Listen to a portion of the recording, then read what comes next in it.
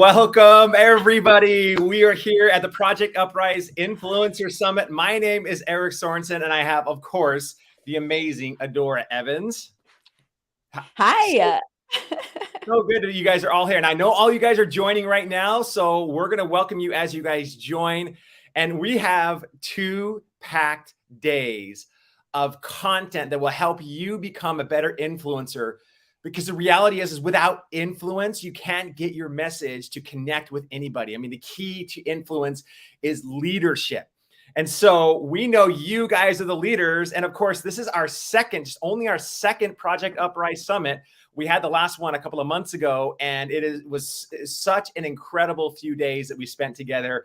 So we are so excited. So welcome, everybody. If you guys can, put in the chat, tell us what you do. Tell us what you are. Are you an author? Are you a coach? Are you an influencer? Are you a trainer? Are you a speaker? What do you do? And as everybody's joining, if you're joining on Facebook or if you're joining on YouTube, please tell us what you do in the chat, and we will go ahead and read that. Yeah, and listen, Facebook user, I wish I knew who you were. Say your name, because you say love you both so much. We love you too. And Erik, I saw this sign. It posted in a yard, and it said, "I love you." And then it said, "If people can hate for no reason, I can love you for no reason." I love that. I love that. And so, but it would be great to know what name goes with that beautiful message. And thank you. I'm loving the shirt. I did kind of trim the edges off of it. This was one of our other gear. This shirt, it's backwards, saves kids from human trafficking. I love it. Thank you so much. So you're a coach, mentor out of Central Florida. Manny Blue in the house. Will you tell us what kind of coach? What kind of coach are you? And Victoria, I definitely love you. You are just have such a huge heart for children. Dedicate your whole majority of your work to helping kids recover, and such an important part of the process. Love you. And Victoria has a big event this weekend, I think, that she's doing as well. Look her up. She's amazing.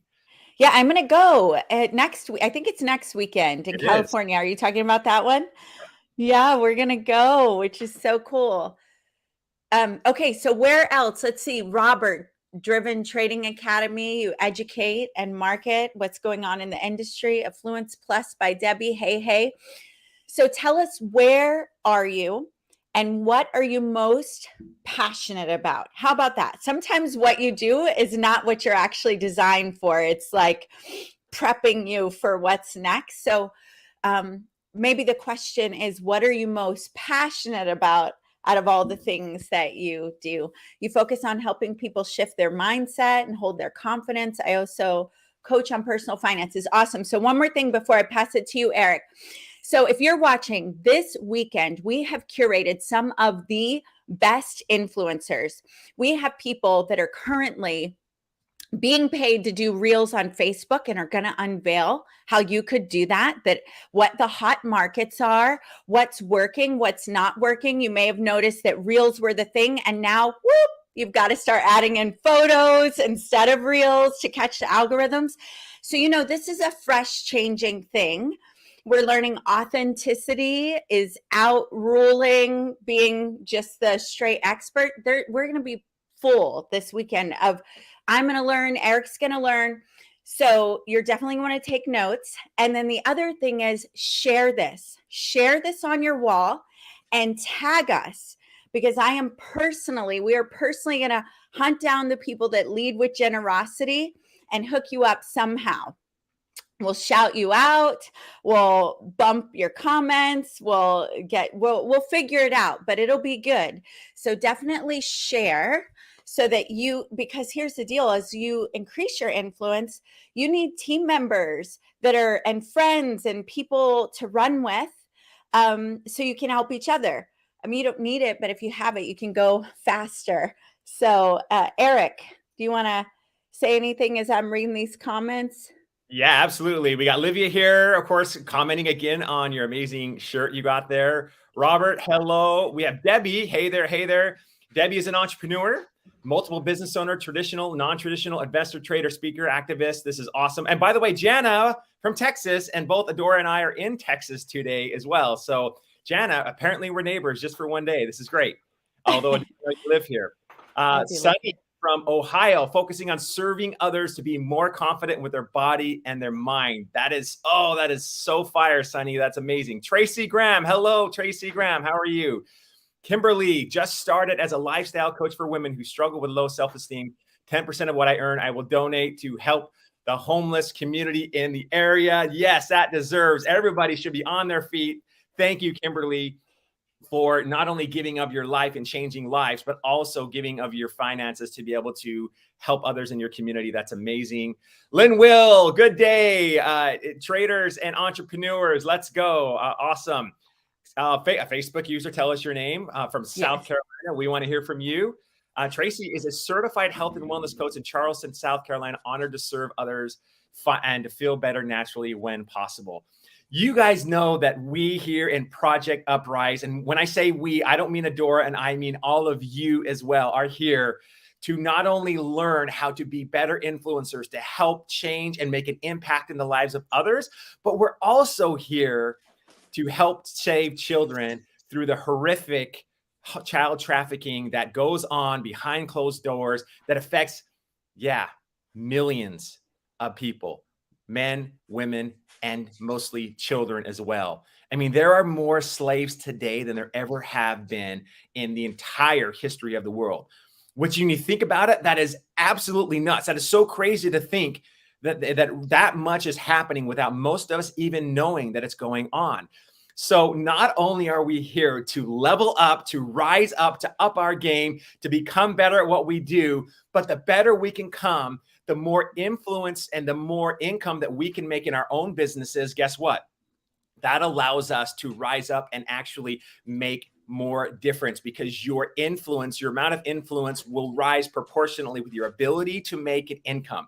So for the next 2 days, we are going to be focusing on you. Yes, you guys, to be able to help you learn how to have more influence, more impact, to be able to improve your programs, to better connect with your audiences, to change the world in your individual communities. And this is what I, Adora, am personally most excited about, is the fact that what we do today can really just have a ripple effect, and what they do today can have a ripple effect throughout their communities and throughout the world. I agree. And listen, great question, Jana. How do you share this on your wall? And here's the crazy thing. A lot of our influencers are huge on Instagram, but we don't get to stream on Instagram. We're on Facebook and YouTube right now.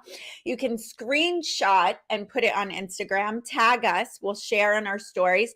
Tag Erik, tag Adora's Groove, tag Project Time to Rise. We'll drop those links in the comment.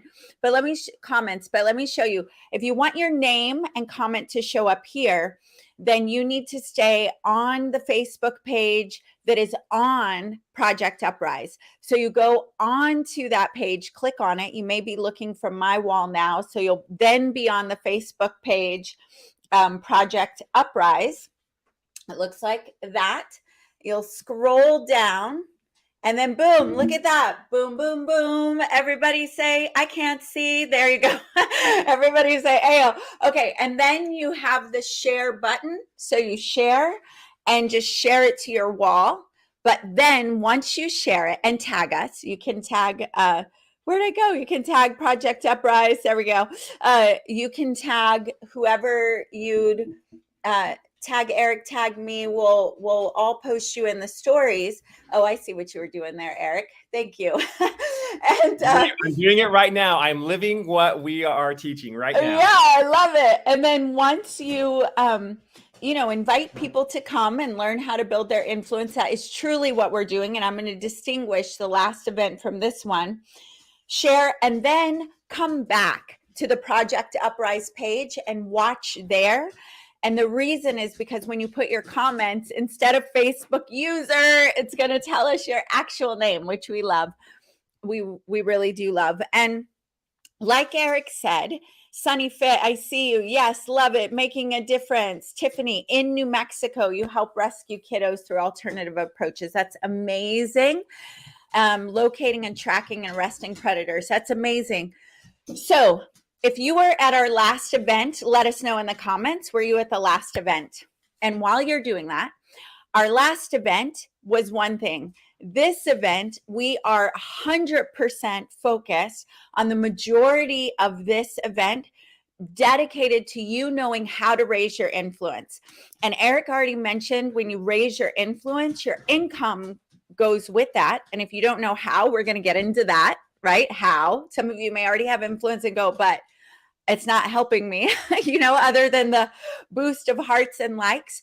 So we're going to talk about that. But it also, the only way your influence raises is because you're actually making an impact. You're touching people. You're either making them laugh, you're encouraging their spirit, you're connecting them to a feeling of a vision and an identity that they have for themselves, and you're helping them get there. So some of what we'll be diving into is how to do that. Right? I don't know about you, Erik. When I first started and I heard it doesn't matter, just do it every day, a reel, I'd be like, hello, I don't know what I'm saying. So many times it can feel really awkward. But it's powerful when you get tips to like how to create that hook, or how to, just show up and how to work it into your lifestyle. And once you do get it there, I'm still growing in this, you're masterful at this. It really does help you elevate your income, impact, message, all of that. So I'm super excited. What about you, Erik? Anything you want to add? Funny story, because I was out playing football last weekend in our yard. We have this big 40-acre ranch, and so we have a lot of grass. And my son and I, he's 5 years old, and I'm like, let's go out and play football. Of course, he's 5, right? So he's tossing the football, and he can't toss it more than 5 or 6 feet. Literally, that's about as far as it'll go. And I had this thought. I could tell him that he's terrible at playing football. He'll never actually ever get there. He'll never be able to throw a ball more than 5 feet. And of course, I could give him a hard time. Like, this kid can't even get it. He's terrible at throwing a football. And of course, that's a ridiculous statement, because we know that the first time we really stretch out beyond our comfort zone and try something new, we're not necessarily going to be great at it.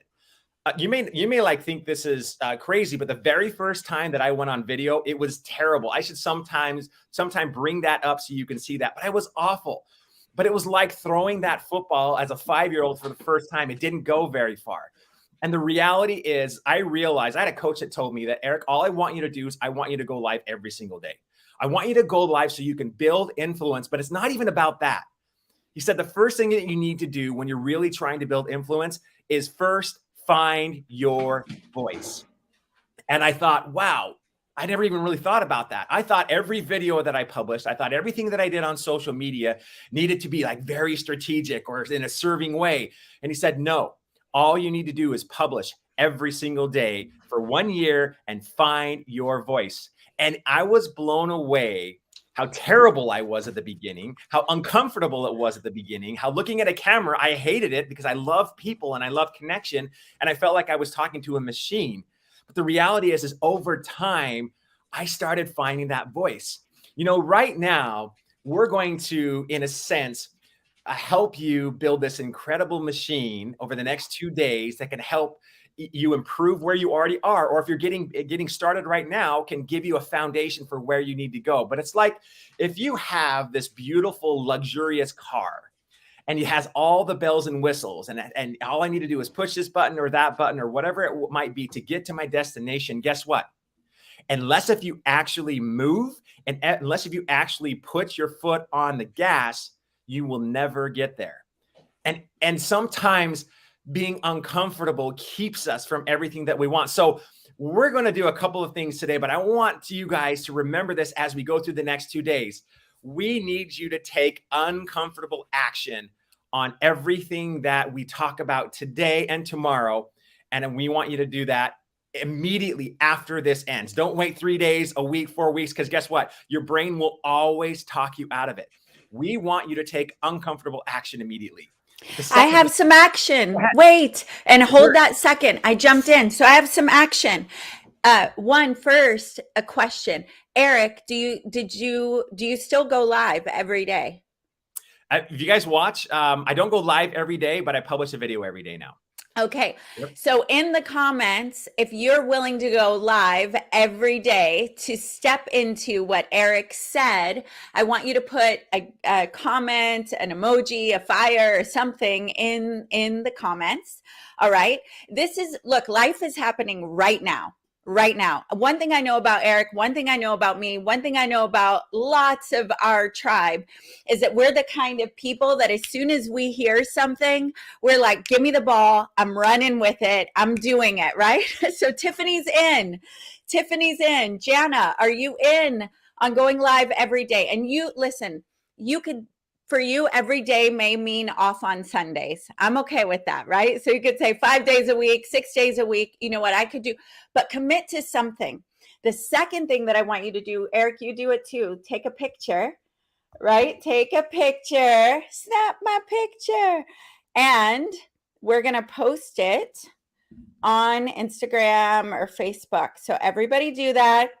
Because this is all just data. If you just sit here and drink from the fire hose, like, let's do some stuff.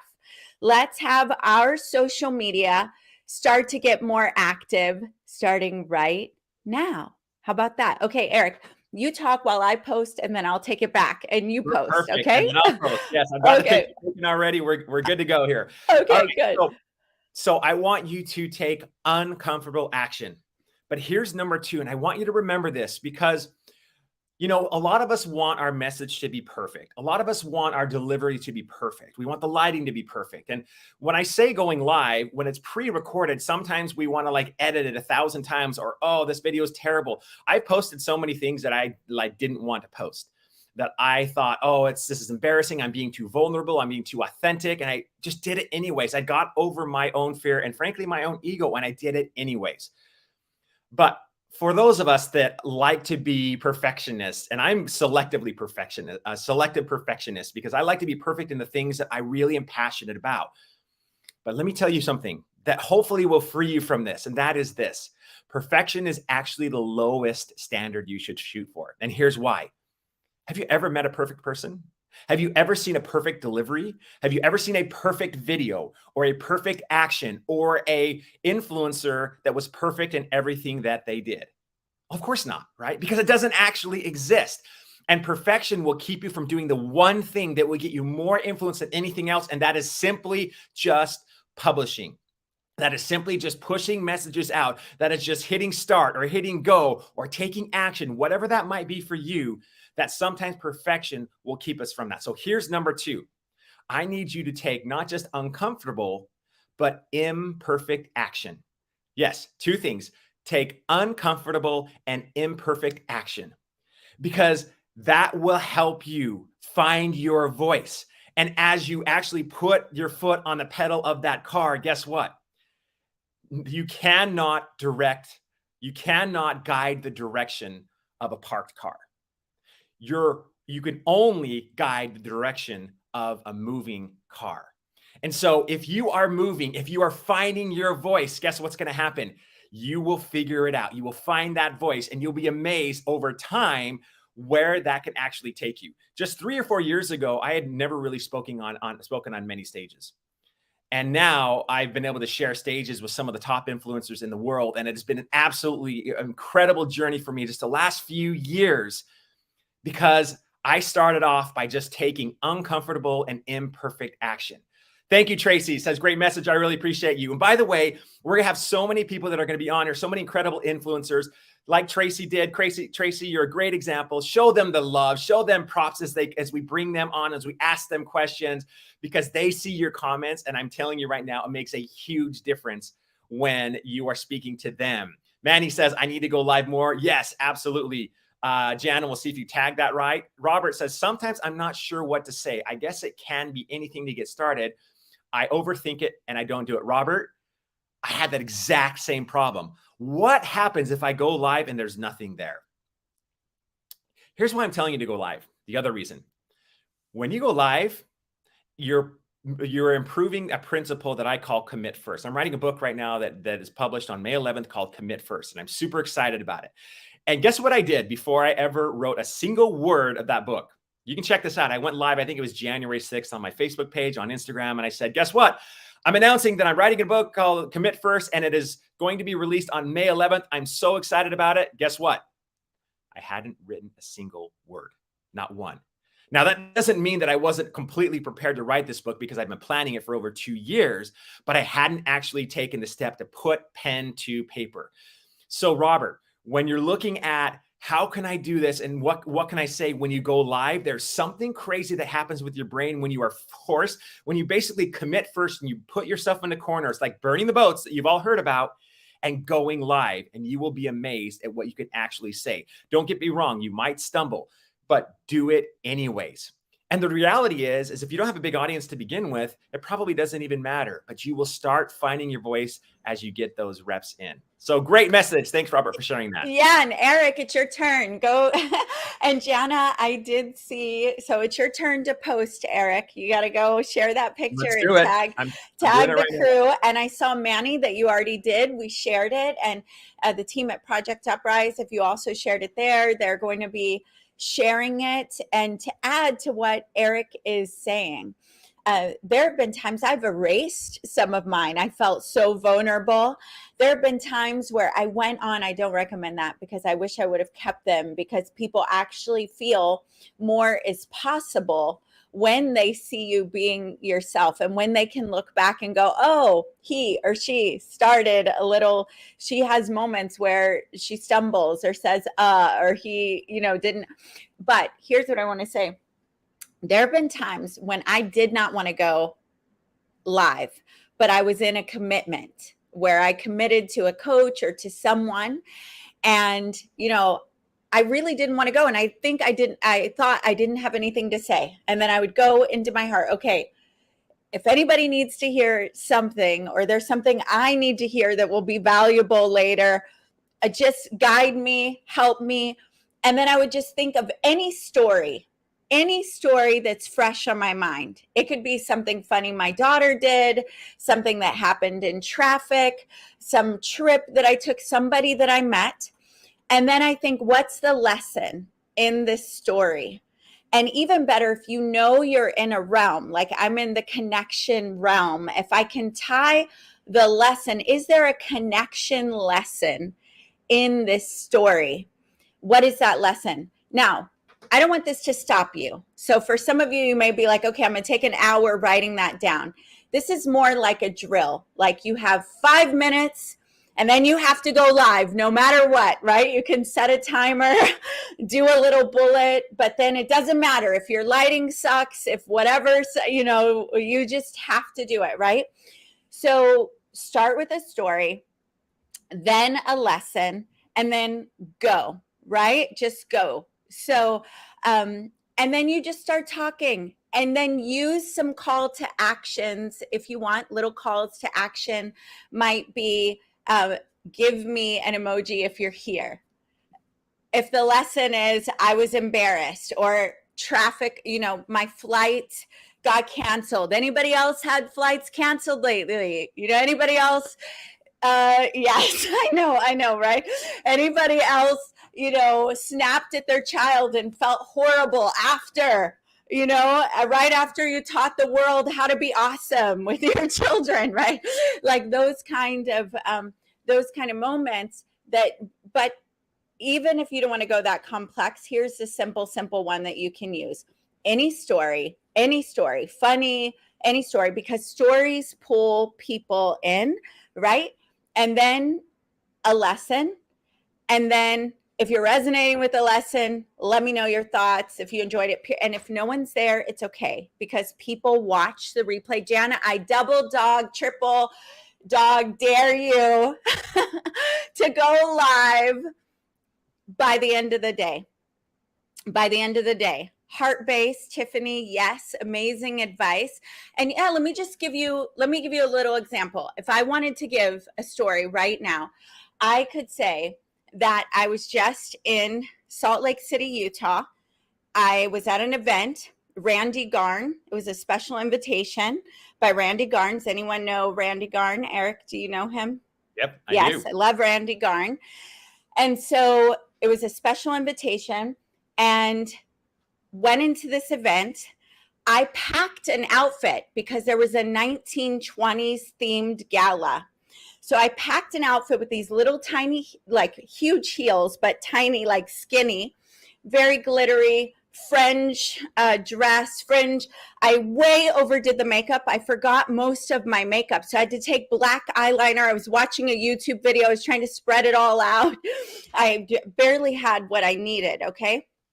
But Salt Lake City, Utah, I don't live where there's snow. The snow, I mean, so I quickly realized this outfit that I've packed is not functional. It is not going to work.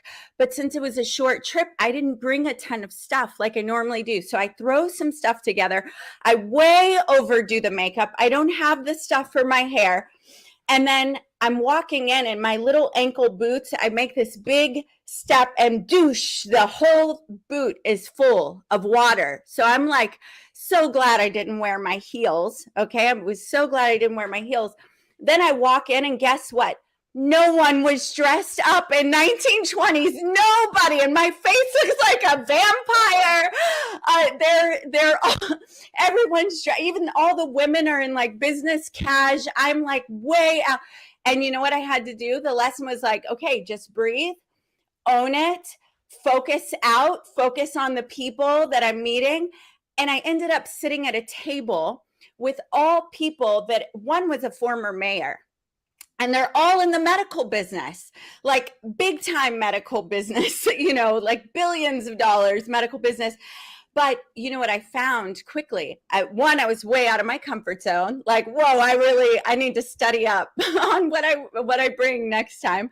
But two, I went into my heart, started engaging and asking questions, and I made so many incredible friends and contacts, right?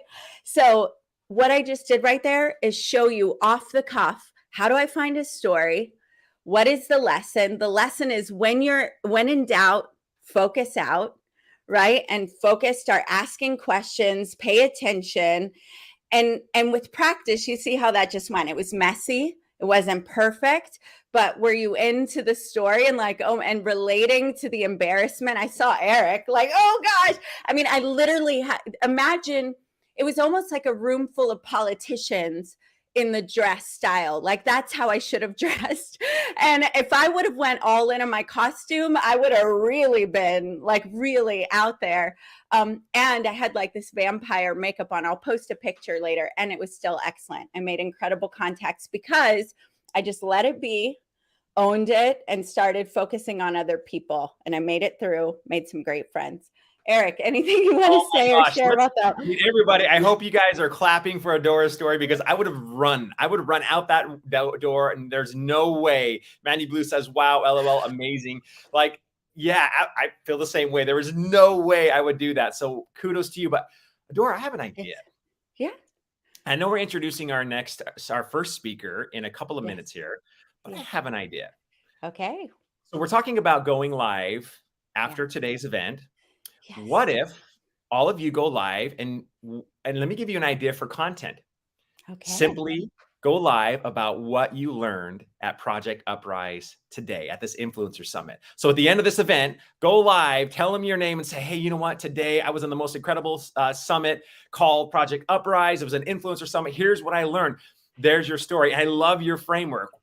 Tell the story. What's the lesson that you learned? And if there's a tool or a framework or something that you can do that. I say it a little bit differently. I say it's story, teach, tool. Same exact framework.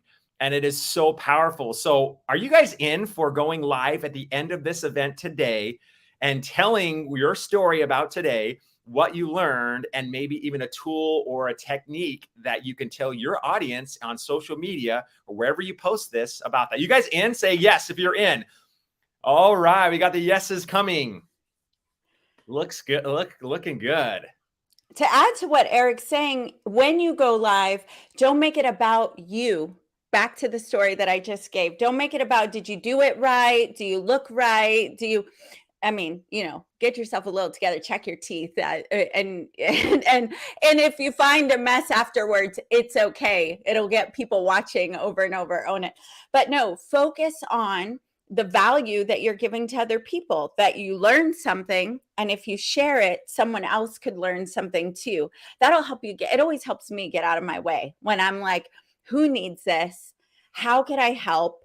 Maybe someone is going to get something out of this, right? So back to you, Erik. I jumped in on that.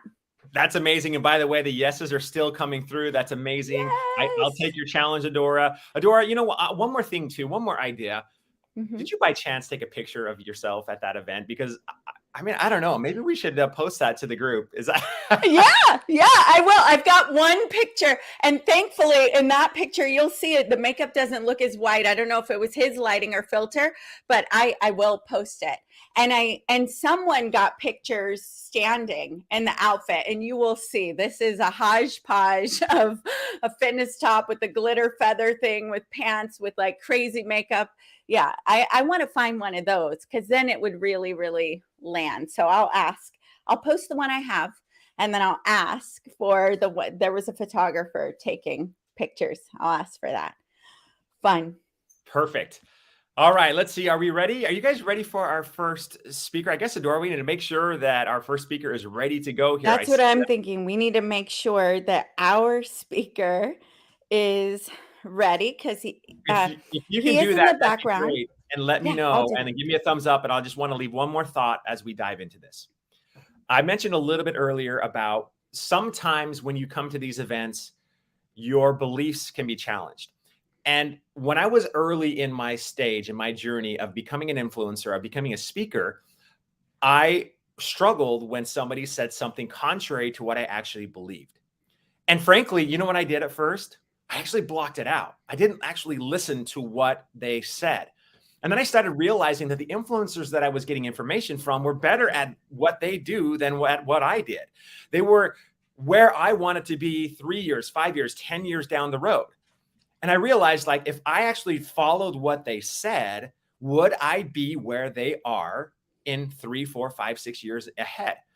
So I realized even though my beliefs were challenged, one of the challenges with beliefs is we believe them. And I know that sounds really simple, but the reality is if we believe something that isn't actually true, including our limiting beliefs, the fears that we have, that voice inside our head that tells us that we must play small, to be safe, to not take that step out, to not go live, all of us have that voice. There isn't a single person I've ever met that doesn't have some type of limiting belief. So when I was learning from these influencers, I realized that they were actually speaking truth. The reason why I didn't believe it, why my belief was different from them, was because I wasn't living the life that they were living. I wasn't taking the action that they were taking. And so I didn't know the right strategy. I thought that the strategy to get there was this direction, when the reality was it was that direction. And it only changed when I finally decided to invest in myself, and I hired a coach, and all I had to do was do exactly what that coach told me to do. That's it. And it was hard for me because I'm like, no, there's a better way. I can do it better. And I tried to start doing things better than my coaches were telling me to do. And it never worked until I actually listened to them.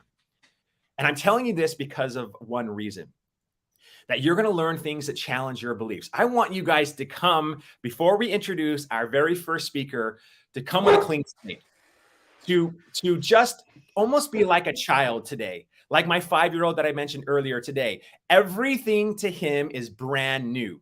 Almost every experience he has every day isn't like the day before. I mean, he sees an ant walking across the street and he thinks it's the most incredible thing. Look at that ant. He's like, you would think he was, cheering at the Super Bowl. So come to this and approach this as if you are a child, meaning wipe your beliefs clean, come to learn, soak it in. And if you feel triggered by something that's said, that it challenges your beliefs, a trigger is a great indication of something in you that you're fighting against because of some inner belief that you're at conflict with. So it is really, Manny says, I love that. Come with an open mind. Yes, absolutely. Come with an open mind. So come with a clean slate and just soak in this experience. And even if your beliefs are challenged, do exactly what these influencers are saying today. And the reason why is because they are where you want to be. Your future self is them in 5 years. And one of the best ways to accelerate your achievement towards a goal or towards anything is to model their behavior. In other words, find somebody who's 3, 5, 10 years ahead of you and model them. Do what they do. Say similar things to what they say. Use their strategies. See how they're doing it. Watch them online, how they connect and deliver to their audience, and do the same thing. Model them. It's one of the most powerful principles in creating influence is to model someone. So if you guys are all in for a clean slate, I want you guys to put in the chat before we introduce our very first speaker, put all in the chat. Let's light up this chat as we can bring on our new speaker. I'm all in. Let's see it. And you're on mute, Adora, looks like. Yes, we've got some background things going on over here. So Erik, our next speaker, while we're waiting, because we've got to get the tech things together, I see the all-ins coming in, and I know you are quite an influencer, and we hang with a whole bunch of influencers. I loved what you just said about triggers being something in you that activate or pull forward your next step, and to embrace that and to look at that and take action on that. That was really, really very powerful. Robert's all in, Tiffany's in, Lynn and Will are both all in. And I know they'll be interviewing some people later too. Super excited to see you here. Jennifer, Tracy, Kathy, Nicolette, all in. I love it. You know, I met this woman at that same event, and I have to clean up. When I said politicians, they dress great. I just mean, if you're on my page, you know, I'm part of the Dining Divas. My closet is like glitter and leopard and lace. It's not the typical, you know, it has range, all right, but there's a different look there, which are both awesome, and so a lot of fun. But when you're thinking about your next level, I want to talk to you about this woman I met who has several businesses. I mean, several businesses in her, I don't know her exact age, but at least 60, because she gave me enough timelines. Her office is in the Empire State Building, and she's been working there since she was 14. You know, spends her time in Manhattan, and she just started a podcast. And she was telling me, you know, this is really out of my comfort zone. I'm very introverted. I don't, you know, I have my inner circle. I work in wealth management with very elite families. So I don't post what I do because people start asking, you know, for funding and things like that. But she said, what I love about the podcast, she said, several friends told me to start this because of my stories and because of my heart to mentor and to help the next generation and children learn what I know. She said, I went ahead and started the podcast. And she said, I am so out of my comfort zone. And then a little bit later, she told me she's opening 8 dumpling shops in Toronto. She doesn't even live there. And she was like, I'm nervous as heck, but I'm also so excited. And what that tells me is, one, I mean, that's really fun and fascinating. When you meet her, you're like, wait, one more business and you have that business and you're amazing. But, you know, here she is, this woman that is ultra successful. I mean, managing wealth for NFL players, right? And NFL families and other very, you know, elite people. And she's going, and she's in her 60s and going, you know what? I'm nervous. I'm way out of my comfort zone. I'm an introvert, not an extrovert, but I'll start a podcast on iHeartRadio. Sure. I'll open these shops in, you know, Toronto. I've never done that before because I love the food. Sure. You know, so what Erik just said is so true. You know, it's so true. At every level, there's an edge, right? At every level, there's an edge. And on that edge, with wisdom, right? With wisdom. So go find the people that jumped off the edge and made it, right? Jumped off the edge and made it. Don't just jump off the bridge and wait for the wings. We may have to see you on the other side of life if you do that, you know, but find the people that made it. And on that edge, for all of us, there is transformation available. It's usually right out of whatever your current identity is And that's for all of us. Right now, you have an identity that has the level of friends, the level of business, the level of influence, the level of income. And that identity is like, this is my life. So to shift an identity, you've got to jump right outside of that comfort zone. And like Erik said, model it. So we're all in on doing that.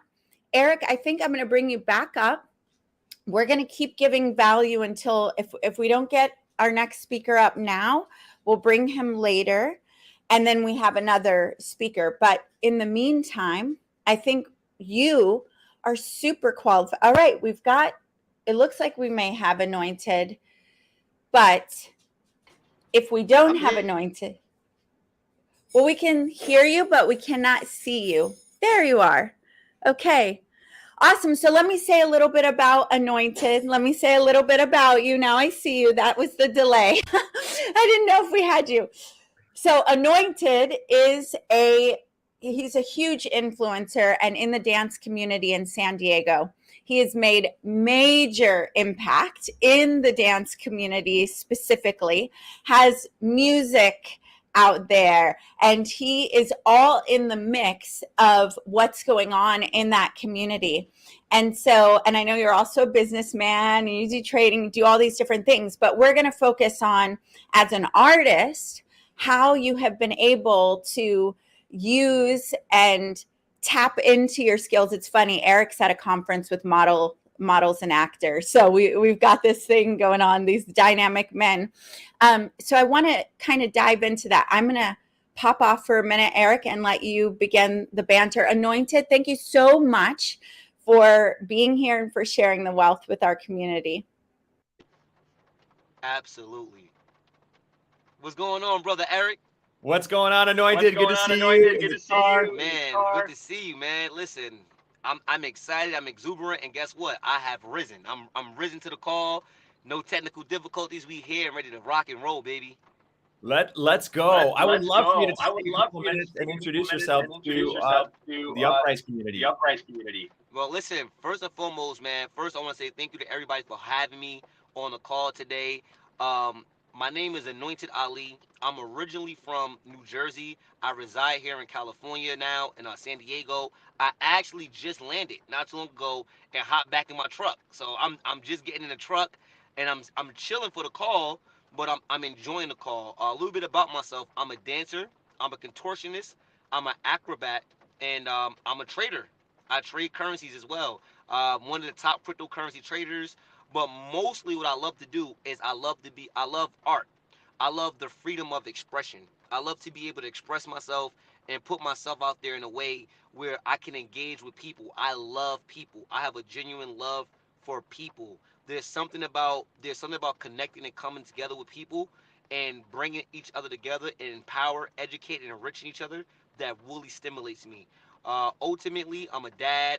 I'm a great son. I just came from surprising my mom in New Jersey. Just got back to San Diego today. Have a great mom, a great dad in the background of me, and I'm doing my best in this lifetime to make those impacts, and I do know what it takes. If you want to know what it takes, I'm definitely the right person to grab here, Erik, and I'm definitely the right person to conversate and to go back and forth with when it comes to breaking out of that shell, when it comes to rising up, when it comes to uplifting. There's something inside of me. My slogan is, "It's a movie." You will always hear me say, "It's a movie," and the reason why I say this, Erik, is because I truly believe that we are the directors of our life. I believe that we say action, we say stop, we say pause. It's just us coming within ourselves. See, when you're born, I believe we're born on automatic. Everything is on automatic when you're born. You have to kind of you have to turn the knobs and kind of manual yourself out to find who you are, to become what you want to be. And I truly believe that, Erik. So that's just a little bit about me, a little bit, coming into this thing, and I'm excited for the call, for the interview. Oh, you're awesome. Thank you so much. So tell me, I'd love to know, early on in your journey, what helped you finally wake up, you mentioned your calling, and really rise to it. You have a lot of people that are in that arena that maybe where you want to be, a few years ago. How did that work for you? And Well, before, wait, Anointed, before you do, when we ask questions, will you mute? Because we're hearing an echo. And then unmute when you answer. got you. So I'm unmuting now. So I'm good. I'll go now, and then when you go, I'll mute.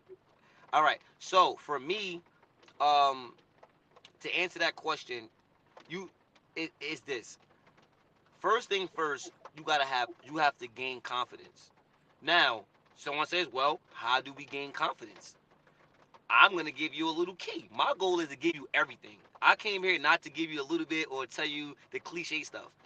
The way you gain confidence is you have to find a community of people that do what you do. That's the answer. That's the answer. No, there's no guessing. There's no. I just gave you the answer. Find people that's in your niche that are confident and that will accept you for who you are. Find people that are better than you at what you do that will accept the level that you're on and help you extend yourself. That would be the first thing you do because for me, I grew up in New Jersey, but I built my skill sets in New York City. See, if I would have stayed where I was planted at, where I was automatically at, if I didn't manually take myself out and turn the knobs, I would not have been able to have the engagement or the interactions that I had in order for me to become more confident. Because the people that I engaged into that were doing what I were doing were inspiring me and helping me feel like I could do it more. And two, it became something that was in me. I'll leave it there. I'll mute. Erik, I love watching your face when he was saying dialing up the knobs. You were and the planting, moving, and developing his skills. You were getting pumped up, weren't you? Are you kidding me? Absolutely. Like just the absolute gold. And not to mention, we did kind of talk a little bit about this going into this. So love that the message is like so consistent. Yeah. So Anointed.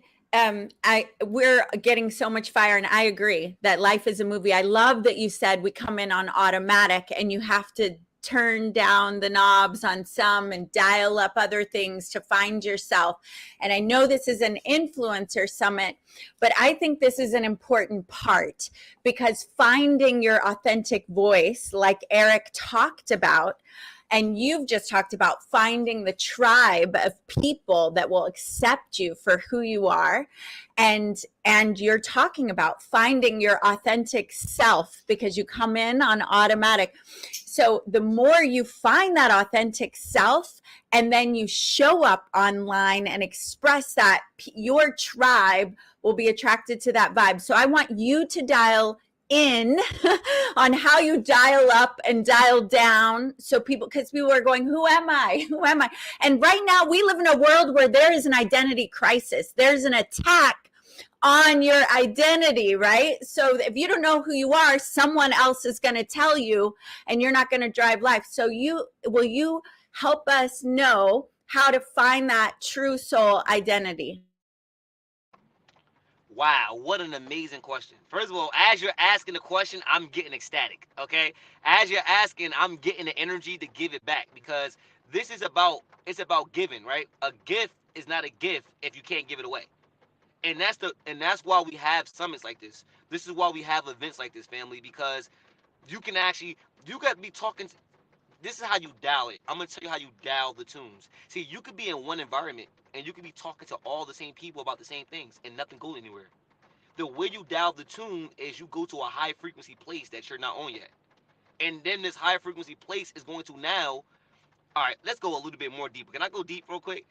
Let me tell you something. When you're born, your mom and everybody going to tell you whatever they didn't do, they're going to tell you probably can't do that, or you're not supposed to be doing that, or they're going to be afraid, or they're going to be very questionable because they're on automatic.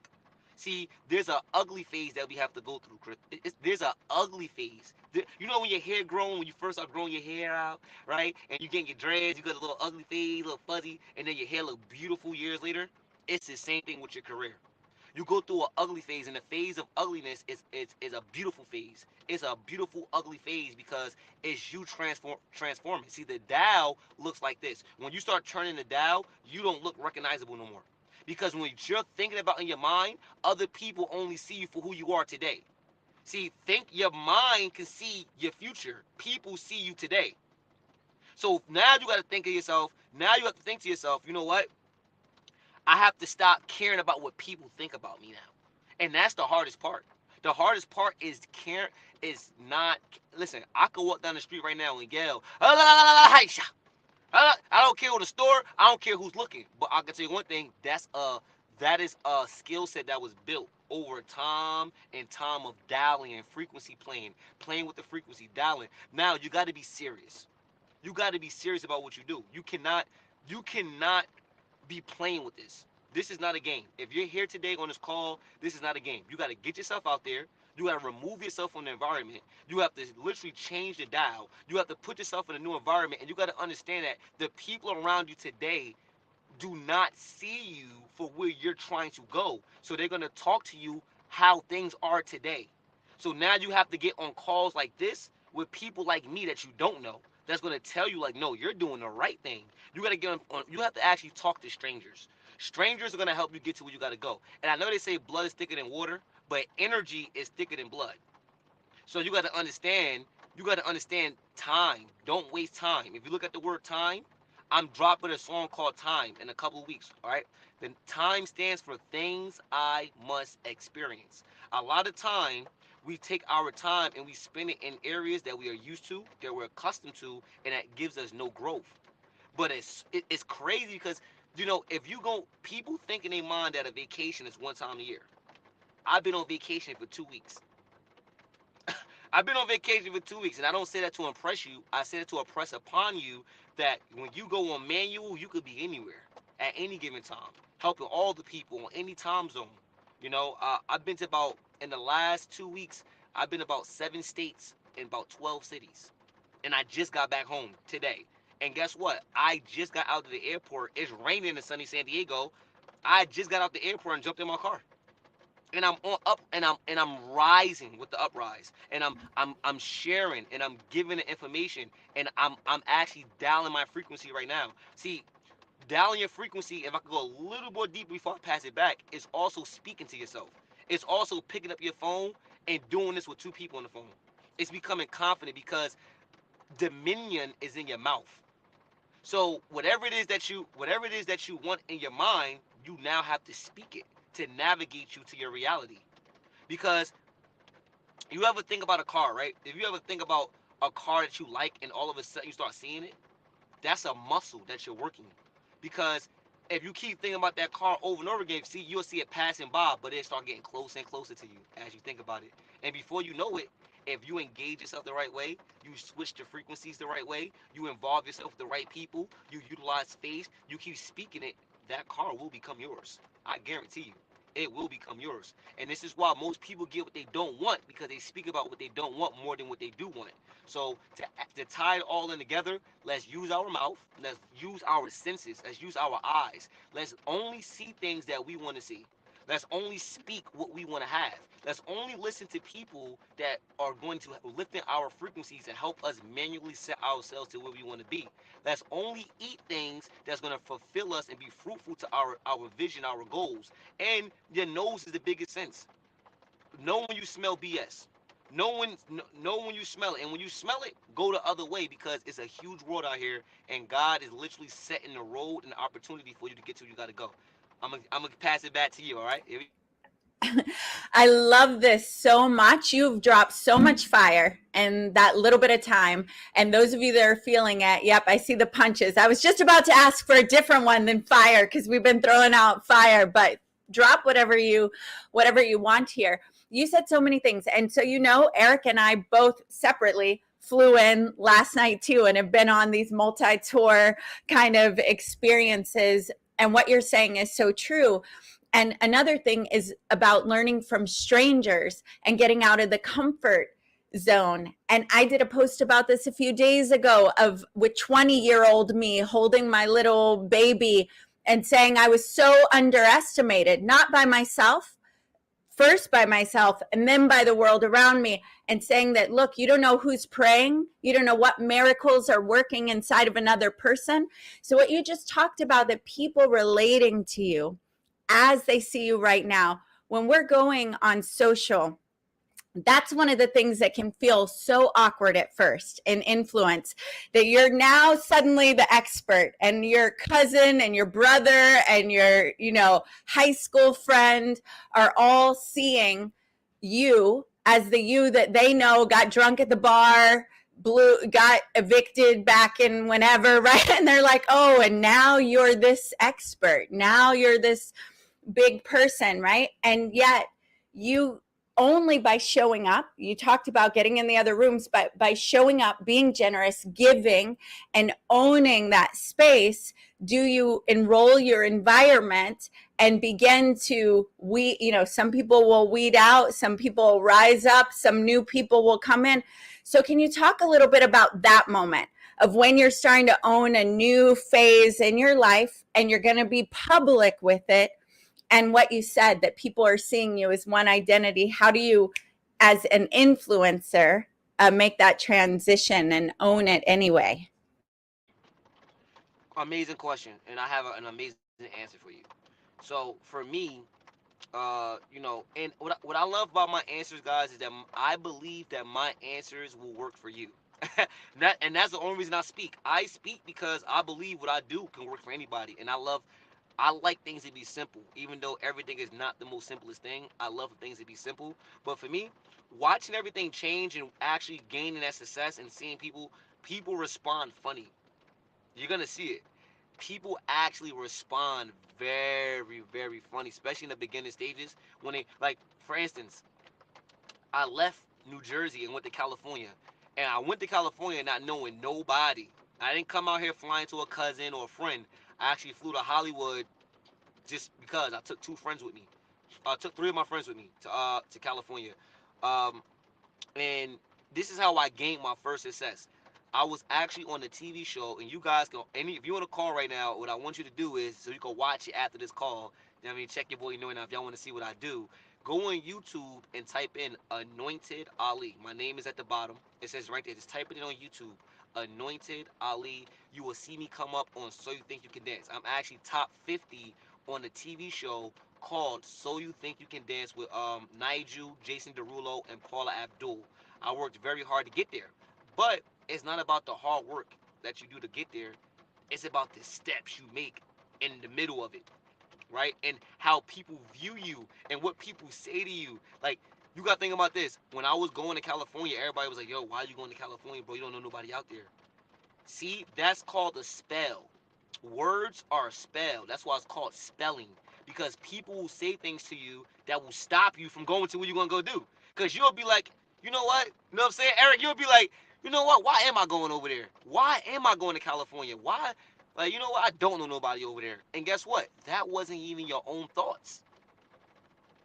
So this is why I got into music and everything, because I said music influenced people, because people minds are so fragile. Becoming an entrepreneur is about strengthening your mind, because the mind is so fragile. So when you start doing new things, people respond to you differently. I tell you, the first thing is people get jealous. People get jealous of you. You got to go through the jealous phase. You got to go through people that didn't support you. Now all of a sudden they believed in you the whole time. That's a phase. These are steps in your success, because it don't matter if you're doing entertainment or you're an entrepreneur. In these particular steps, in these particular moments, you're going to be challenged. And when you get through it and people actually see what you're doing, I will encourage you to be humble. I will encourage you to be humble, because with great power comes great responsibility. A lot of people want to get to these new levels, these new highs. And I guarantee you, I've had friends that I've helped get there, and they changed. You know why? Because there's a such thing as getting there too fast. This is why you got to work hard. This is why you got to go through your process. Because I've seen people like skip and try to get there too fast, and guess what? If you get there too fast, it will alter your reality. You won't be able to handle it. So what I would tell you, don't fake it, let it authentically fall. Eric, you said something that aligns with what I said. Eric said sometimes people are already in their success, and we look at them like, damn, that's what I want to be. But you don't pay attention to the time before you even met that person. Like, they was already doing this probably like a 5, 6, 7 years before you met that person. Like, if you on this call right now, I'm a millionaire today. But if you got to call me 5 years ago, I was a consumer on the call trying to figure it out like you, right? So if you came here today, it's like that, and it's like that for family, friends, and the world around you. When you get that, like right now, I can honestly say my environment, my family, my mom, the people that was around me, they see how far I've come. They respect it now, and it feels so good. All it makes me want to do is grasp more. There will never be enough. You can never listen. You can never be grown, because grown is an ending. You're always growing. You're continuously growing. Never look at yourself as I'm grown. No, I'm always growing. And even at the level I'm at now, there's so much more I can learn. Whether it's from Erik, Adora, or whoever, Jen, Tiffany, that's in the comments dropping green hearts. Now, I mean, I might do my hair green today. I don't know. I might do my hair green. I don't know. I'm thinking about what color I'm gonna do my hair. Now I'm saying, look, but the fun part is when you go on manual, you change. You get to focus on who you are more. You get to clean your skin a little bit more. You get to do your hair. You get to merely look and feel how you want to feel. And that's what it's about. It's about you being your true, authentic self in all reality. So I don't want to take up too much time on my answer, but I'm going to pass it back and let's keep the show going. Let's go. It's a movie. Let's go. It's a movie. Let's do it. I want Anointed. Like there's so much gold in what you said. And I love your confidence. Like clearly can you guys feel his confidence? Let's show Anointed some love in the chat right now. Are you getting the gold, guys? Like, is this absolutely amazing? Now, I know we need to move on here just shortly to our next contributor, our next speaker, but you said something when Adora was up, and it's something that I've experienced as well. And I think a lot of people are in that right now. And you said that, things get really messy. When you're trying to level up, it kind of gets harder before it gets easier. I've also I found that to be true in the beginning of my journey, but I found that to be true every single time I was like going to the next level. I'm actually doing it right now. And all of a sudden it seems like all hell's breaking loose sometimes in my life. And it's crazy crap is happening. And it's just amazing, like how things get messy in the middle when you're trying to rise up. So my question for you, and I think will help a lot of people on this stream that are really trying to get to that point, become you maybe in the future. What do you do when it hits you? How do you like overcome that? How do you push through those times where it gets really messy and difficult? I got to tell you this. You got to set goals. You have to set goals. Listen, when it gets messy, you cannot. Let me just put this. Let me do the cannots. We gotta do the cons and the pros. All right. The cons is you cannot do this freestyling. Don't freestyle it. If I say anything of value to you on this call, don't freestyle it, because if you freestyle it and everything going on, you're not gonna know what's going on, and I don't know where that puts you at. See, this is about, remember I told you it's about strength. See, you can't remember everything. You got to get a pencil. A pencil or a pen goes way further than a long memory. I'll say it again. A pencil or a pen, write it down, goes way further than a long memory. See, in a good book, right? And I don't practice any type of religion deeply, but I'm a believer. But in one of those good books, it says, let it be written. When things are getting crazy and things are going, you have to write manifestations down. You have to write your goals. See, goals, if you look at the word goal and you break it down, goal stands for go out and live. Goal, go out and live. See, while you're living this, while you're trying to live that life that you're building and put yourself in manual, there's gonna be there's gonna be knobs and things that happen, and you have to see your vision on paper. You have to see your vision around you.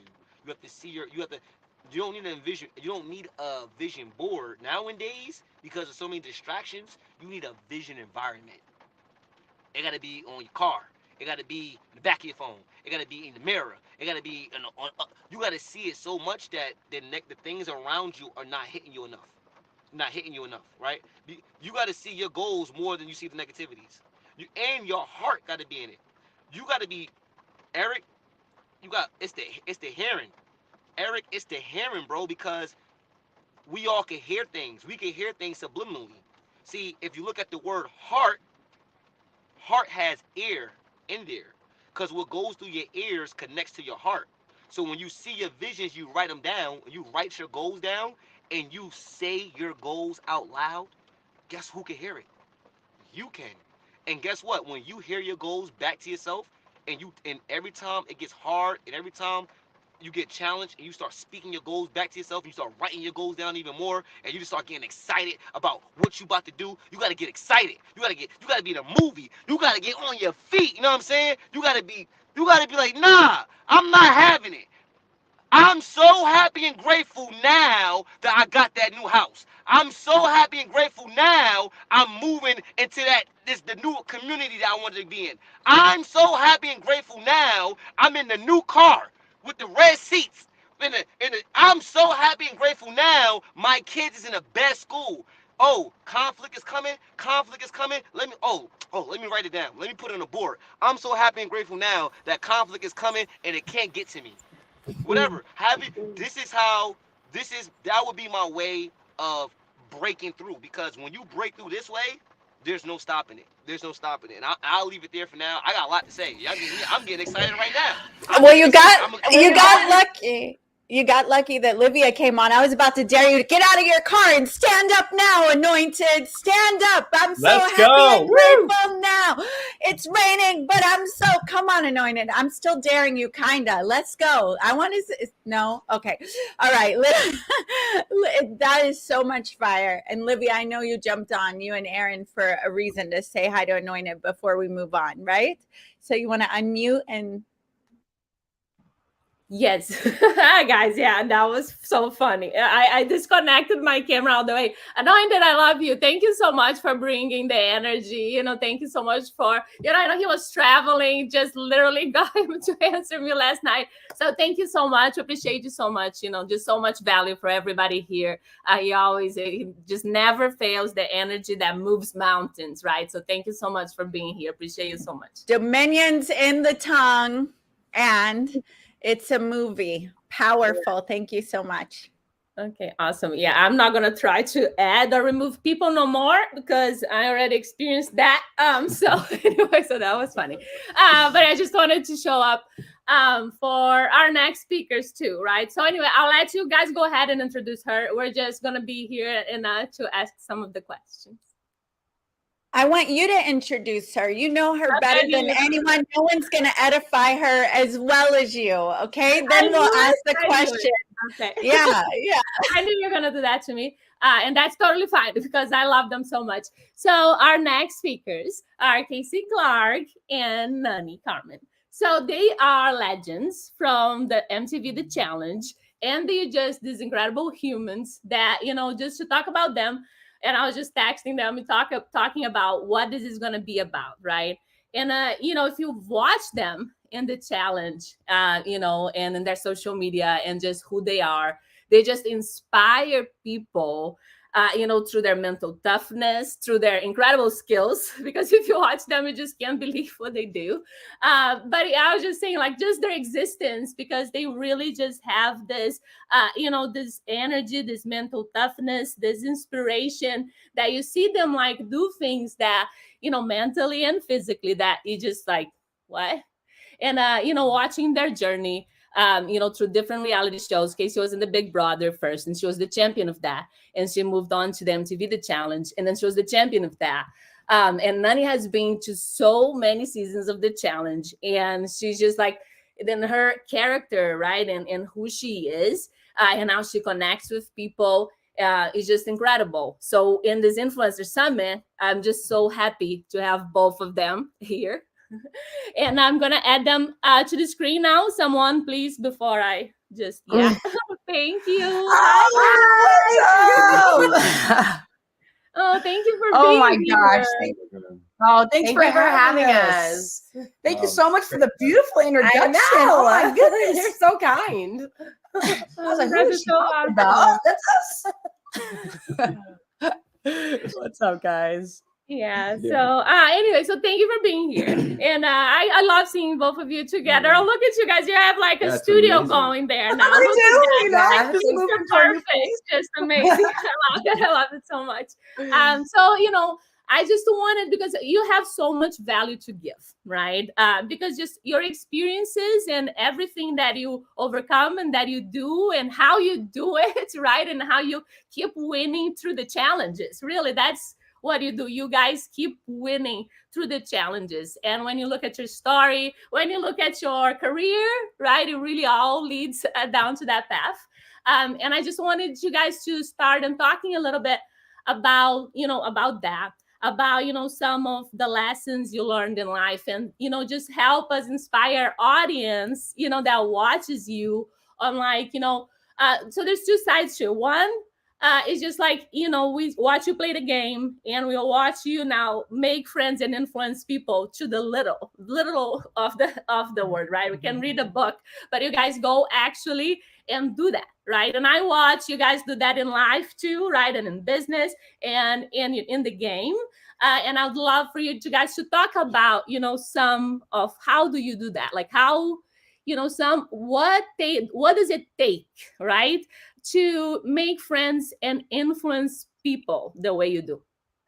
I feel like you're perfect for this answer, because she has been doing this for 11 years. She grew up on TV, so on Real World. And so, you know, dealing with all the people that you've dealt with, I mean, teach me. How? I mean, I will say, you know, just, as she said, you know, 11 years I have spent on TV, and I've essentially grown up on TV. And I will say, you know, the challenge is a very unique experience, because every season is different, of course. I mean, you're putting your body through so many different things, and not just your body, but your mind.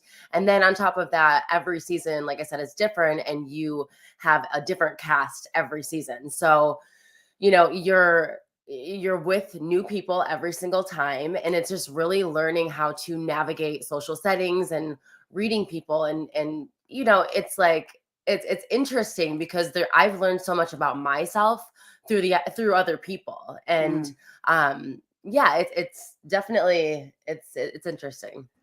Can you say more about that? How you learned more about yourself through other people? Because I think that's huge. When you're new, we're often drawn to, like, we crush on our opposite, right? Like, wow, you're so, like, I see Livia and Aaron, I'm like, they're so naturally cool. And I'm so, Yeah, they are. right? They're like the cool people. And I'm like, like, tone it down, girl, right? But I'm not meant to be Livia and Aaron. And often we try to become, and we should grow, but we can lose ourselves trying to be something that we're not. So how did you learn about your actual authentic self through other people?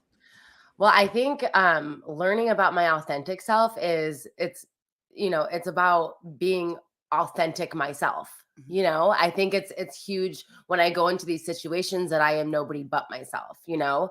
And I think that a lot of times, you know, there are people who go into these situations and they feel that they need to, you know, mask themselves or put on a show and be somebody that they're not, when in reality, you know, you can learn so much about yourself just being yourself. And for me personally, you know, let's talk self-esteem. Let's talk about the challenge and what that can do to somebody. You know, it's a game show, it's a competition. So you're constantly, you know, competing, you know, and it's very easy to doubt yourself. It's very easy to, you know, feel as though you're not good enough. But when you put your body and your mind through so many different things, you know, for me personally, after 11 years, I'm like, you know, I look back on situations and I'm just like, you know, I am so grateful for this opportunity, because I never thought I could ever, if I can do all of that, like I am so much stronger than I ever thought, you know?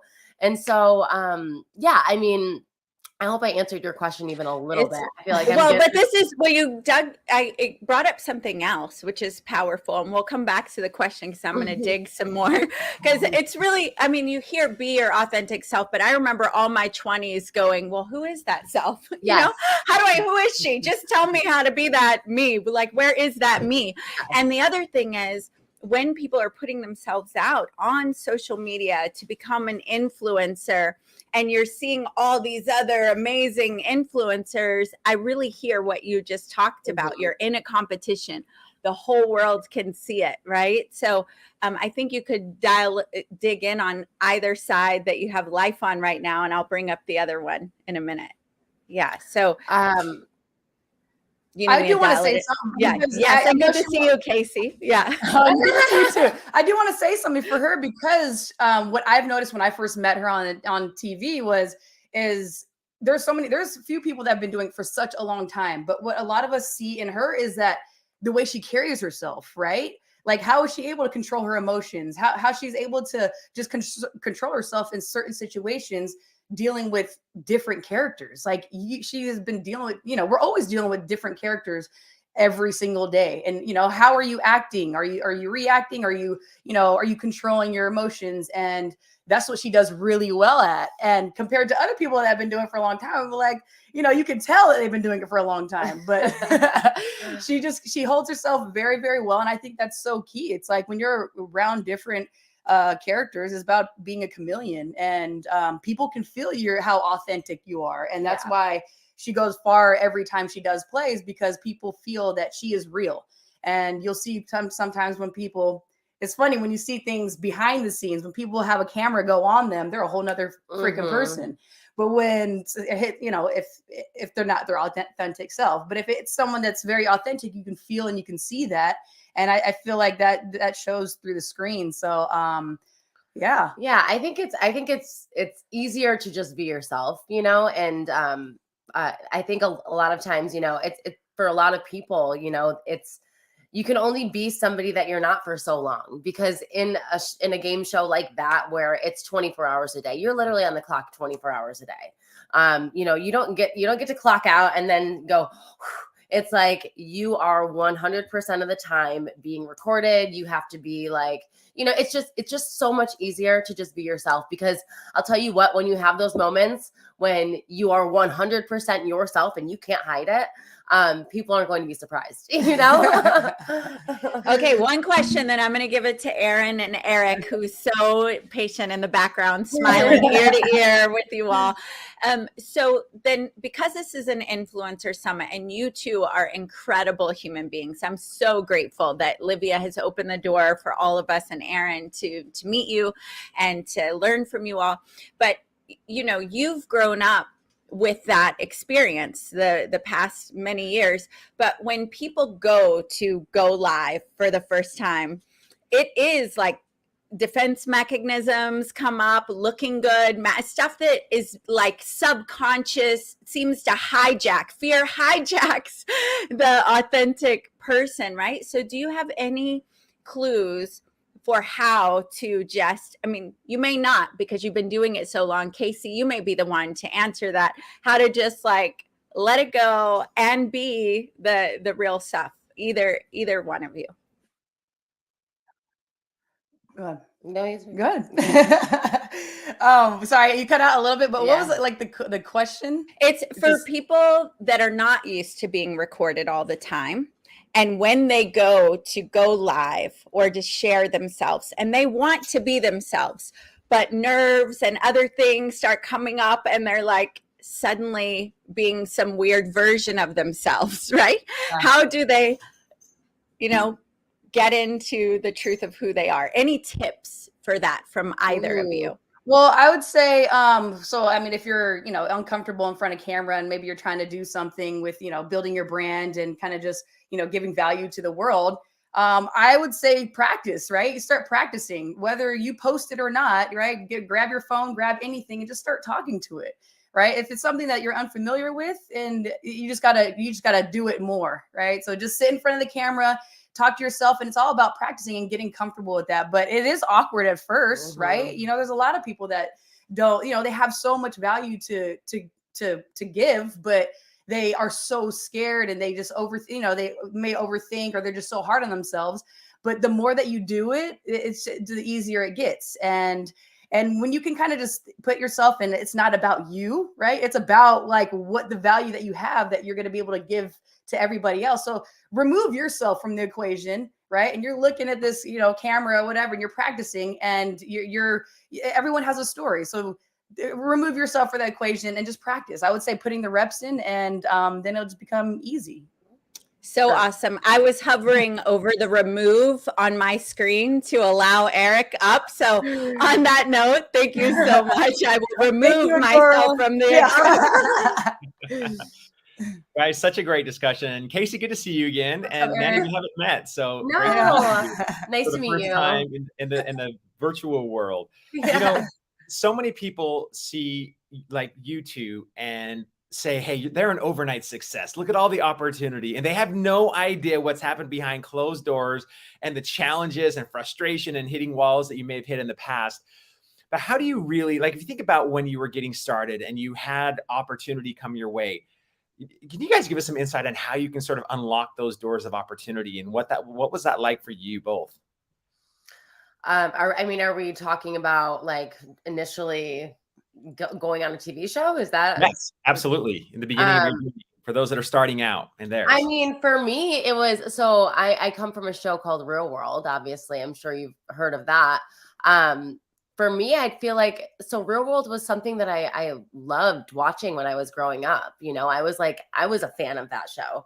And, when I just went to an audition, and I mean, it took me a couple years to finally have the courage to actually go to an open casting call and sit in line for 2 hours and, sit and audition. And, but I did it. I was just like, you know what, I'm going to do it, and we'll see what happens. And I did not expect it to go where it went. I literally was just taking a chance. And, I'm so grateful that I had that courage and I stood in that line for 2 hours, because, I'm grateful for the opportunities that have come my way because of that, so it's just really just like, taking that first initial step, whatever it is, and just having full faith in, in whatever, can come out of it, and, not being afraid of if nothing does come out of it, it's just taking a chance. I love that. By the way, what did that feel like when they selected your name? What was that like? Oh my gosh. I remember it like it was yesterday, and this was 12 years ago almost. And I remember it like it was yesterday. I was, I was a college student, and I was working at a local bar. I never left my hometown. Like, I was just living that, very basic life. But I was, I had career goals, but they were goals because I was afraid to take a chance and do what I really wanted to do. And that was go on my favorite TV show and, just like see the world.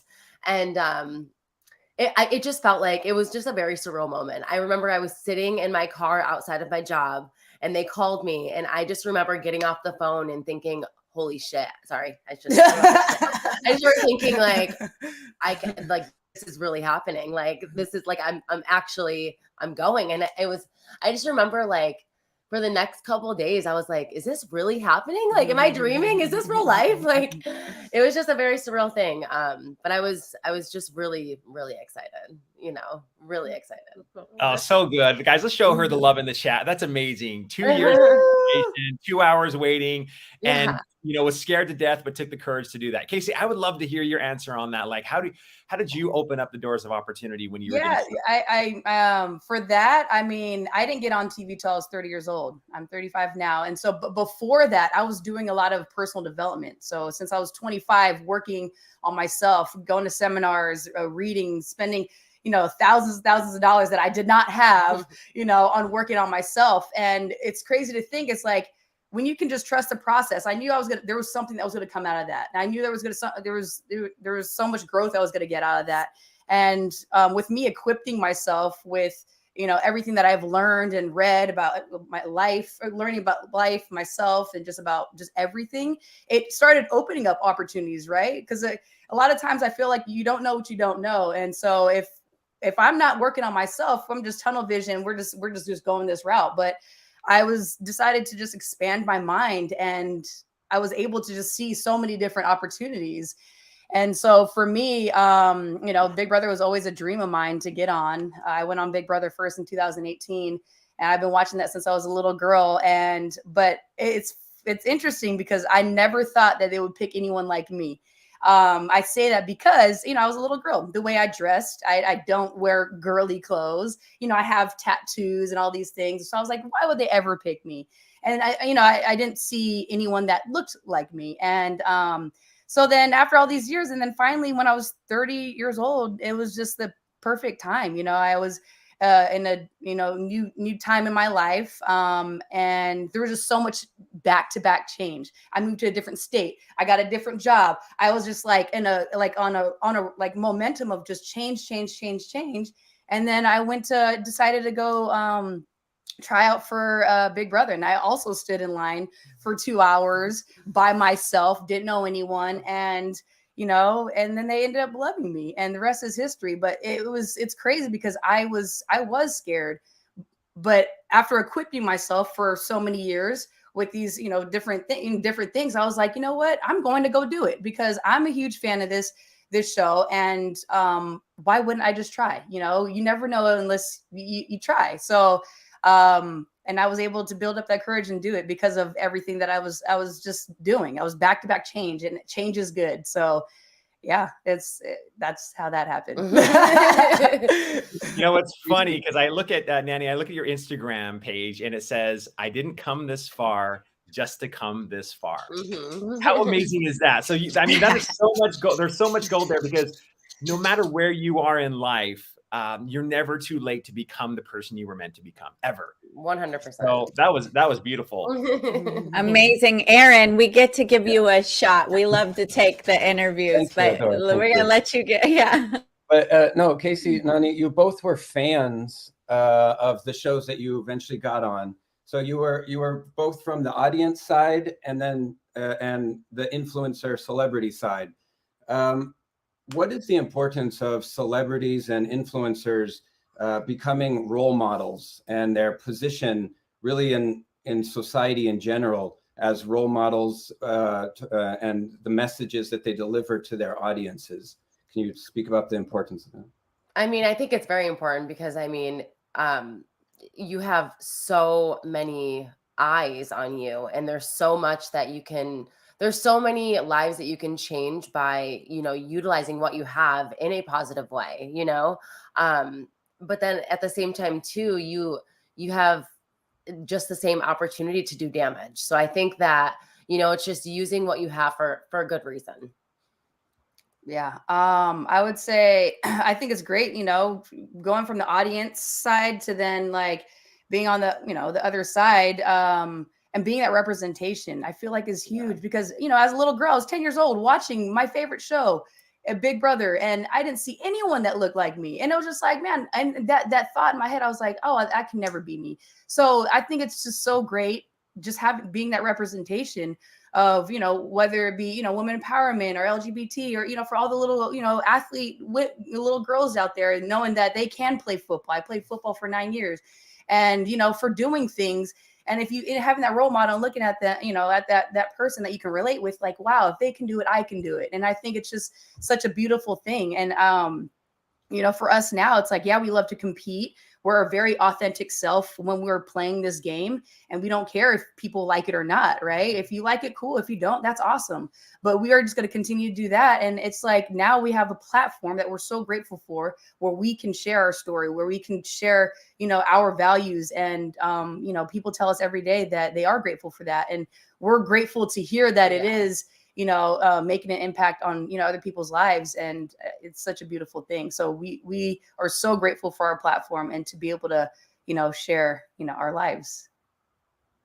Yeah, no, that it truly is amazing. I know you both get so much love on your social media from your fans, who they probably feel much more than just fans. They feel like they really know you and they relate to you. And what does it feel like to know that you are changing their lives when they give you messages? I know some of them are very deep and emotional messages. What does that feel like? Well, actually, just last night, someone came up to Nany and was just like, oh, you're the reason why I was able to come out, like, and she had her son with her. And then she told Nany that she gave her the courage to come out. And it's things like that. It's just like, it just makes it all worth it for me anyways.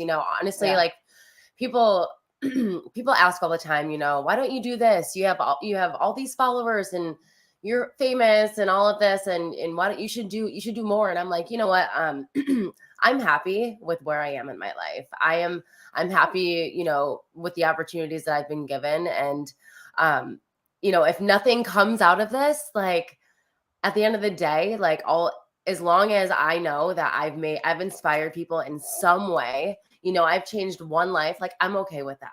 Like to me, I feel like it matters to me more to, you know, impact lives in a positive way than anything else. So sorry. Yeah. And I do want to say, just because we have these platforms, you know, it's like everyone has a story to share. Everyone has their experiences, you know, like we learn from so many other people. And I'm sure you guys learn from so many other people as well. And it's like, you know, I don't want people to ever feel that you need to have this platform to share your story. No, it's like, you know, even if you touch 1 or 2 lives, you know, it's like, if you have 150 followers, awesome. Those are 150 pair of eyeballs that are watching you, you know? So it's kind of like everyone, you never know who you're going to touch with your story. And again, just remove yourself from the situation, but everyone has a story, and it's a beautiful thing. Embrace it. Embrace your story. Embrace it. Awesome. I love so much. You've given us really great tips of practice, of owning your authentic identity. So practice if the camera throws you off on that, and also being content with who you are, and knowing that some people are going to love you and some people aren't, but that if you inspire the people drawn to Uprise and the people drawn to Erik or to me, we purposely call out contribution-minded entrepreneurs. Like that's who we are, right? So if you're here watching this, that's who you are, right? Most likely, and it's who you are. And so, and I also love that you said the 150 eyeballs, you know, and I want to ask both of you, Kaycee, you've really dialed in on what it was like being a little girl. My daughter's 11, did jujitsu's, watching the football thing, and she dresses girly, but she is fierce. She's very fierce and competitive. And, you know, being that girl, I know there were certain people at some point that stood out to you and gave you life or hope or spoke something into your world. Is there someone or that you can share, bring up?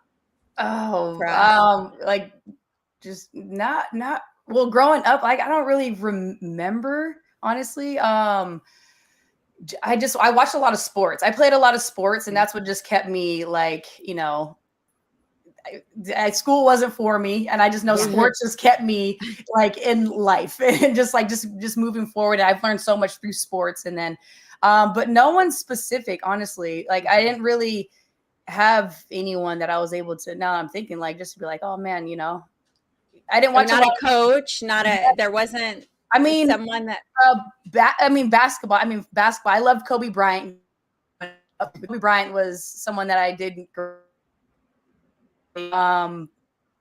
yeah, that's about it. So I didn't watch any TV. Honestly, I didn't watch any. It was more sports, and yeah, that's well. What I meant is, like, because you all brought up that 150 eyes are one person, and what I meant is that when you were a little girl, not on TV, maybe someone in your world, a coach, somebody that saw the light in you or saw the unique power that you were. I would say my parents. My mom and my dad, for sure. They were my number one fans. Like, you know, they believed in me so much. So for sure, my parents. Yeah. Kaycee, yeah, Nany, you lit up on that. She's like, yeah, I'm a witness.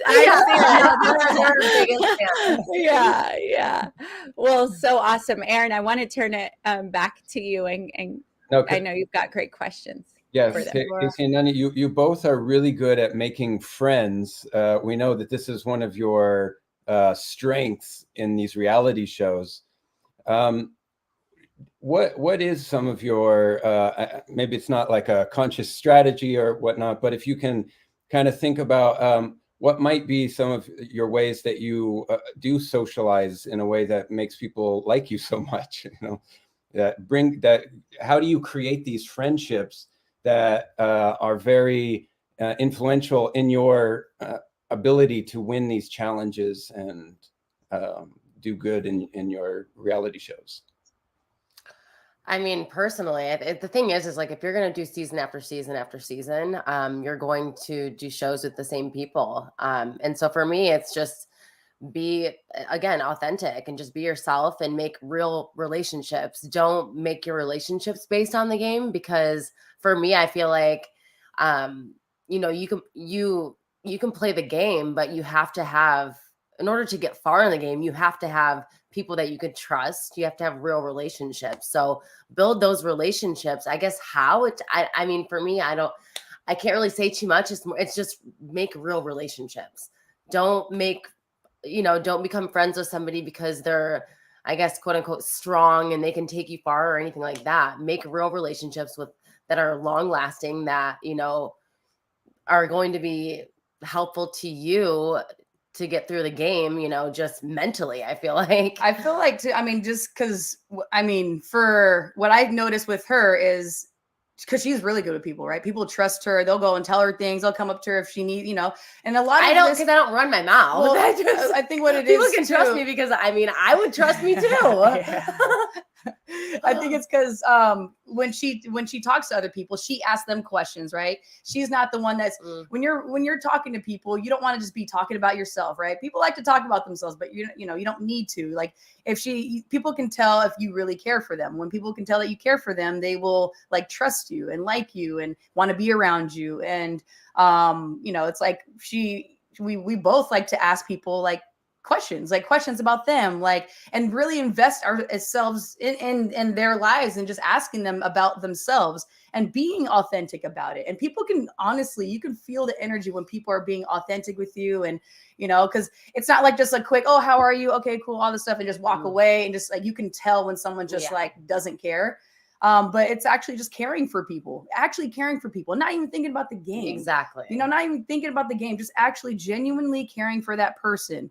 And they can feel that, and it creates relationships. And so, you know, a lot of what we do in the game, it's a lot of it is also in real life as well. But it's being just so genuine and caring for people. And you'll notice that, I mean, it just speaks volumes, and it goes such a long way. And I think it's easy too for a lot of people, you know, going into competition shows like this. It's very easy, you know, there's a lot of money on the line, and it's very easy to play a very cutthroat game and to, you know, be the kind of backstabber and do whatever it takes to get ahead. You know, I feel like there's a lot of those kinds of people, and that's what people are used to. So just going in and knowing that you're going to be dealing with people like that, but just stay true to yourself. You know, if that's not truly who you are, yes, there's a lot of money at the end, but like, don't lose yourself in the process. Does that make sense? I think this goes for real life as well, right? People trying to get to this position in life. Can't see my hand. This position in life, right? And they will do whatever they have to do, lie, cheat, backstab. But then there's other people, another group of people, well, they'll be honest and true to themselves and not try to cheat the system or backstab other people. This happens right now in the real world. So you have your choice whether you want to, you want to be this kind of person and, you know, go against whatever, if those are your standards, or go the other route. And from what I have learned in playing this game and getting far, it's like, because like on Big Brother, people can lie, backstab, cheat all they want. Okay, you make it to final 2, but now you got other people voting for you. Now it comes down to the people voting for you, and it'll only take you so far if you want to, you know, play that game. But yeah. Don't know what else. So there's a phrase called, sorry about that.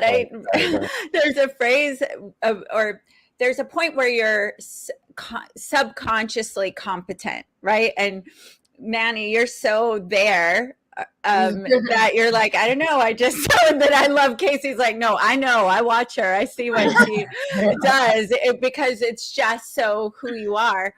And I agree with you, Kaycee. This is everywhere. It's who you are everywhere. A lot of my career hinges and is based around connection and creating very high level connection. However, if you see me in an airport or a grocery store, I'm talking to every baby and dog that goes by. I'm like, And it's so crazy. And whenever I'm at a grocery store, there's this like the person behind the counter has a glaze, and then when I'm like lock eyes and hey, there's like the pupils dilate, and they're like, oh, hey, it's like this moment, you know. And I loved. We had a question earlier about knowing how to choose the right people. And what I love about what both of you have shared, and then I want you to talk about how to choose the right people for your inner circle, is that you said earlier, I would trust me too. Ding, ding, ding. There's a clue. Be the person you want in your world. Don't move just because they're moving, right? And that'll go far. It'll the audience will know, the world will know, business will know. But when it comes to your inner circle and having discretion and knowing who to move out, and there are a lot of empaths. Tiffany brought up sometimes she doesn't want to leave people behind, so she keeps making excuses for them. What's your advice around that? God. Why do you always do that? So with that, I mean, I believe your inner circle is, you have to be picky and choosy who your inner circle is, right? And that comes down to you, you know, who are you spending more time with? Or, you know, the people that you're spending too much time with are probably the people that you need to spend less time with. And the people that you spend less time with are probably the people that you need to spend more time with. I mean, you just have to be very picky and choosy. Like for me, like for us, we have a very small, close like circle of friends, right? And it's just like having that same, you can feel the energy. We're all about energy, you know. I'm feeling that, like, you know, they treat us how we would want to be treated, and we treat them with the same respect. And it's just like, it's just having that close circle. But it is okay to, like, you're right, there's sometimes we love people, right? But there's sometimes we can't like have everyone, you know, come over for a barbecue at our house, because, you know, there's just certain energies that just it's not, you know, that doesn't fit well with, you know, what we believe in our life. And that's okay. Yeah, that's right. fine. Everyone has different views. Everyone has different lifestyles. Everyone has different, but it's like, but no, we have our lives in our bubble, and we, you know, accept, you know, have certain friends that we like to be around. But I like what you say, because there are people out there, Adora, that they're like, man, like, I love everybody. I feel like, you know, I feel bad because they're not over here. But you have to figure out what makes you feel good, right? And what keeps you sane, and the people that are not maybe always stressing you out, or just not within, you know, the same standards that you have. But that was kind of all over the place, but that's where I 100. I mean, I agree. We're together a lot, so I get it. But for me personally, I think, like, if there's one thing I can say, it's like, I want to be around people that enhance my life. Yes. And enhance my life in the best ways, you know, not like materialistically or anything like that. I want people to enhance my life, you know, mentally, spiritually, like emotionally. Like I want all of those. And I think that's important, to be around people that better your life in some way. Yes. And that goes for the audience as well, right? It seems that everything that you were saying there about your way of interacting with people is by truly caring, and not just trying to play the game and do it for some other alternative reason, but rather because you truly care, and to be around the people that you care about and who care about you. It goes the same way for your audience, you know, that you care about your audience, the message that you're delivering and what you represent fits your audience, and it helps them. And it seems like that's a very important part of building an audience, is that in order to be a role model, you actually have to care about them. Yeah. You have to love your audience in this way. I do want to say too, because even like on social media, right? Pretty much everyone has social media, and when you're scrolling, right? I think it's important too that you are following things that do align with your life and what you're into, maybe, and something that is giving value into your life. Because nowadays people are spending a lot of time on social media. So, you know, when you have just like your inner circle, you want to be around people that give value to your life. And also same thing with social media. Who are you following, right? Are they enhancing your life? Are they giving your, you know, your life value, rather than, you know, you know, because good in is good out, bad in is bad out. So if you're scrolling and seeing a lot of bad news and all this stuff, it's like start unfollowing the negative people, because that literally does make an impact in your life. Whether it's just, you know, even though it's just through a screen, but it makes a huge impact. So that's a cool, quick little tip. Go through your followers. Follow.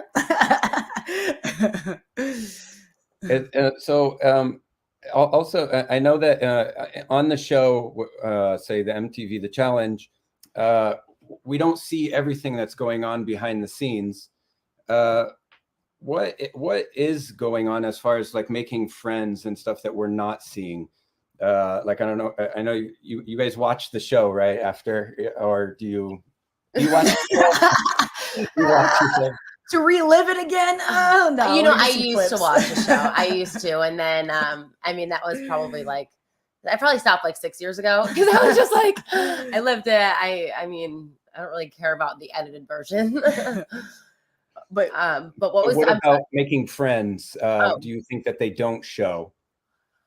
I think it's kind of hard to show that, right? Because if they're filming you 24 hours a day, but they're only airing one day a week, and it's like a 90-minute show, whatever, they can only get so much. So they're not going to get someone having a whole 30-minute conversation, because it takes time. Again, when you're building relationships, it's not going to happen like that, right? And so that is a hard thing to capture on TV, unless someone is watching live 24/7 and seeing these relationships build.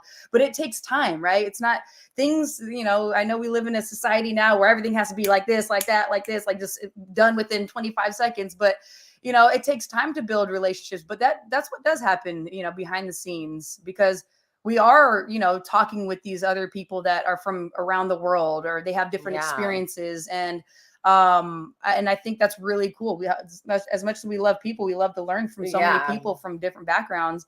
But yeah, behind the scenes, you're not going to see all the connections. So that's why sometimes when things are aired online, it's called TV magic, by the way, guys. TV magic. They can edit it however the heck they want to edit it. But it's just the way. And so you'll see on TV, and it'll just be so confusing because you're not sure exactly what's going on behind the scenes. But I think what's good for viewers is to think, for anything that you watch on social media, anywhere, TV, news, is to always know that there's always going to be 2-3 stories. There's going to be behind that. Or there's reasons on why it's like that, and rather than just thinking, oh yeah, this is what I see, it must be just that. There's so many things that happen behind the scenes, and just being aware of that, and I think is huge. Yeah. I mean, going back to like what we were saying earlier too, we are on the clock 24 hours a day. So, when we film 2.5 months and we're spending 24 hours with so many different people, it's like you're never alone. There's always somebody around, and there's so much downtime. We compete a couple times a week. We have a couple of, I mean, we're literally like in a house we can't leave. Like, we have so much time to communicate and get to know certain people. It's like, I always tell people, I know some of these cast members better than I've known people for, most of my life. Like, because there's so much time, you get to just know people on a different level. When you're in real life, people are hanging out and they have their cell phones, and they're, there's people calling them. They have so many distractions, and in a game or in a challenge setting where you have no cell phones, no technology, no music, nothing, and it's just constant, verbal conversation between two people. It's actually really interesting, the depths of relationships, between certain people and just, everybody in general. It's cool. True. It's really cool. Awesome. Well, I know we've got our next speaker in the background, but you all have given us so much value, and even the contemplation of what's life like without our phones. Some people got many panic, like went there and then went, no, right? And I know that because it happened inside of me, and I was going to make fun of my friend who's about to come up, and I'm like, don't do it, Adora, because you wouldn't be able to handle no phone either. Thank you so much. I do, just want to say you're here. I know not just because of relationship with Livia and Aaron, but because you're really behind the mission of helping end child trafficking here in the USA, around the world ultimately, but we're focused here. And we have a lot of collaborations coming with you. And I know we're going to be sharing some of those as we go, but I just want to thank you for that heart, because those of you watching, one thing you'll notice is that the influencers that use their time, and we just heard how guarded you have to be, not have to be, but choose to be with that to contribute to others. It's really beautiful. You're my people, even if I'm not as cool. Okay. Oh my You're God, my people. I'm I'm feeling my, but I mean, you know, the cool, the Joe cool. I love it. I actually adore, I adore you both. Thank you for both being on, and I look forward to all the things we'll do in the future. And thank you to the contribution that you are to everyone, to all the little girls, all the people who've come out, all the athletes, and now all these young women and entrepreneurs that will be inspired to make a difference like you are. Oh, thank you so much. We really Adora. appreciate it. Thank you. Thank you guys Thank so you much. so much, Project guys. Uprise. Let's go. We're fighting against child trafficking. Let's get Thank you guys. Awesome. Thank you. All right. So we got a little reset. That was incredible. I think we both hit the remove at the same time, Livia. We shouldn't touch the dials together. Erik, I'm excited to bring up our next guest. I hope he brings his lovely wife. Now I'm going to put him on right now because he's drinking and I want to catch him doing stuff. I knew it. Oh, dang it. Someone covered. I was trying to do that. Don't cover for him. Okay. He's a pranker. He deserves to be pranked. Hello, Kim. Unmute, right? Unmute. I think, Adora, you've been trying to get him back ever since he got you a while back. So yeah. He does deserve to be pranked. Come on. he does. Yeah. So it's so good to see you both. I want to set the stage for the audience. So Tom and his beautiful wife, Kim, are not only powerful, priority living, life living, God loving entrepreneurs that are very successful. The first distributors in the company that they're in, savvy, but a long legacy of growing and developing leaders in the network marketing industry. And they've managed, as you can see, to keep a loving relationship, to have 4 beautiful children launched into the world. And 2 of my favorite people, because you have all this success, and a lot of people chase just the financial success, the leadership success, and leave the family, not on purpose, but they don't get to have the love of their life. They don't get to have their children. And you all have done all of that. It's why it's giving me chills. You're 2 of my favorite people, and they're influencers at a crazy level, and are even being paid by Facebook to freaking build their tribe through influencing. I'm not going to, you got to give us those goods. And so thank you so much. But, and Kim, will you stay? If you don't need to go anywhere, stay with us if you can. Yeah, you'll keep pranking him. Help me prank Tom. But anyway, so welcome. Welcome. No, we don't have time for pranks. We actually got to jump right into it. Okay. Because today, we're talking about the geometric progression of the sex life of a married couple over 25. We are not. We're not? Wait, what's my topic? Wait. What was my topic, right Adora? now. No, I'm kidding. Is By it the way, about sex? no, it's not about sex. It is not about It's about sex, baby. Let's talk about. Okay, no, it is not. Let's go. We're like empty. We're like young empty nesters. Anyways. No, seriously. Okay, let me. Can I talk before you? Okay, save him, Kim, please. We're gonna be take us off just so an y'all edge. know before you leave for the shenanigans. No, we're not talking about that. Although it might have piqued your interest, maybe. We're actually. How many of you? We're gonna be talking about the more you live, like truly live daily, weekly, monthly. The more that you can actually make money. We're in a world where you can do it now. We're gonna be talking about that. Okay, what are you gonna say, beautiful? Yes, it's gonna be so good. Because you're gonna be in it. First of all, I did not know I was in it. First of all, Adora, we love you so much. No, we adore. We adore. That's your Adora. brand, Adora. my life got so much better the day I met you, and all of our lives, I'm sure we could say that, and just how passionate you are to change the world. Yes. And so we're so grateful. And Erik, so great getting to know Eric's you. a stud. Eric's the leader of wanna leaders. Say anything Adora asks us to do, we are there, but especially when it comes to bringing awareness, eradicating Let's sex go. slavery. Oh, For those yes. parents out there, could you even imagine if something like that happened? We have 4 daughters, and I'm telling you, this is such a huge need. It's right in our backyard. We're in San Diego. It's right in our backyard. It's everywhere. So this is a huge passion of ours. So thank you for having us. It's an honor. Yeah. Yes. Thank you, Adora. Thank you, It Erik. brought tears to my eyes. So good to see you too, as well. And Kim, I haven't seen you. We haven't talked in a couple of years. I talked to Tom at the last Project Uprise, but it's so good to see you. And what you guys are doing is like amazing. Thank you so much, Erik. Great to see you too. So great to be here. Well, we're ready Take some notes because this guy's gonna kill it right now. No, we're gonna kill it because you're gonna stay with me. We're gonna bring it.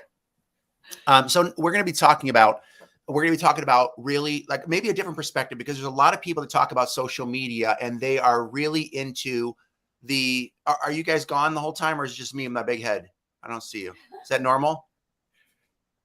I lost your sound. Well, yeah, I'll come back. I was just letting you be large. We're right here with you, but we'll stay here. When like my nose just blows up when you. We'll stay with you. We'll stay with you. I'm just kidding. You don't have to stay with me. I'm just kidding. Do your thing, because I know you got to do a lot of things. I'm just kidding. I'm going to let it rock for the next few minutes here.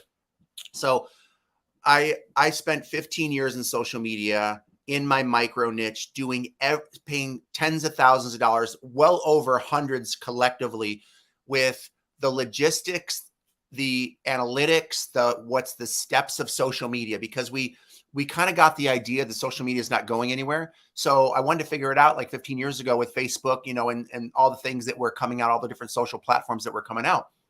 And man, I was in my micro niche on YouTube and, doing my professional niche, and I was dying inside. Not only was I not getting traction, it just wasn't fun being in my micro niche. And let me just tell you something.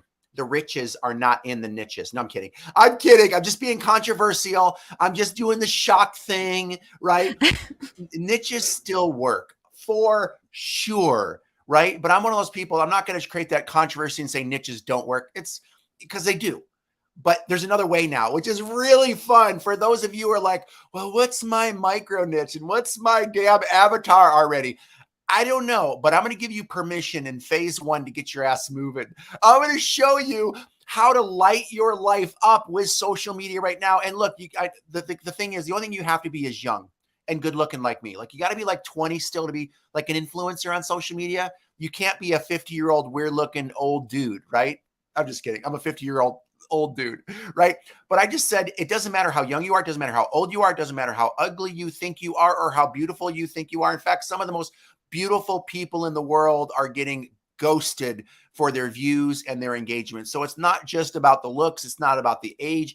It's about some of the ingredients that I'm going to give you right now, what's helped us get millions of followers across the board and making now, which is mind-blowing, Adora, multiple 6 figures. It's like, imagine the platforms, TikTok, Instagram, Facebook, YouTube, Shorts, and YouTube.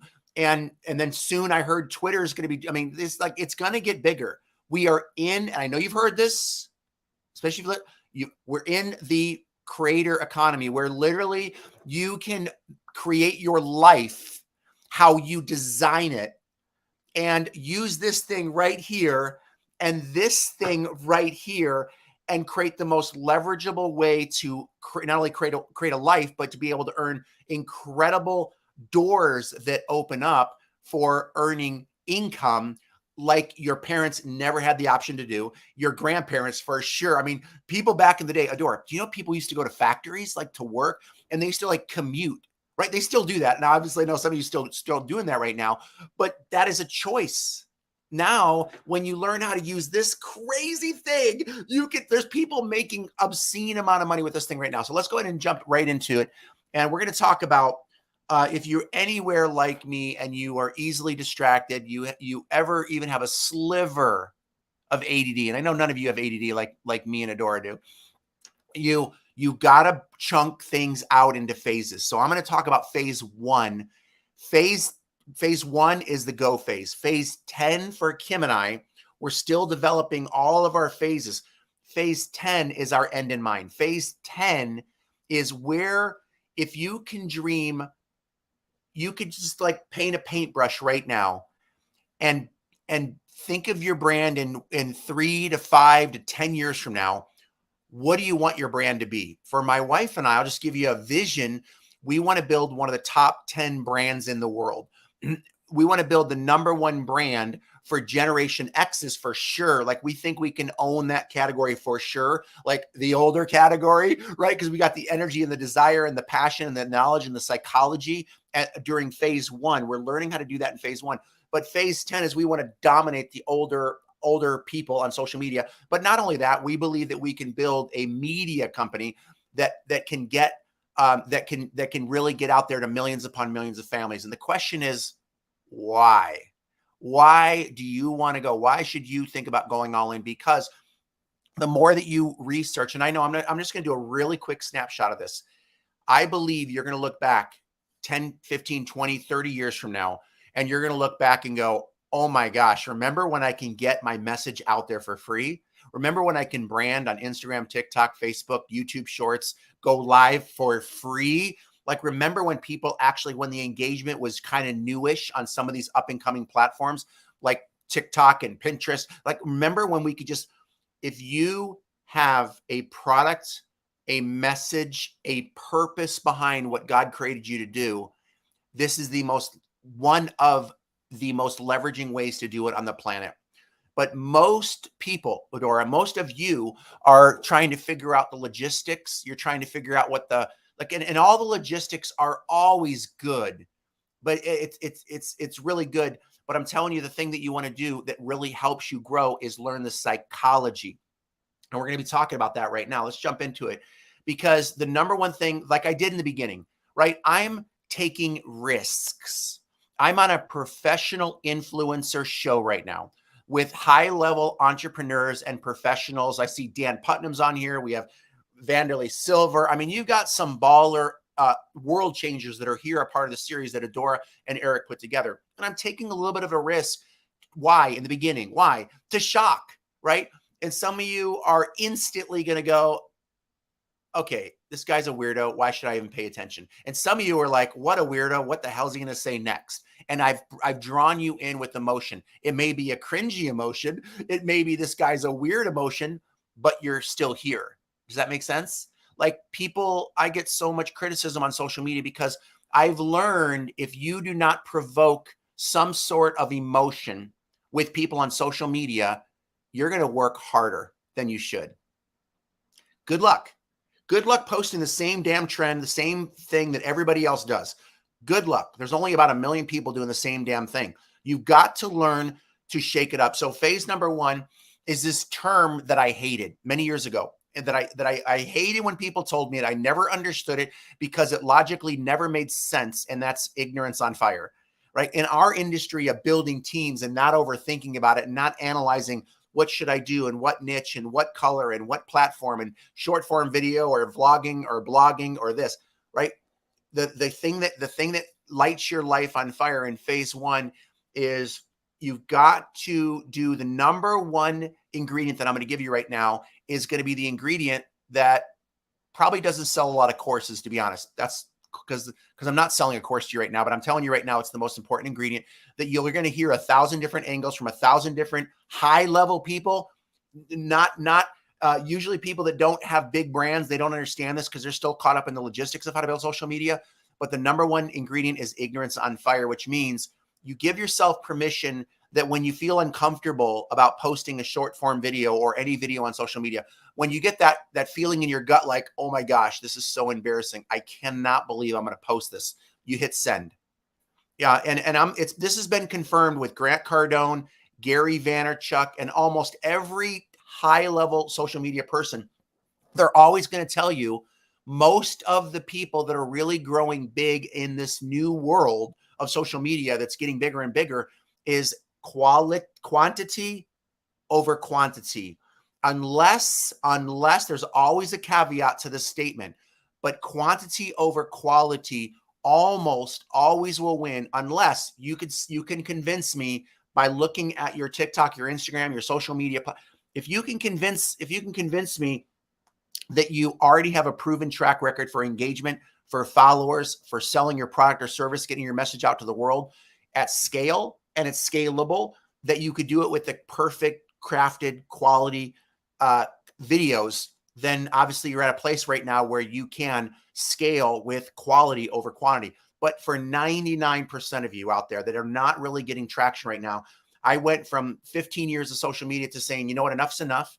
I'm just going to shut my brain off as much as possible. And I'm going to be like a kid at the playground in elementary school all over again when that bell hit for recess. And I'm going to make this like I am Steve Irwin, right? The great Steve Irwin, the crocodile hunter. And I'm going to learn to see stories throughout my entire day. You want to know how to grow social media with very limited times. My wife and I run many successful teams of people in our businesses. We have a very successful, busy life with 4 daughters. 3 of them are getting married right now, or 2 more that are getting married. We have a very busy life. We travel the world. We have fun. We do a lot of different things. So our phase 1 of social media is literally on the fly. Phase 1 of social media is don't overthink it. Number 2 is do it on the fly and learn the quantity by telling a story, by looking around. Look, we usually stay at really cool places. Right now we're at we could see the ocean, but we're in a small little friend's guest suite in their house here in San Diego, California, right? You could learn to tell a story about every part of your life. And so, and the only way that you do that is a lot of videoing throughout the day and learning how to tell a quick story and learning to pull emotion out with shock. I was just watching a video, and let me see if it's still up on my TikTok right here. Where was it? There was a woman that said, hey, hi. She was doing a TikTok. Hi, this is Mary, your holistic nutritional coach here in the Scottsdale, Arizona area. And I was just putting together some research for this video the other day. It's like, blah, blah, blah, blah, blah, blah, blah, blah, blah. Come on. Why? How in the world? Like, we're in a world right now where you've got just some microseconds. And I don't know what the numbers are, so I'm not even going to tell you the statistic, but I know it's microseconds, 1 or 2 or 3 quick seconds. Like and then her whole thing was something about pills. I'm like, so you got to come out with a hook. You got to provoke an emotion. You got to shock. You got to have some fun with this thing and get right to the point is what I'm trying to say. And she should have just said, are pills killing you? Or do pills really work? And just jump right into the story. And this is, honey, my wife just sneezed. I'm sorry, honey, there's nothing to sneeze over. I'm just starting to get going with this thing. So you got to provoke an emotion. And so what are some of those emotions that you can provoke? For me, I love provoking shock. For me, I love provoking and creating the initial hook out. Honey, seriously. I love provoking satire, fun, laughter, which makes me look to some people, especially analytical people, cringy, obnoxious, extroverted, weird, right? All that kind of stuff. And oh, by the way, the only way that social media works for speed is vulnerability. You've heard this a million times. I know, and everybody thinks they're vulnerable. I mean, if you're human, you're going to be optimistic in who you really are. But I would challenge, if you are being vulnerable, you most likely will have a viral video possibility 1 in 30. You guys hear me on that? You're going to get traction if you're truly vulnerable because you're ripping off the BS layer of look how pretty I look and look how like my good video and my trending, like my real estate video and in the box video. When you become vulnerable and really pull out your personality and you really become vulnerable about life situations and you learn how to tell that story, that shock factor, that fun factor, that the different things. So here's some of the different other emotions: laughter, intrigue me, shock, of course, don't agree, like creating controversy a little bit. Obviously, you got to be really creative in the controversy so you don't get blocked off the platforms as well. But some kind of controversy provokes a thing. One of the controversy that I create when I'm with my wife, and I always used to, and I'll just say this, when Like, I used to think Grant Cardone was so rude when he kept cutting off Elena Cardone. Back in the day, they used to do video like this marriage thing. I think it was on Wednesdays together. And I'm like, dude, just let her talk. And I just realized that I am an extreme extrovert, if you can't tell. My wife is not as extroverted. So when we do lives together, when the energy is shifty and it looks like, or I am cutting her off a lot, it creates chaos during our live stream a little bit. And a lot of people are really drawn into the energy of the dynamic of her talking and then me kind of cutting, and then her talking, and then me mostly feeling like I'm cutting her off a lot, which it looks like I do. And I am cutting her off a lot. But when I don't create that kind of shiftingness in at least our live streams, again, when we're having fun, when we're not getting into our content or our training specific, and we're just more having fun, and we're talking about telling a story about marriage or our pet peeves or whatever that may be, just having some fun on our social media. Like when we don't create that shock factor of me, like being a little bit extroverted. And look, I am definitely extroverted, but I'm telling you, when you look at my social media, it's definitely what's called a flex, right? So let's just say you're not that funny, or you're not that energy, or you're not that extroverted, whatever that may be, to provoke an emotion and to work. See, the key is that really resonates with me. The more that you flex, which means practice, which means go, which means accentuate your voice or be a little bit louder or tell a more interesting story or acting like, you're telling something really interesting. Without that, again, you're just going to work harder. So you want to create stories out of empathetic stories. Did you have a question, Adora? You're shocking. No, I was just practicing jumping in and being at the ready when I'm ready. 11:11. That's why I popped in to get the 11:11. Okay, go ahead, Tom. And thank you, Adora. When you are out there and you're fully vulnerable and you're taking a chance and you feel even weird to yourself sometimes, I'm telling you, we have one viral video that has 50 million views, just one of them. Well over 100 million as we've reposted that one video. And that one video, in my gut, I'm like sometimes you don't want to trust your gut. I'm like, oh my gosh, because sometimes the gut is ego. And in that case, I didn't want to post that video because I'm like, oh, I look, and it was a total joke. It was a satire. So I'm like, but people are going to think it's real. And that's where you take the risk, because I was okay with a huge population of people looking at my social media going, this guy really is a jerk. He's really obnoxious. He's really this. Tell us what was on that video. We'll post it in the group. My daughter and her boyfriend 3 years ago were hugging, and he was kissing her on the cheek, very beautiful, very innocently.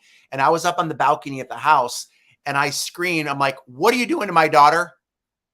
What are you doing? And I was I had the camera rolling, and he looked up at me like he's brand new, just dating my daughter for the very first time. And he just didn't know what to do. And he ran off awkwardly, joking. He was kind of joking because he knew my personality. So he was kind of playing into it a little bit too. It wasn't really that I was really being that cringy with my daughter.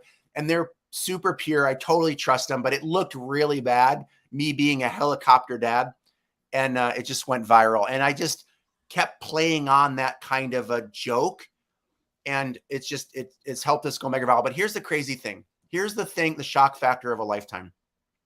Because I'm not in my micro niche and I get to have fun just living life and videoing my life, you think that it doesn't work. It's like, oh, well, how am I going to sell my real estate? If people know you, they flow you. Well, how am I going to sell my athleisure wear or my product? Or how am I going to wake awareness for sex trafficking? If people know you and they follow you, it's shocking how you can learn to bridge the gap over into almost anything. So for me, I've wanted to go more satire. I wanted to go more broad. I wanted to create not one niche, but I wanted to create all my life niches. Like the second thing that I'll teach you, and this is so fun. Imagine creating your own Netflix movies that you get to live out. I call it a series, Adora. Imagine this series that you get to live out, that if you hit a business goal, you get to go to Bora Bora and you get to do a travel, like you get to create a whole YouTube and TikTok and Instagram and Facebook. And imagine you get to have a whole, if you love travel, you should light your life up with where's the greatest places in the world that you desire to travel. Maybe it's in your backyard based on your budget. Maybe it's camping up in the middle of the woods in the winter. Who knows? But you get to create that series right now around anything that you want to do. For me, I love dating. I'm such a weirdo. I love dating my wife after 25 years. I don't know why. It's wild, right? I just love it. Like we're brand new kids most of the time. And can you get me my charger, Sonny? Can you convert this charger over to this one here? So we're creating the 100 hottest dates before leaving Earth. And we're going to be messaging restaurants with Michelin star restaurants. And we're like, hey, we're doing a documentary series where we highlight only the best experiences in the world. And we want to come to your restaurant. We want to do it. Where's the best spot on a balcony behind your restaurant? Where's like the craziest experience that we can create for my wife and document it and promote your restaurant and give a review and all the above. Why? Because we can create it on a piece of paper or on a computer and we can live it. And here's the crazy part. This is the part that some people aren't catching yet. The more that you do those things or whatever you want to do, the more that the platforms could pay you, the more that you get followers and engagement, the more that you could sell your product, service, or purpose, the more that you get to build your brand all in one. That's the world we live in right now. Whether you're 50 or 60 or 70 or 17. Like, Well, yeah, go. Oh, go ahead. Go. You were right on a roll, right on an edge. But No, you go, Adora. Boom, boom, boom. I do want to. I'm shaking it off. Okay, I'm not a very good high kicker. The pants I'm wearing are savvy, and the reason I want to bring that up, like that, Erik's laughing in the background. The reason I want to bring that up to validate what Tom is saying is that Suha, who will be on tomorrow, she met Tom and Kim in a clubhouse room and then just started hounding me. You've got to meet this couple. You got to meet this couple. You got to meet this couple. I'm like, I am not joining a direct sales company. I'm not doing it, right? But then once I met Tom and Kim, because of who they are and what I got to see, which is wild love for his wife. At the time, I was launching a supplement line with my now fiance. It was my boyfriend then, and it was not going well. We were butting heads like bulls, right? And I'm going, you know what? I pay way more for masterminds. I've paid way more, $10,000, $20,000, $50,000, for access. I can put $1,000, have a wardrobe, and have access to this amazing couple. So my point of that was not a savvy pitch, even though it sounded like that. It was really, it was that because they were being them, wildly in love, building a business, and I was a loyal girl to the clothes I've been wearing. I taught fitness classes for 20 years, and I threw all that stuff away and went all in. Not because I thought the clothes were the best and not because I was looking for something. In fact, I was resisting, but because you were so authentically being yourself, and I was drawn to the characters, to the people, to the potential, to the possibility. And so what you're saying is so right on about be you, be it loud, create your own movies, and let the sales work themselves out, which I know that is just one major revenue stream for you guys. You're paid by social media. You coach and influence and have your own companies. But this is huge. And I love the 100 hottest dates. That's brilliant. Thank you. Thank you. Yeah, it works big.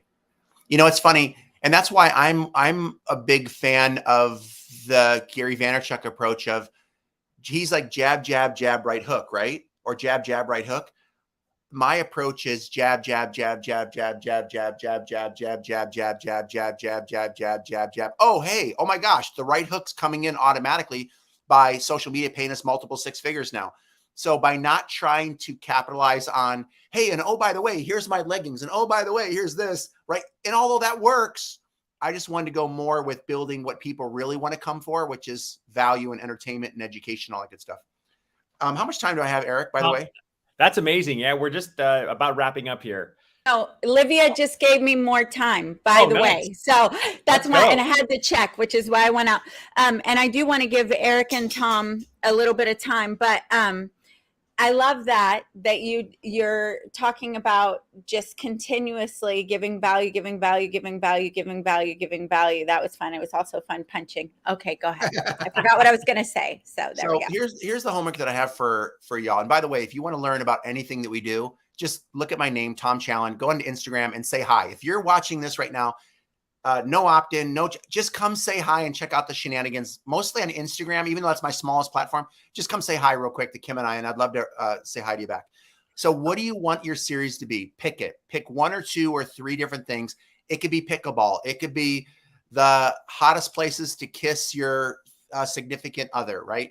It could be anything. It could be triathlons. It could be anything you want to do. How do you raise kids? For Kim and I, this sounds crazy, a new series on how do I start at 50 from scratch a new business and get to $1 billion in a year? Because we have a purpose that's going to take an enormous funding. So we're going to be documenting the whole series of what is really the greatest way to create the most amount of wealth for purpose-driven reasons for the rest of our life. Even if it takes us till our 80, we want to build an end in mind for that. So pick your series. And the last thing I'm going to say is think about building your content bank. This is brand new for us. We want to build a content bank with thousands upon thousands, soon to be hundreds, maybe even millions of videos on a server or hard drive where we categorize animals and videos on it raining and videos on traveling. So we're banking because every video a year, 2, 5, 6, 10 years later, you're going to think, oh my gosh, look at that hottest new trend on a brand new social platform.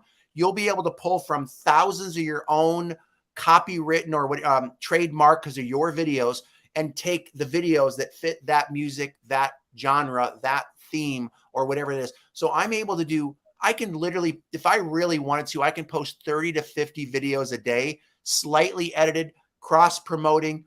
I could do 30 to 50. If there was a website or a new social platform that loves a lot of content like TikTok did in the beginning, on TikTok to grow fast in the beginning, I'm not sure if it's like that anymore. I haven't tested it. But in the beginning, you could have posted 30 to 50 decent videos and grow faster on some platforms. They like a lot of content. So be ready, create a library of great content or bad content or a lot of content. And I'm even, by the way, Erik or Adora, if you have any potential vulnerable, weird behind the scenes with you and Rudy, rated G-ish, 13, 15. Now, send me the videos. And if it's good, I'll even trade you some of my viral videos. I'm grabbing videos from other people too.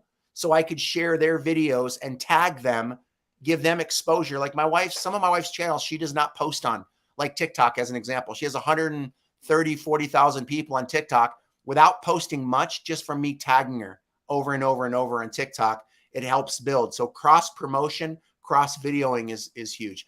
I can ask a few questions, or I can. Well, and I just want to give one more piece of homework. I know Tom mentioned for you guys to go to his Instagram, but a lot of people, when you hear him at summits like this, they'll teach something and you dive into their life and they're not living what they teach. That is not the case with Tom.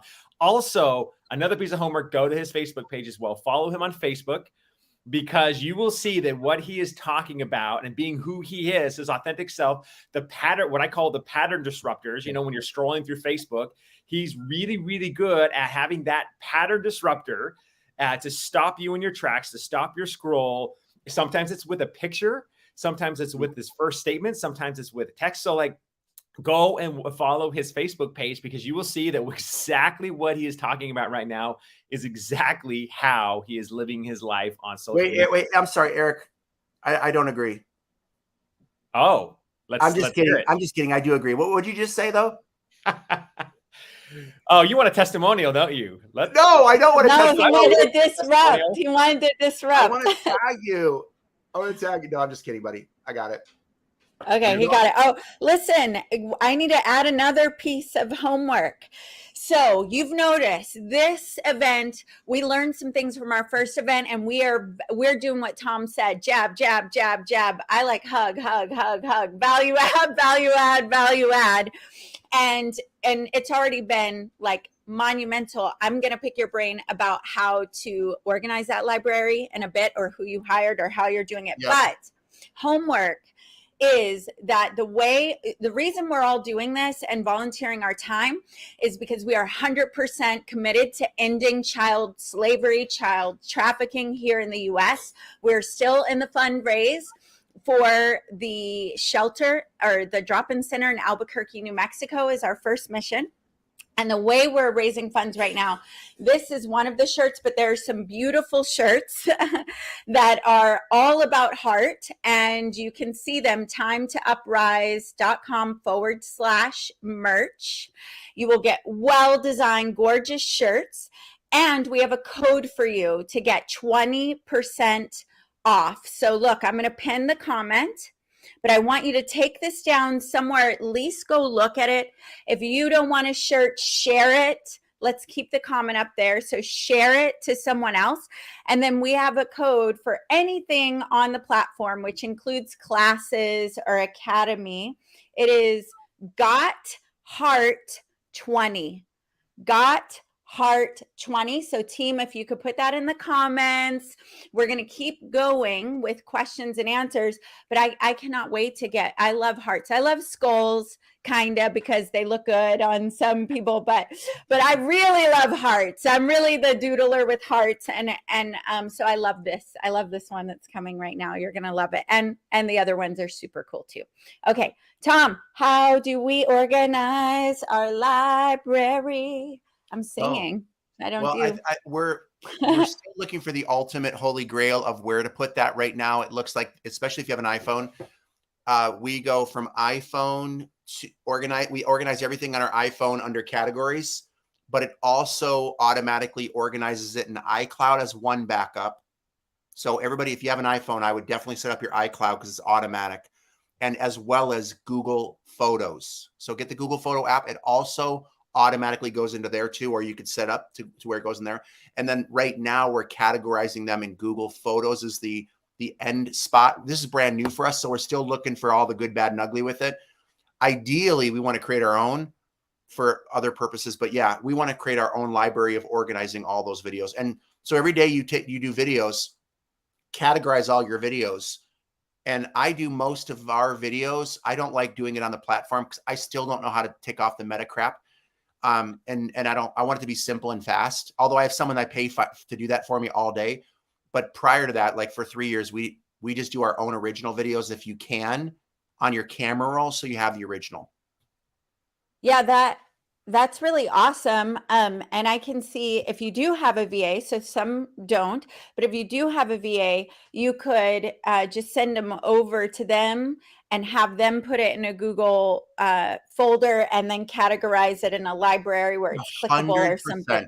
Okay. My phase 2, I'm building out my systems and team right now to where I'm going to have someone just gathering content all over the world, like reaching out to Adora, hey, and reaching out on social. Hey, I love your video. Do you have the original? I mean, there's people that reach out to Kim and I all day. MTV pays us $800 a video to do on, if we're on Ridiculousness, that one with a bunch of our videos now.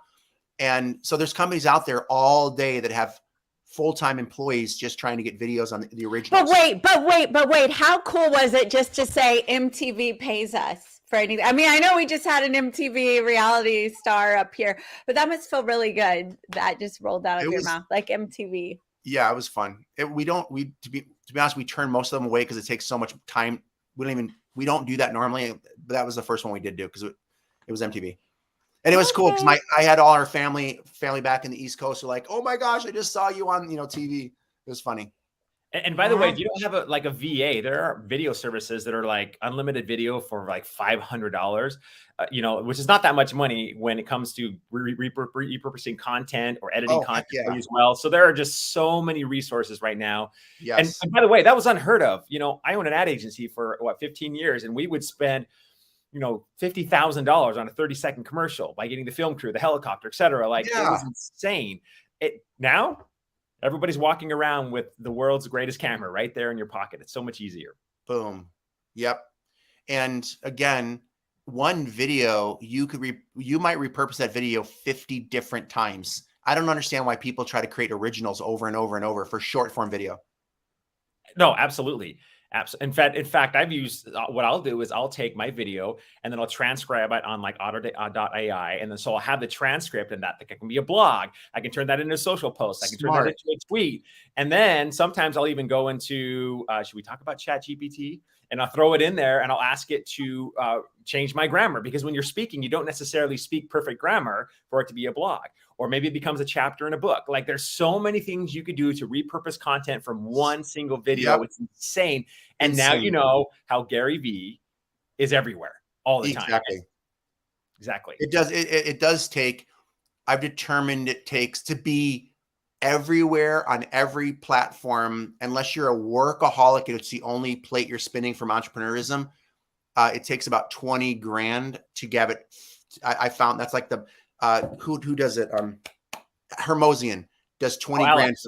Alex does 20 grand for him and 20 grand for his wife to get all his content across the board. Oh, one of my favorite books, $100 million.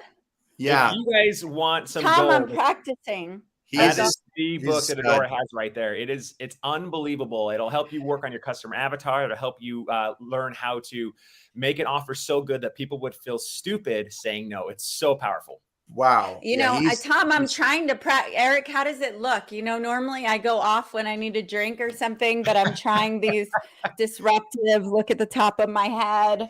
I'm going to wake up early and do a little twirly. That's a little, have you seen Pamela Pumpkin, by the way, Tom? Pamela Pumpkin dance or the song? Or yeah, she's ridiculous and I love her. And she, like, not everybody loves her, but it's like the jazzercise. I'm going to get her on one of these summits, like the jazzercise outfit.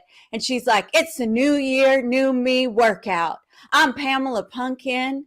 And she'll say, like, I'm going to wake up early and do a little twirly. Yeah. I love it. Okay. Anyway, you'll love her. Okay. So guys, did I disrupt you, Tom? I see it in your eyes. I drove you to drinking. I didn't think you drank, but you're off there. I don't. I am high on life and possibility. You gave us so really first, before we move on to our panel, I want to say that hey, right here, Tom, right here. Thank you. I want to say, focus. I'm acknowledging you. Let's go right here, Tom. Here's a bird. Here's a squirrel right here. Okay. So Tom, I absolutely love you and love Kim so much. And you have dedicated your whole life to making the world better for your children, for your wife. You are a true testament of what it is. I know God and your answering to him is a big deal for you. And it's very generous of you to pull back the curtain and share the secrets, especially when you could just have the mic the whole time. But you're shining the light so that other people can elevate too. And you're one of my favorite humans on the planet, you and your little wifey. And so thank you. We have to move on. There's a little wifey. You're amazing. Yeah. So we love you. Thank you. We love you. You guys are amazing. Thank you so much. I'll see you in San Diego, right? You're going to be at Shanda's in a few days? I think so. Yes. Okay, bye. Yeah. Okay. Yeah. Bye. Bye. We have to. I'm like, bye. See you later.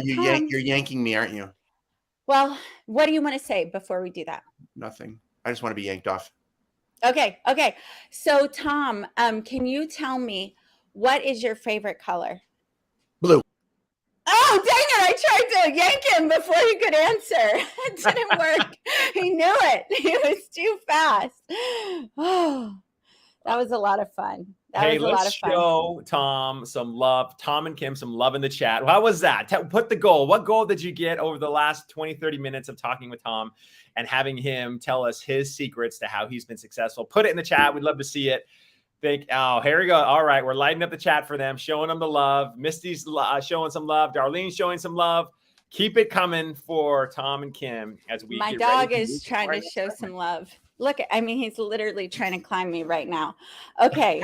All right. Tom just made me way more comfortable with all these like crazy things that are happening. Eric, how about you? You like energized the whole stream, right? Like it feels like the level of energy is even higher now. And that's a lot saying with the other contributors that we've had on already. So Yeah, and Erik, you're one of the most polished and professional guys that I know, and like leading leaders all around the world. And so, but it is cool, right? When we get in other environments, and like I feel a little like comfortable with the craziness that's happening. Absolutely. It's good for us.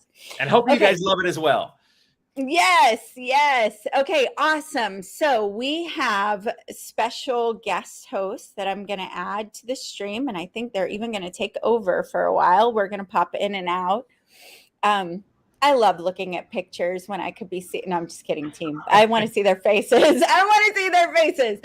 right, Lynn and Will, welcome. Thank you so much for all that you've been doing, outreaching to influencers and affiliates, and you are really majorly working in the background to help us grow, and all of us, you included at Project Uprise. I know how much you do to really move this mission forward, and you always say for the kids. Yes, go ahead. Yeah, exactly. And so let's do that. So for everybody that's listening now, for the kids, go ahead and drop FTD in the comments. FTD. FTD for the kids, or FTK? FTK. Thank you so much, Adora, for that. FTK. Everybody drop FTK. Hello, everybody. How are you doing? Thank you very much, Adora. Thank you, Erik. You're a tough act for us to follow. Yeah, really. Yeah. And dropping tons of value. What an amazing morning, right? I mean, we had the MTV reality stars. We had the Anointed. It's a movie. There we go. And then Tom, and wow, dropping all of that information. And you see a common thread amongst everybody. Everybody has courage, right? Courage to move forward and not stay in their comfort zone. Like the Anointed said, he moved from the East Coast to the West Coast. He didn't know nobody on the West Coast, and then look what happened. Right. And the two young ladies with the reality TV, Kaycee, I believe their names are, and forgot. Snafu. Yeah, but someone tell me in my ear. They were completely out of their comfort zone as well, and listening to Tom too. Wow, getting paid by MTV, that's really cool. He had mentioned, and I'd like to know a little bit more too, that he has a lot that reach out to he and his wife to pay them. Right. And it's like, well, how does that happen? I don't. Yeah, I wanted to hear how MTV reached out to you. Yeah, that's pretty cool. Yeah. Sometimes it's who you know, and sometimes it's just your exposure. I like this thing when he's talked about when he talked about quantity and quality. Right. And as amateurs as we are, that it's all about throwing that quantity out there. Right, over quality. It's true. Just because you keep pumping out there and people see you and they see you probably uncomfortable or do some blur, blips, things happen. Right. So wow. Hey, look, we just got joined by some amazing ladies, and when I looked through the notes here, I noted that some gymnastics. Now, little short story for me. Back in the 70s, I was a gymnast, 4-year letterman, but I was way too big. I'm over 6 feet tall, so I was worse at the floor exercise. Didn't have the strength for the rings, but my coach liked the way I swung. So he liked me, horizontal bar, parallel bars, and the vault was always good for me. But I said, gymnast, this is going to be great. So I'm really excited to hear about what you ladies have each to say, and about the world of being influencers. Right. So thank you very much. We have Misty, we have Tatiana, and we have Svetlana. Am I saying your names correctly? Yes. Svetlana. Oh, Svetlana? Svetlana. Okay, that's great. I went to high school with somebody named Svetlana. Right. Thank the Lord I didn't do these introductions. But we're excited to speak with you, ladies. Thank you so much. And your common thread is gymnastics, as well as being powerful women that influence people in a beautiful way. So, without further ado, let's start with Misty. So, how did you start with gymnastics? I know you have a long. I mean, my mom put me in gymnastics, honestly, because I had a little brother that was super hyperactive, and she wanted to get his energy out and put him in gymnastics, and then put me alongside him, and then I was the one that kind of took off with it. It's just been, part of my life, my whole life, it seems like. And I just really took to it. It's been a love of mine for many, many years. And fortunately now I own a gymnastics facility, my third one. And it's just, it's so great to be able to give back what I've learned and, just take the lessons from life that I've learned throughout my career as a gymnast and then as a business owner, a businesswoman, and be able to instill that into little kids. So. And you hit it right on the head, the little kids. You're helping out the kids, which is like, our legacy. So it's just amazing, to be able to do that and help so many people that way. Yeah, be a positive influence over young children. Exactly. And teach them discipline. I'm sure so much is taught, not only physically, but mentally. Yes, 100%. Yeah. I always tell my kids it's 90% up here, like we can see that they can do it, but they have to believe in themselves, right? Just like we as women have to believe in ourselves in going out there and building a business and influencing people and helping people. Like it's really your mindset, right? Right. Mindset always is so important. It's that dang comfort zone. But gymnastics is also, because I never participated, it's team oriented as well as individual? Well, the cool thing about gymnastics is, most people think, what they see in the Olympics, the vault, the bars, the beam, the floor.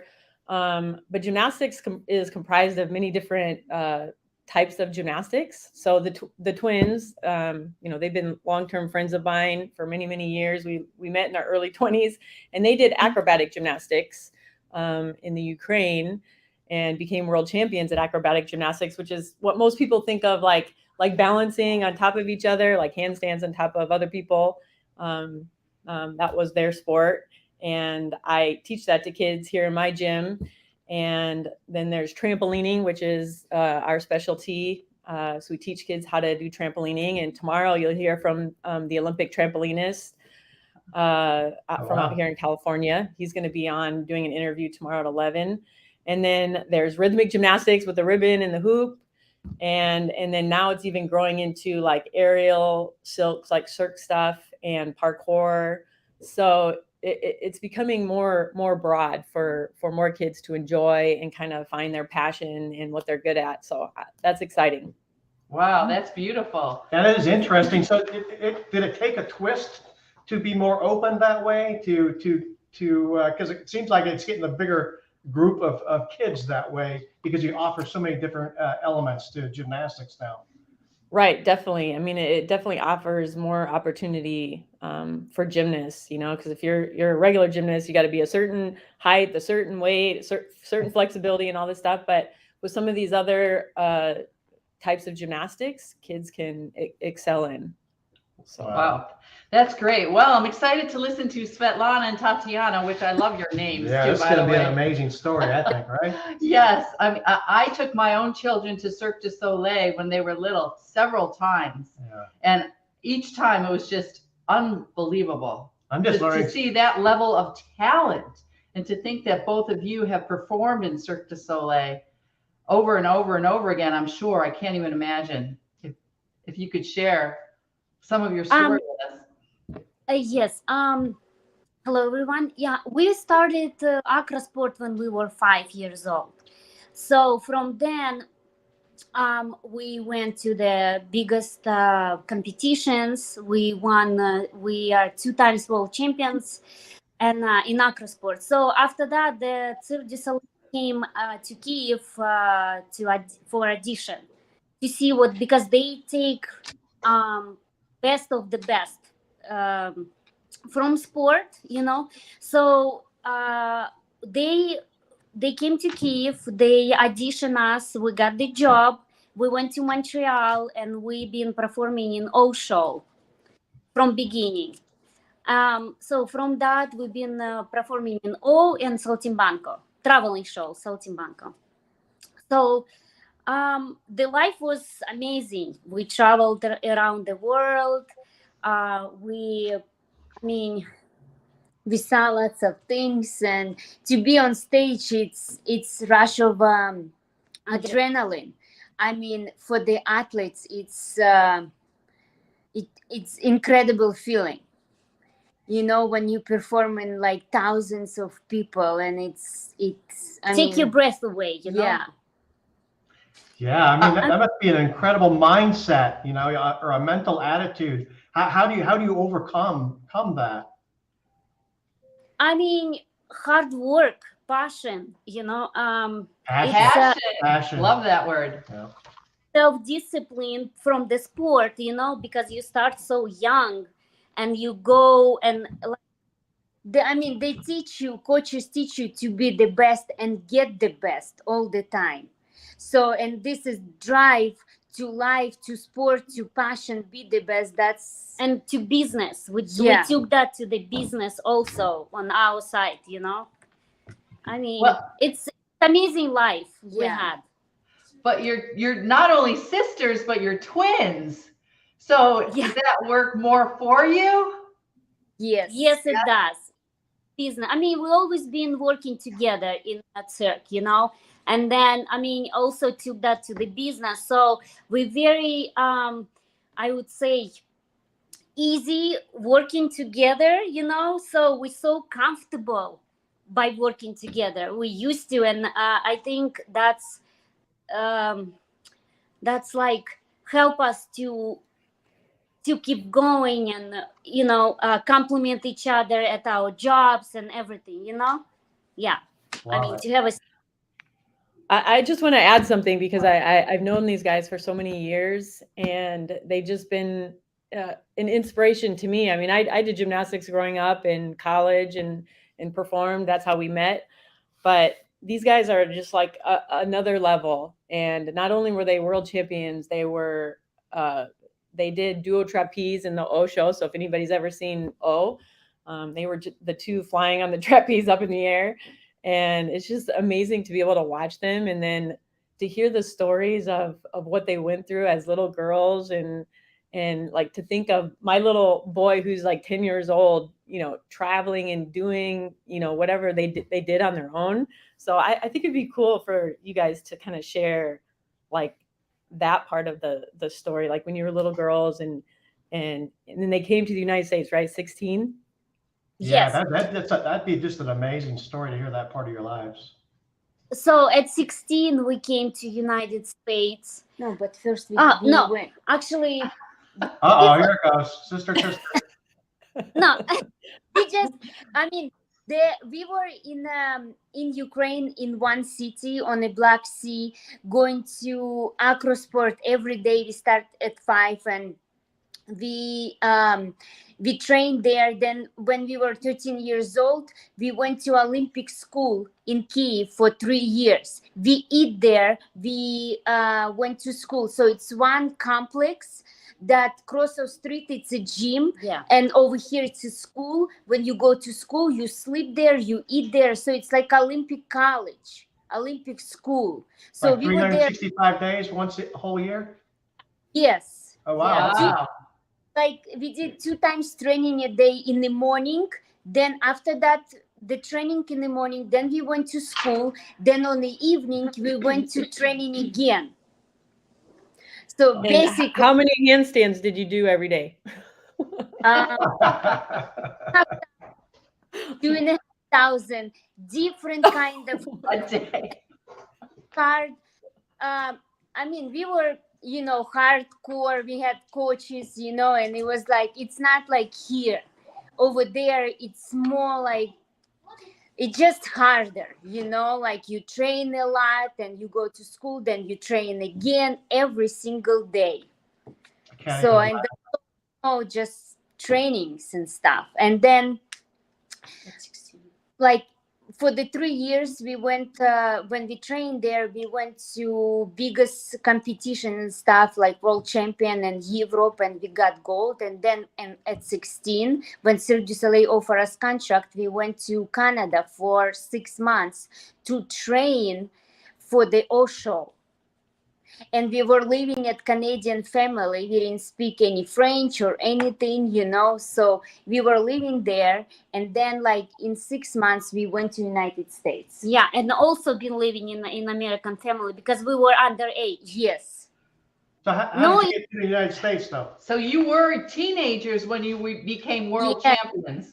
Wow. Yeah. That's amazing. I'm sorry, I interrupted you, right? No, I mean, that's great. I don't want to tell you what I was thinking about when I was a teenager. I mean, we have kids. Each of us have daughters. Mine is 10. My sister, she's 9. But I would never let my child go somewhere and do what we did. I'm just thinking how our parents let us go at that age. You know, to different cities. We only saw our parents once in 6 months. Like we were small. I don't understand how our parents did that, you know, because we have kids now. Looking at my 10 years old daughter, I'm like, oh my God, I would never put you somewhere, you know? Right. Different time. Now it's more scary, you know, like, I don't know. It's when you become a mother, it's like, I don't know how. A lot of worries. Yes. Right. You don't want to, I didn't want to let go. I took my children to work with me. I owned a brick and mortar business. And before they were 5, I just took them with me. I didn't even let them go to preschool. So your parents, but it was a different time. And it worked out beautifully for you. Yes. Yeah. I mean, yeah, exactly. Is there a time limit that you can stay with a company, say, such as Cirque du Soleil? Yes, because you always, I mean, some acts you can work as long as you can, but like we have some artists that like 50, 55, 60 years old. It depends what you do. But when we fly, as what we did on a trapeze, I mean, it gets to the point at 40 from 45, like your artistic life would be finishing because you cannot, you know, it's hard on your body. And you have to also realize that I think it's time to finish. You know what I mean? Right. Because so, I mean, we finished when COVID hit, basically. And then we decided to, the company let us go because the COVID hit and the budgets and everything. So, and actually for us, it was in a good way. I mean, we found what we like. I mean, it's, now we have our own company and because it's better to finish early and find yourself, you know what I mean, than at 45 or 50 years old. I mean, it's scary also, you know, to open something that, like open a business. I mean, it's scary. So we're actually happy that it's turned everything because we had a good career, you know, with Cirque. So it was in a good way that we're happy now. I mean, it's been, in July, it's going to be 2 years that we opened to organize, professional home organizing, you know, company. Right. So, yeah, and we happy. Yeah. I mean, we spend time with kids and we home on the evenings because when we worked at the show, we are home like at 11:40 p.m. in the evening. Yeah, we don't see our kids and stuff. And then we did not have so much vacation. So, I mean, now every holiday we work. Yes. Every holiday we work. Now we can make a schedule. Yes. When we would like to work. Because we work for ourselves. That's a beautiful thing, right? Right. Yes. You sacrificed a lot and you left out when you were on top of the game too. Like we can even relate to NFL players. Some of them stay so late in the game, they're kind of not at the top of their game. Tom Brady. So what you ladies did, but now you have professional organizing. Yes. Wow, that's cool. Yeah, I don't know if we have time. I don't know. I'm horrible at tracking time. Are you? But can you give us just a minute or so about what you guys do here with your business? We help people out. Basically, we organize their lives. Like we declutter for them to come home and be relaxed instead of clothes or things piles up in their homes. You know what I mean? And we love it. As soon as we finish our job, we feel happy. They feel like happy and free, and they can do their job, in a better way. So we basically come and we do closets, drawers, garages, offices, pantries. We do paperwork management. We basically organize everything. Wow. So, did that just come second nature, your ability to organize? And another thing, organization to me is like is a total mind saver. I think if you declutter your home or declutter your surroundings, you declutter your mind. So it all just flows through. Yes. So, I just want to add something to the transition, because it was very cool to watch these guys transition out of performing. And it's like for performers or professional athletes, like you were saying, Tom Brady's like what else is, that's your life. Like you don't know anything else. Like you've never done any other job other than be an athlete. And to be able to make that transition from being great in what you do as an athlete and transition that into being great as a business owner or whatever you choose to do. I tell you stories of like times I go to their house and, I walk into their house, it's like immaculate, and you open up the cabinets and it's like everything is like just perfect, exactly the way it's supposed to be. And then when they told me like what they wanted to do, I was like, yep, that's it. You go do that, because you're going to be really good at that. Well, it's so necessary in the United States too, right? People hold on to things and have a lot. Even if you take a trip, you could see some people who take several suitcases with them when it's even maybe for a weekend. It's like, I know. I got to be their guinea pig. So I definitely enjoyed that. Well, I resonate with that though, Tatiana and Svetlana, because I like to, I'm always kind of cleaning through a drawer or a closet. I don't keep things. I like to let go, right? And have less, and also know what I have, and not be overwhelmed by it, right? But to see the amount of clothes I have, like even Will paid a compliment to me a couple of days. You don't realize it, but he said, I've never seen a woman's closet like your closet. No, it's like I went into another room, like what happened in here? Yeah, it's nice though. So, but many people are not like that. I was just thinking, I was just sitting here thinking, so who's who? Which twin is twin? Raise your hand and tell me your name. Which who you? That's great. I'm Svetlana. You're Svetlana? Yeah. And Tatiana. All right. Tatiana. So just a question. So who was born first? Svetlana, 15 minutes apart. Yeah. Okay. There's always that one, right? Jesus. Yeah.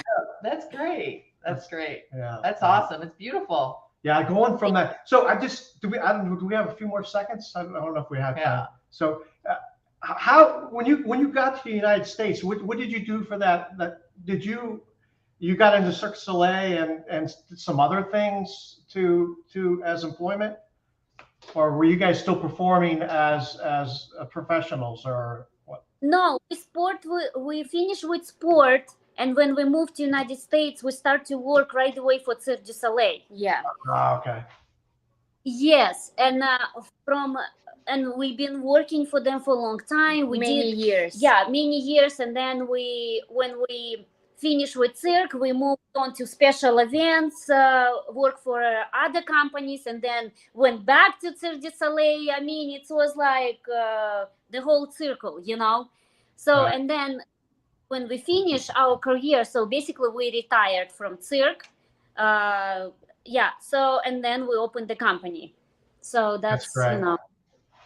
So we have we have a lot of influencers. We have just to interrupt for a moment. I'm sorry. Go ahead. We have a few more minutes, yes, that we can ask more questions. We have more time. I always like asking questions. Right. I know. I have several I'd like to ask of Misty, but one more, please, from Svetlana and Tatiana. So when you came to the United States, your parents stayed in Ukraine? Yes. Yeah.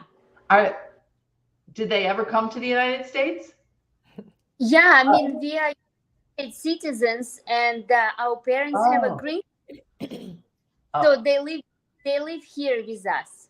Oh, that's great, and they get to see your children. Yes. Yeah. Oh, beautiful. Yeah, that's great. All those years of sacrifice, but now you get to have closeness. Yeah. With your family. That's beautiful. Yeah. Pays off. So, Misty, if I may ask you a question. Sure. You are involved with Project Uprise. Oh, yeah. Yes. Oh, yeah. Cool. Should have something really cool for us. Yes. So if you could just talk to us about that and your purpose within Project Uprise. Yes, of course. Livia is a great friend of mine. I met her many years ago also. Her boys came to my gym years ago, and that's kind of how we met, and we worked on a couple different projects together. And, like I said, this is now my third gym that I've owned out in San Diego, California. And, I've always been a visionary person, and I always, envision what I want to do with my life. And I always told myself, if I could do anything or help any project in the world, it's going to be saving these kids out of child trafficking, because to me, that is like the most horrific thing on this planet that's happening. And for it to be as big as it is in the United States, it's like, it makes you sick to your stomach, Yeah. And we really don't even know, because the stats that are out there just aren't legit. So exactly. It's like 2 or 3 10x times bigger. Anyway, go ahead. Yeah, and I got involved politically a little bit, and I was even thinking about running for office. And I just, I did kind of a rabbit hole deep dive into some of the evil things that are really happening in this world that probably most people don't even know are happening. And just so happened that Livia reached out to me, back in the fall, and she's like, "Hey, Misty, we're working on this project. We want you to be involved." And I have a big faith background. God is big in my life. I believe that He directs every step that I take, and I listen to what He says to me. And she said, "Hey, we want you to be a part of this." And so I'm coming in. I'm helping bring in influencers like Svetlana and Tatiana into the project. I'm also working with faith-based organizations, bringing them into the project, right? Because they're nonprofits. We want to be able to offer an education platform, and bring in, influencers in that faith-based arena, because we really feel like they can help us push forward this project and really make it successful, Totally. Wow, totally that's beautiful. This is what I got to say to that. Huh? Vote for me. Maybe I'll run for governor of California. We need a new one. May I ask you, because you had alluded to perhaps going down a rabbit hole or anything, was that during COVID? Or was it prior to it? Since the last election, and seeing the corruption that I saw, and I got involved in this this last election, and I wanted to work the election and see what it was like.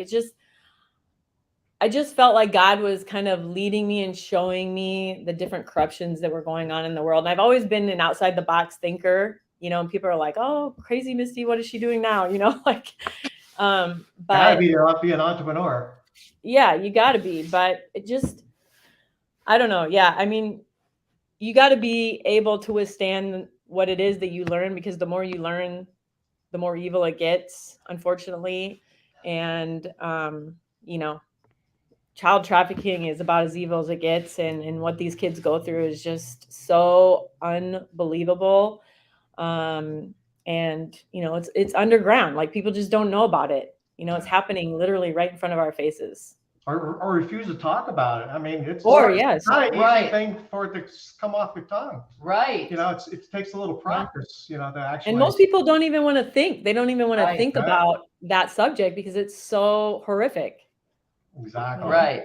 Exactly. I know, because I did go down the rabbit hole personally during COVID, and I had no idea. Like, I knew, I mean, I raised my children in Florida. I knew I was always very careful when I went to Disney World when they were little.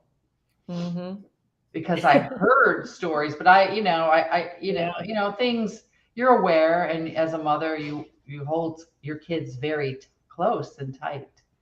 Yes. But to really learn more about it and the evil associated with it and the organization that's a part of it. And to know here in the United States, it's so massive. It's just unbelievable.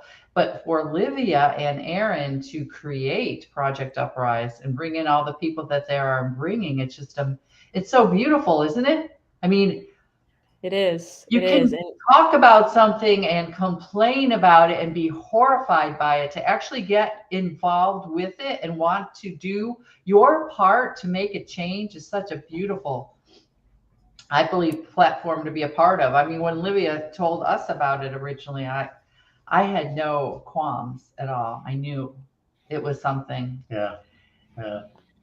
Yeah, and this is the way to do it. I mean, we got to bring all the people and as many people as we can into awareness of what's going on. And you don't have to be in the trenches working, but we can be influencing, we can be spreading the word, we can be getting people to be made aware of what's going on so they can help in their little way. And everybody's helping together to make this fight and Collaboration. to eradicate it. Yeah.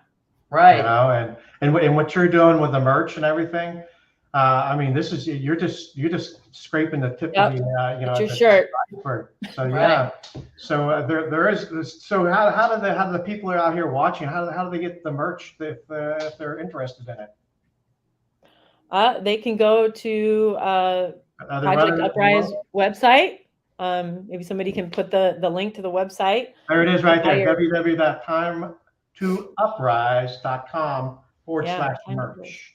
And you get some sort of discount. You get 20% off today. All orders using the code GodHeart20. Right. There you go. And that is another beautiful thing I've noticed. They just put that in my ear, so I wasn't reading it off the bottom. There's just big stuff going on here. So, yeah, because it's wise. Because for the kids. Right. Anybody want to put that in the chat? Right. For the kids. That's what we're here for. So yeah, and you said you had one more question or another question. No? Did I make you forget? Happens all the time. Oh, Misty, do you currently own 3 gymnastics, or you're on your 3rd one? I'm on my 3rd one. Yeah. Kind of happened during COVID. I was kind of trying to get away from it, but God brought me back. So here I am and building a gym, and actually have a goal now to build 4 gyms in San Diego. And just, have impact on kids' lives the way that, I can. And then, with the education program, that Project Uprise, and, we're also working on after school programs. So I'd really like to kind of merge that after school program, my gym together, where we can, have an impact on kids' lives here in San Diego. Wow, that's terrific. And thank you, Tiffany Sanchez. You're the only one to put it in there. For the kids. Such a rule follower, Tiffany.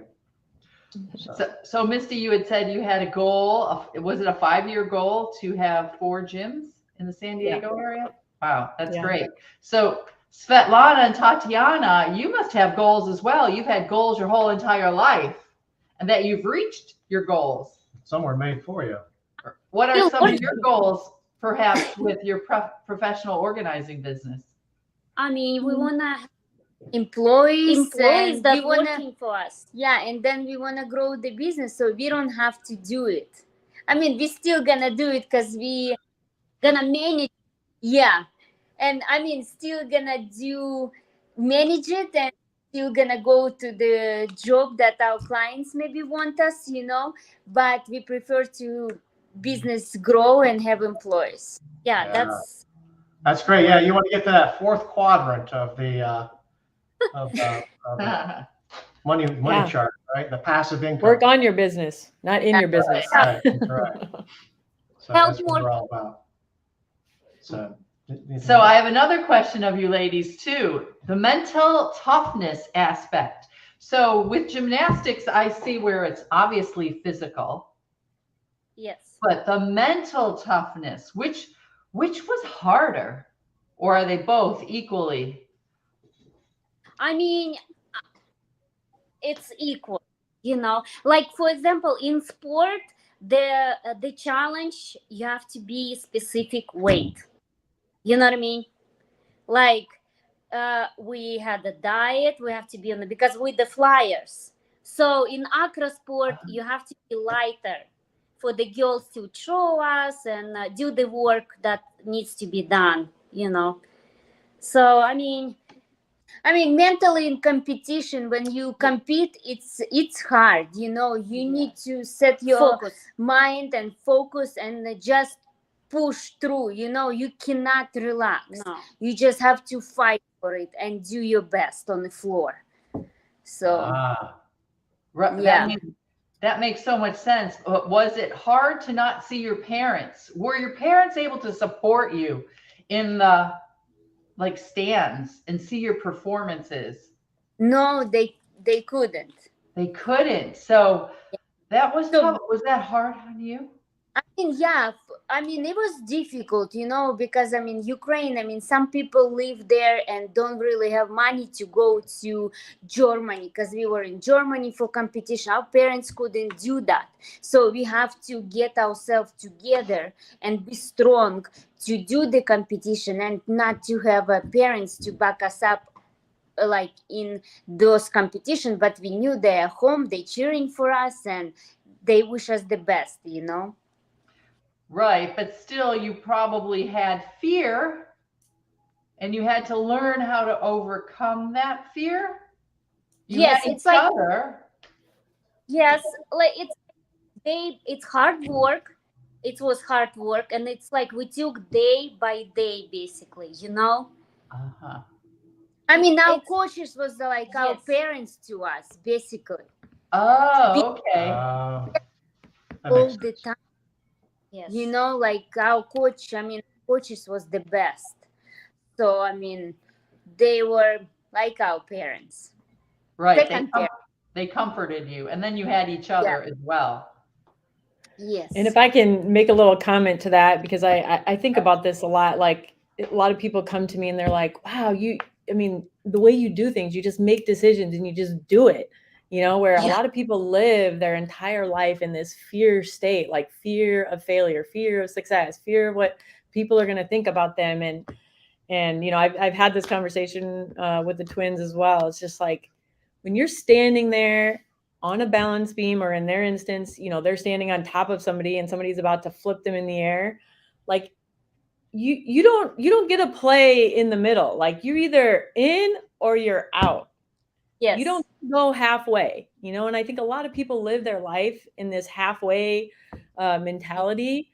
And, I think we've learned that at a young age when like you make a decision, obviously you do the preparation, right? You prepare, you do drills, you do everything that you need to do to get to that point where you're like, okay, I'm ready to do the trick, right? And you stand there and you got to make that decision. Either I go or I don't. I'm going to go, I'm going to make it. If I don't make it, I might fall and get back up. Right. And we all know that that's a learning.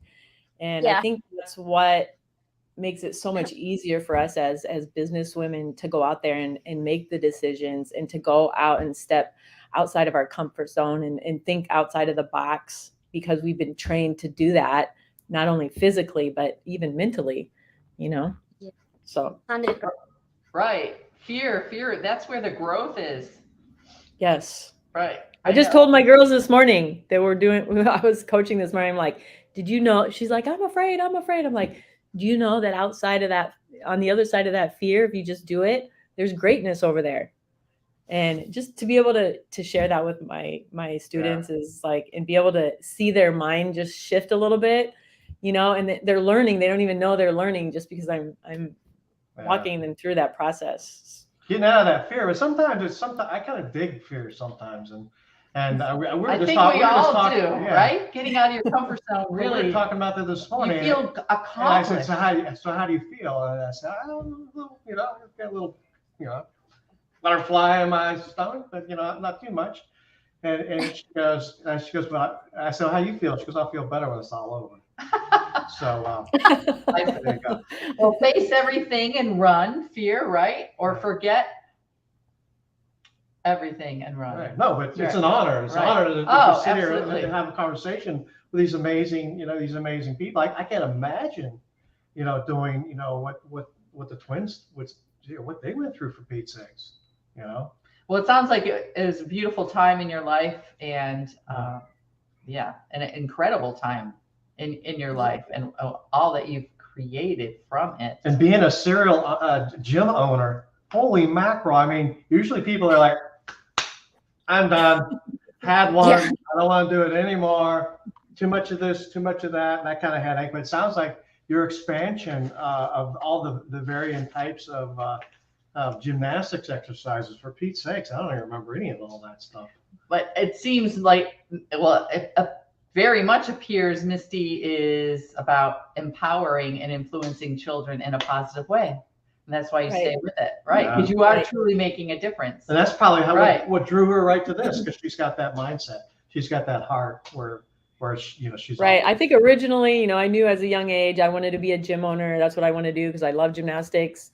But now that I'm older and I've gone through my life experiences and I've done the personal development to get to where I am, it's cool to not only try to teach kids in a physical way, but also teach them mentally how to be prepared for life, give them a positive, encouraging experience, but prepare them for life in the future, not just gymnastics life, but life in the future, you know, which is, you know, what we were able to be successful with. Yeah, I call them legacy clues. Always leave those successful legacy clues behind that other people can follow. Don't follow my mistakes. Follow the things that I did that were right. So exactly, you know, that's like buying time, you know, or buying speed, you want to call it. So follow someone that's. I think Erik said that earlier. You know, go find 5 people that are doing something that you want to do, that you want to learn, or you're passionate about, and make sure they're above you. Right, and you learn so much from that. And the thing too is like being a part of like a community like this, Project Uprise, being a part, being connected to other influencers, being connected to other people who are setting high goals and achieving high things, you know, just puts you at that next level. So, you know, if you guys are on this call and you're watching us, like get connected to something like this, you know, because I mean, I'm just meeting you guys for the first time and, you know, creating a connection, but who knows what down the line it could lead to. You know, it's about building those relationships. And even the twins and I, we talk back and forth like about business, like what are you doing? How are you doing this? You know, and we get to share ideas that take us to the next level. So it's huge. Hey, so who's the boss? I mean, 50-50, but I'm a little. Oh, no, there's always a real boss. Who's the 50-50? There's always 51-49.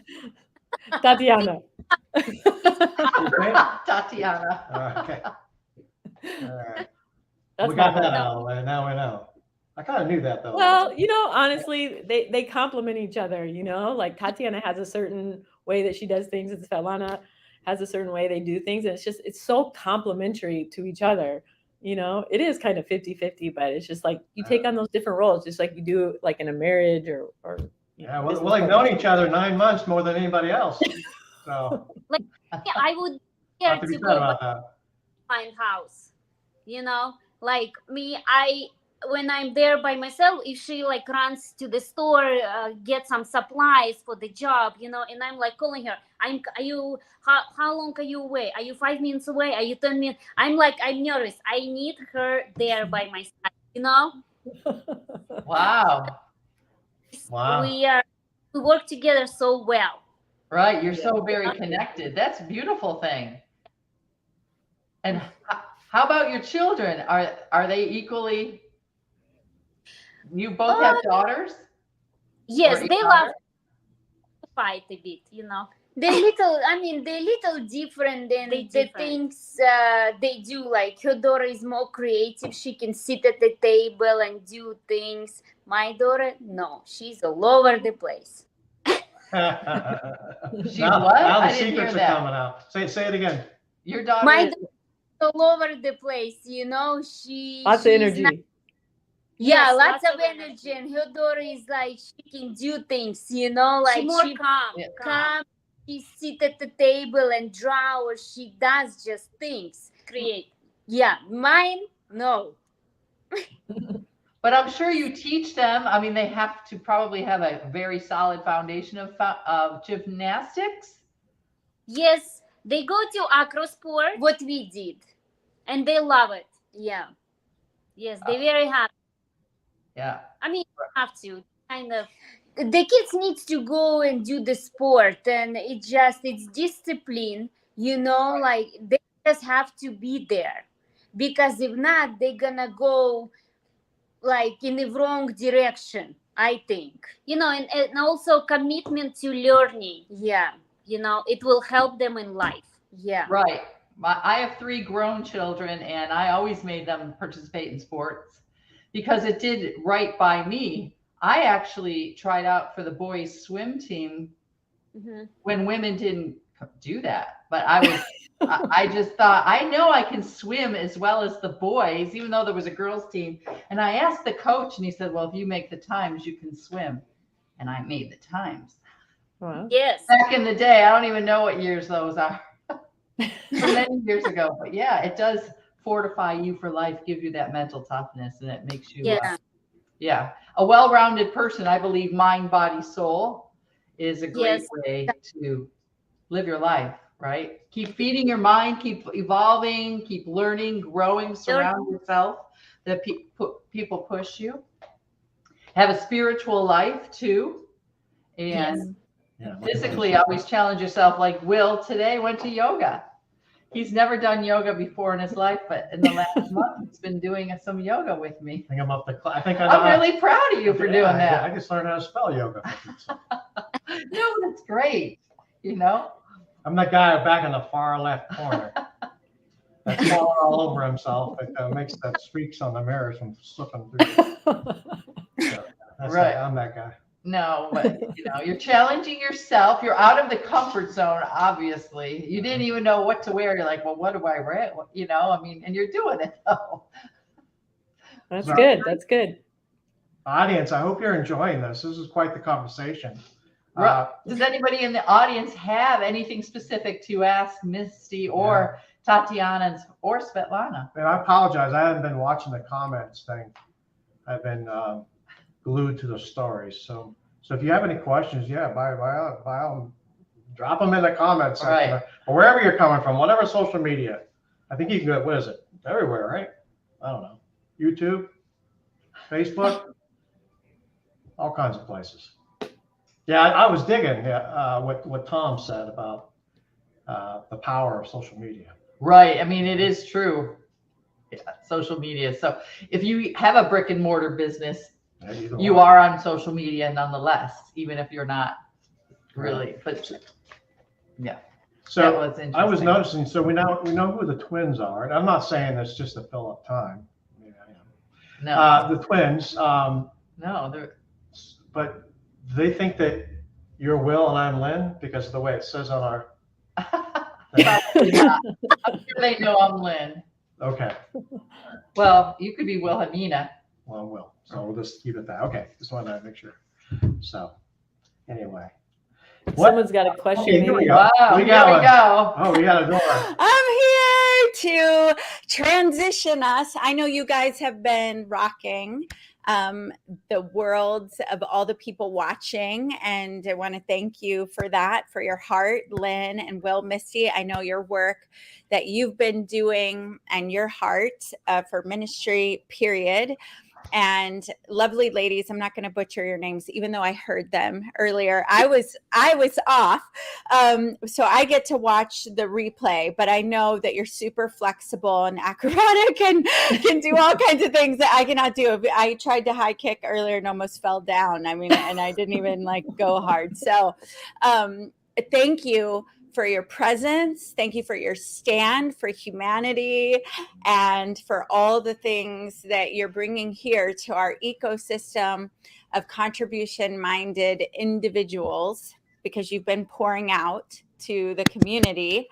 And I know that it's because you're aligned with ending child trafficking with us, and you're aligned with contribution. Right? Yes. Thank you. Thank you for having us. Can any of you talk in an accent? That's what I want to know. Let's hear that before I let you go. Anyone? No? Talk in an accent. I mean, I'm trying to work. Yeah, we want to Tom's- hear the Russian accent. Oh, Russian. We have Russian accent. Can you hear it? No, Yeah. I hear it. But can you do like a Texan accent then? That would be the challenge for you. I'm Oh, working, no. Tom. No? No, and you're disgusted by it or something. You both lean back like, oh no. I don't know how they speak over there, so I don't know. Russian. I don't know if I could do the Russian very well. I have to hear you for a minute. But, you're beautiful. And that's, I know, so stereotypical, the Russian beauties, right? Like they're just tall models, everyone. But thank you so much. I tried the Kim Challan formula. Did you all see that? Like come in, disrupt, be silly. Yeah, you're like, Yeah, it works. he's a Yeah, that's character. it. You're like, what are you doing right now, Adora? Anyway, thank you so much. I look forward to watching the replay and getting to know you in the future. you. And I know Len and Will, I'll see you, and Misty, I'll see you all. Okay, Thank see you later. Bye. Bye, everyone. I need the team to help me. Any accents? Going once, going twice. Will's thinking about it. Dang it. It didn't happen. All right, everybody. How are you all doing? Let me know in the comments. How are you doing? I'm not seeing any comments. If I don't see any comments, we're just going to have to shut this show down. We don't want to shut the show down now, do we? Okay. Let's see. Thank you, Misty. That's what Tiffany says. All right. Please, can you share the recording? So, Delphine, you will see on Facebook, the recording stays there. So you'll be able to go back and watch it. Amazed by everyone so far. So I want to see in the comments your biggest takeaway of the day so far. Biggest takeaway. Nicolette, is that laughter about this accent? I don't know. It's gone suddenly from I think I'm better at Australian, but sometimes it bleeds to like London and then Texas kicks on. It's a mess. It's a mess. Let the kids be themselves. Encourage them. You can't hear me? Can you all hear me? Let me see if you can hear me. Jana can't hear me. And I have a very loud voice. All smiles. I think you're amazing, Nicolette. Aw. It's a movie. Actually comprises many of aha moments. You're the director of your own life. I love that one. Being completely ourselves, who we are. I ask who that, yeah, that's so awesome. Ace, thank you, Lynn. Okay, so everybody hears me. So let's talk about that movie for a moment. All right, let's talk about that movie. And I want you to keep talking. When I'm saying talking, I really want you to keep talking. I'm going to pull up Livia and Aaron in a moment, and we're going to talk. But you know, Matt Morris, one of my really good friends, who knows Matt Morris here? Courage. Courage. I like that one.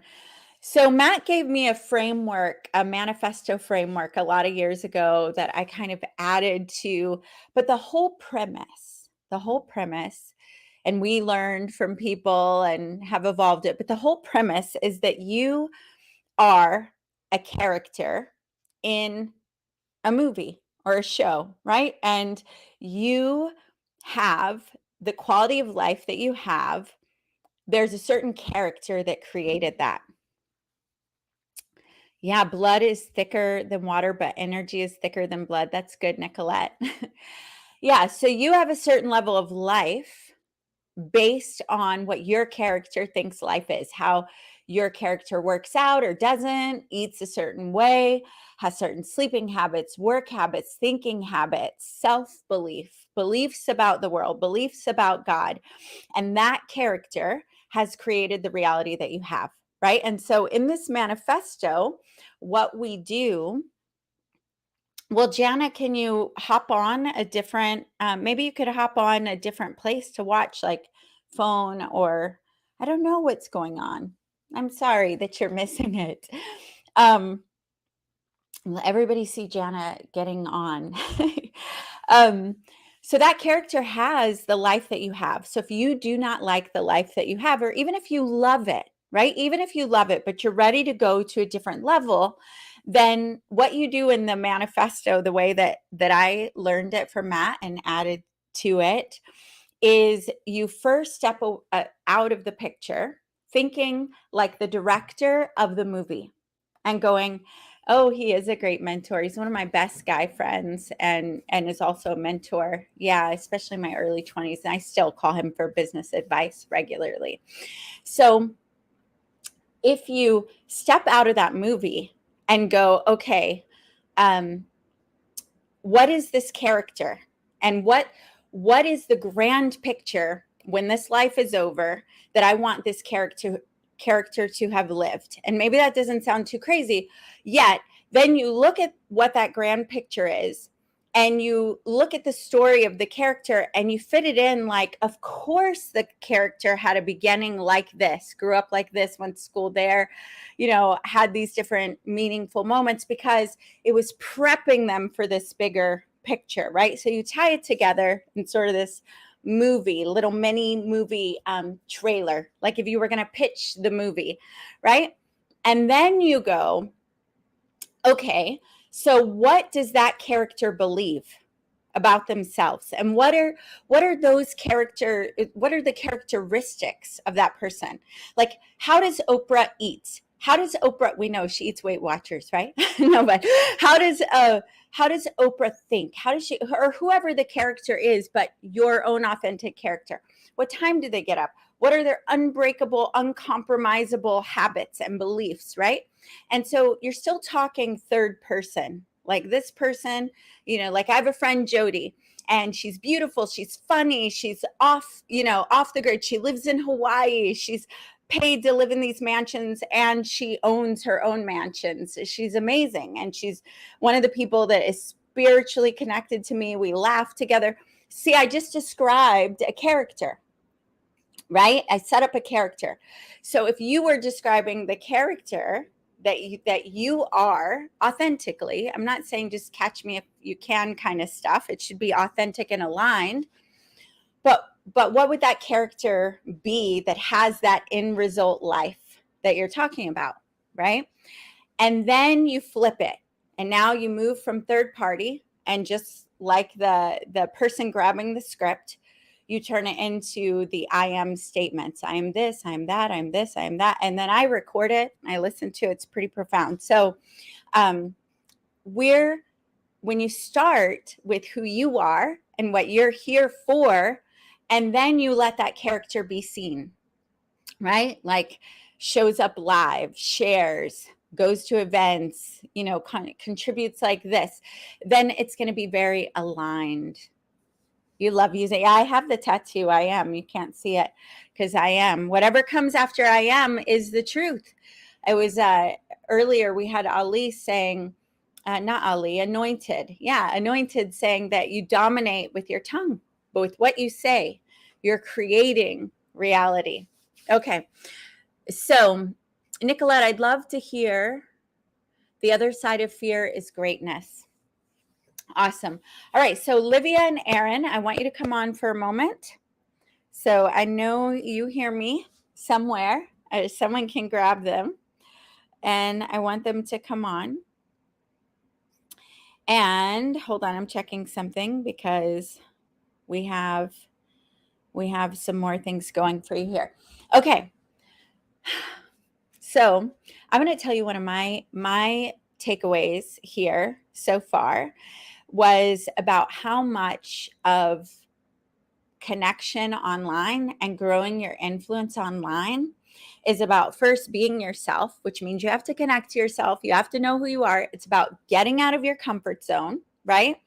And then going online with that and not trying to be perfect, right? Just do it real, do it consistently, be generous, share yourself. Hi, Will. How'd you end up here? Yay, you're about I'm to. here. Okay, awesome. And Livia's coming up. Nope. Hello, Livia. Hello, Livia. Okay. No. Hold with us for a moment. All Okay. All right. So I know that we have another guest coming up soon, and it looks like we may. Authenticity is the key. Sunny, right now it's happening. Authentically. There we are. Aaron. Adora. Yeah. How's it going? Good. It's great to see you guys. So King Bao, it should be on in a moment. Just an amazing lineup so far. And King Bao is just going to light your fire. So I'm going to say hi to King Bao, and then I'm going to bow out for a little bit. Bow, wow, wow, yippee, yo, yippee, yay. What else can we do with that? But how are you guys? What else? Bow, wow. Hey, There's the how are radio. you? Bow, wow, wow, yippee. Oh, I already did that one. Okay. King Bao, nice to see your face. Yes, grateful Hey, to but be we here. see this side of your face. We hear your glorious voice, but I think you have two screens going on. I do. Okay, but we want it to feel like we're looking at you because this is going on. Hi, I'm King Bao, and I got you. we're Is about this to better? throw down. Okay, Is this better? Yeah, so much better, so much better. So before I bow out, King Bao, he's not getting my stuff, but I'm having a great time. I'm having a great time. Before I go, I want to thank you for your stand for children around the world and your totally authentic, powerful, fiery, out there in your face presence. Okay. You are unashamed, wildly unapologetic about who you are in the world. And that's what we need, are authentic people, loud and proud in their own unique way. And I wanted to personally just see your face for a moment before I leave and thank you. I'm grateful for that. Thank you so much. Shame is the first thing mankind felt after they fell. And that is what the enemy of humanity uses to keep us in a space where they can harvest and feed off of that fear and then continue to manifest the reality that they are. So we have to pull ourselves out of shame so that we can take that reality away from them. Yeah, wow. That's deep right off the bat. It is, man. That's King Bao for you. He's the man. Yeah, for sure. So I just had just a few words to say about, if you don't know who King Bao is, just 3 words or 4 words basically sum him up. He's an athlete. He's an activist. And he talks about shining your light and how important that is. So we are so blessed to have you here. And I'm sure, Aaron, you have a few words you would like to say? Yeah, King Bao, I would like to actually start off right away with, I heard you say, this is your quote, I always wanted to save people. I always felt a calling to help people. Can you speak about this calling that you've had and just kind of tell us when it started and when you first felt that? When I realized the importance of my mother giving me life. I was adopted. I grew up the only African-American male in my small community of Norwegian farmers, 700 people in Minnesota, small town called Kirkhoven.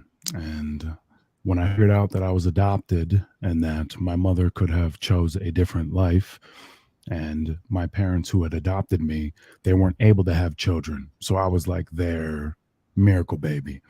I was just like I had an innate sense of gratitude throughout my life. Like, why did you guys want to adopt me?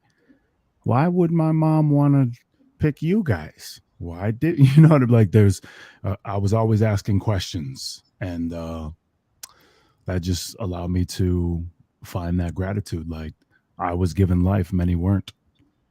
There's many people who have gone to war and died for my future. I'm a man who grew up honoring the samurai and just kind of worshiping the Bushido code. I saw Ghost Dog, The Way of the Samurai by Forrest Whitaker, ended up reading the book Hagakure that was based on, and just was fascinated with the minds of warriors. And I always wanted to honor those that had fallen before me, whether that also be children who might have not got the opportunity to be all that they could have been. And so for me, it was like, I'm going to be all that I can be. My last name, if it weren't for me, my father's last name wouldn't continue on. I get to continue it on, and I'm going to make Bao Man mean something. That was always my dream. My dream was always to make Bao Man mean something, because like, what better way to create my life, or the analogy of what my life was. I was given life. My parents couldn't have children, so that's why they adopted me. And I get to carry on a name that otherwise would have been fallen and forgotten. So what a crazy story. And I just wanted to see that through. I wanted to see it through, and our name didn't have a lot of weight where I was from. It was like, Bauman, like everybody has those last names in their community that everybody knows. And mine, I didn't feel like was respected as it could have been. And now I'm grateful for my life. So I know you're extremely motivated and you're very passionate about your fight to eradicate child malnutrition. Can you talk about that a little bit, but also speak about how this helps you in life, and to be an athlete, to have this purpose and this meaning for everything that you do? Well, the story of the eradicate malnutrition stems from, again, making my name mean something. I ended up wrestling at the University of Minnesota. And when I wrestled there, it was one of the number one teams in the nation to be on. I was in the 6th highest recruiting class. And so here I did all these things. I became a national champion, a state champion in wrestling. I made something of my life. I'm thinking like I literally have made some type of history. And if I wasn't here, that wouldn't have happened. So all of this, the impact, the lives that, I'm directly seeing that are changing around me because I'm somehow a part of this story, I honored that. And when wrestling at the University of Minnesota, that was where all of my young ego was somewhat born, and a lot of shame and insecurity started to come out, and I had to heal from that. I had to heal that timeline. And while I was wrestling there, I ended up suffering my 5th. I can't even say the medical term. It's crazy. I forget that I can't say the medical term because the medical industry owns it. But long story short, and this is what pisses me off, and this is what ultimately allowed me to become who I am, because I saw that, through helping people through my company, like, I can't say this term, right? We all know what the term is. It's a head injury. I can say a head injury. I had my 5th head injury that took me out for 3.5 months. I wasn't able to comprehend what I was reading for a while, which was really scary. I would have weird panic attacks if I would hear too much noise. I couldn't go to my wrestling matches anymore, because when I would see something and the crowd would start to pop, my heart would start to race, and I never had that before. And yeah, I just, everything was almost about to be taken away. Here I am. I'm supposed to be the next big wrestler, the next big everything. And, you know, my team thinks I'm potentially, you know, some of the guys thought I was faking my concussion or my head injury. We don't make medical claims. We can't treat, heal, cure, or do any of that. We just do food technology. So the FDA can't come and say I'm making any type of medical claim. There's no medical claims. What's medical, right? But when I suffered my head injury, I was at a buddy had reached out to me and told me about this company that does food technology. And he said, we have an all-natural anti-inflammatory that lowers the inflammatory markers in a human by 47% in 90 minutes. And what you're dealing with is inflammation of the head or brain. And I'm like, huh. So 2.5 weeks later, after taking this product, I was medically cleared to wrestle. And then we took that company from 300 customers in the Midwest, me, myself, and another couple, took that company to a couple thousand people in the Midwest. And it allowed me to not have to work. And a lot of people know the story. The day before I heard about the company, I was about to take my life. I lived on the I-35 bridge. It was right on the Mississippi River. So if you know where the University of Minnesota is, it's right on the Mississippi. And you take a right off of the 35 bridge and you literally get led into the university. And so I lived on the first apartment buildings right off of the bridge called Floco Apartments. And long story short, here I am 3.5 months in. I'm supposed to be the next big thing. Everything is falling apart. And I look up to the sky because I'm going to jump off the bridge, right? I'm sitting in my apartment. I'm just like, well, I actually took a step on the bridge and then ran back to my apartment. That's the real story. Because I felt like it wasn't me. It wasn't me that was telling me that I wanted to do this. Like, there's a reason I have to be here. So now I'm like, I ran back. I look up to the sky and I said, God, if this is it, take me now. If it's not, give me a sign. The next day, my buddy Nathan France ended up calling me and telling me about this program. And then 28 days later, my life has completely changed. I am making enough money to begin to do the things that I want to do, like make music. I have time and money. For the next 6 years, I didn't have to really work. I was able to travel and make money speaking to others and telling them my story and sharing the technology and watching thousands of lives change because I said yes. And here we are yet again being shown by the universe, like, how did this happen? Why am I here?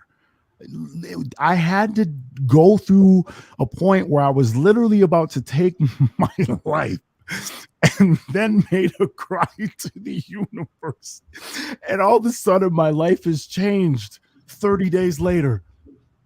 You understand? So how the Eradicate Malnutrition thing came to be in that was somebody named Sam Castor bought the company. And he infused all of our technology with a technology of his own that he was using in his last company that did very, very, very, very well because of this one food technology. And he said, why don't I infuse what I have with what you have and make a super company? And his dream was to be the reason to save children. He wanted to save children. And what he did with this technology called Ace Mannin, which is one of the world's most naturally researched molecules on the planet, and majority of the world has never heard about it. It's disgusting. It's absolutely incredible. But the fact that they can censor that type of information, over 100 peer-reviewed studies to show what this does in the human body, and all it does is turn on the immune system like nothing else through aloe vera. It's a long chain polysaccharide. That means like it's like sugar, it's a mannose. It's found in there. Ace Mannin is just a miracle. That's how I was able to see so many lives change. And Sam started to donate this technology to, all of his children are adopted. What do you know? That's an interesting story. All of his children are adopted. And here he starts to donate this technology to orphanages that were losing, if we put it up to a couple hundred kids, can die from malnutrition because they're just not getting nourishment. Well, Ace Mannon put in their food. After 1 year of donation, no child died. They were losing, the Romania orphanage was losing 30 to 40. You put that up over all the orphanages that he helps, think about how many children's lives are impacted. So he goes, I have a way to take business and save the world's children. He goes back to his shareholders, tells them the idea, and they say, no, because they're a public company. There's no way that we can do this buy one, nourish two model that you're talking about. There's no way we can do this Tom Shoes model. You understand? We have to protect shareholder interest. Well, he buys our company and decides to make it the first ever social business 3.0. That means as you take the products and get healthier with these life-changing, world-breaking food technologies, because the body knows what to do with food. It doesn't know what to do with chemical. As you get healthy, as you change your life, one for one, we donate that same technology to children in need. How incredible. So as I'm hearing him speak about this, I'm sitting in the crowd and I'm just like, how do I get this out to as many people as fast as I can using all of my gifts? I have to fight. I don't want to fight. I could live a kind of a good life. I was just, I've always walked away from fighting is my passion though. Martial arts is my passion. I've walked away from every single fight outside of the cage. I've had people slap me, spit in my face, push me, do all of these things. But the samurai believed if you whipped out your sword and you did not use it to kill, you had to turn it on yourself. Ritual suicide, seppuku. That's where you would literally stab yourself and then cut almost like a triangle in your intestine, and then someone would chop off your head. That's how you had to regain back your honor. And I took that very, very seriously. Why would I fight if it's not to the death? I'm not going to dishonor what martial arts is. Bruce Lee was my idol. As a doll made of wood, there's just so many things that have to do with honor. And to me, it was the only honorable solution was to finally pick up my sword and fight and become the biggest thing that I can for the children. Everything that I do, everything I do to make me bigger saves kids. Everything that I do and every platform that I can get on to tell the story saves kids. Because I have went viral now multiple times, I've had a lot of people reach out and tell me that they started to take our product line. River is her name. River and her husband. They were watching me on a TikTok live. I was talking about this. They reached out. In their first month, they got, and we don't make medical claims. We don't treat, cure, heal. The body knows what to do with food, not chemical. In their first month, they got off all of their medications. Very interesting. Very interesting. Just doing things that biohack the body to do what it's supposed to do anyways. Was able to allow them, results that, let's just say some other industries have only been milking them and not giving them the same result. And, here we are and saving lives. And all of a sudden, the FDA wants to come after companies, such as this, saying, food technologies are out of here. Herbs and mushrooms are out of here. I don't think so. That's why I'm here. I feel like I feel like it's so easy to see. When I tell the story in full and everybody can see it in full, I feel like it's easy to see and easy to understand why I am the way that I am. Right. I was a stay-at-home dad for 2 years. Mm-hmm. And I took that for granted at one point in time, because here I am living my dream. I am young in my 20s. I have money, don't even understand what money is or how to handle it. And I have twin boys. The mother of my children is also, stay at home from our company. And we are living somewhat of a dream. I get to wake up and work on music, the thing I always wanted to do. I get to sit here and teach myself how to do all of this.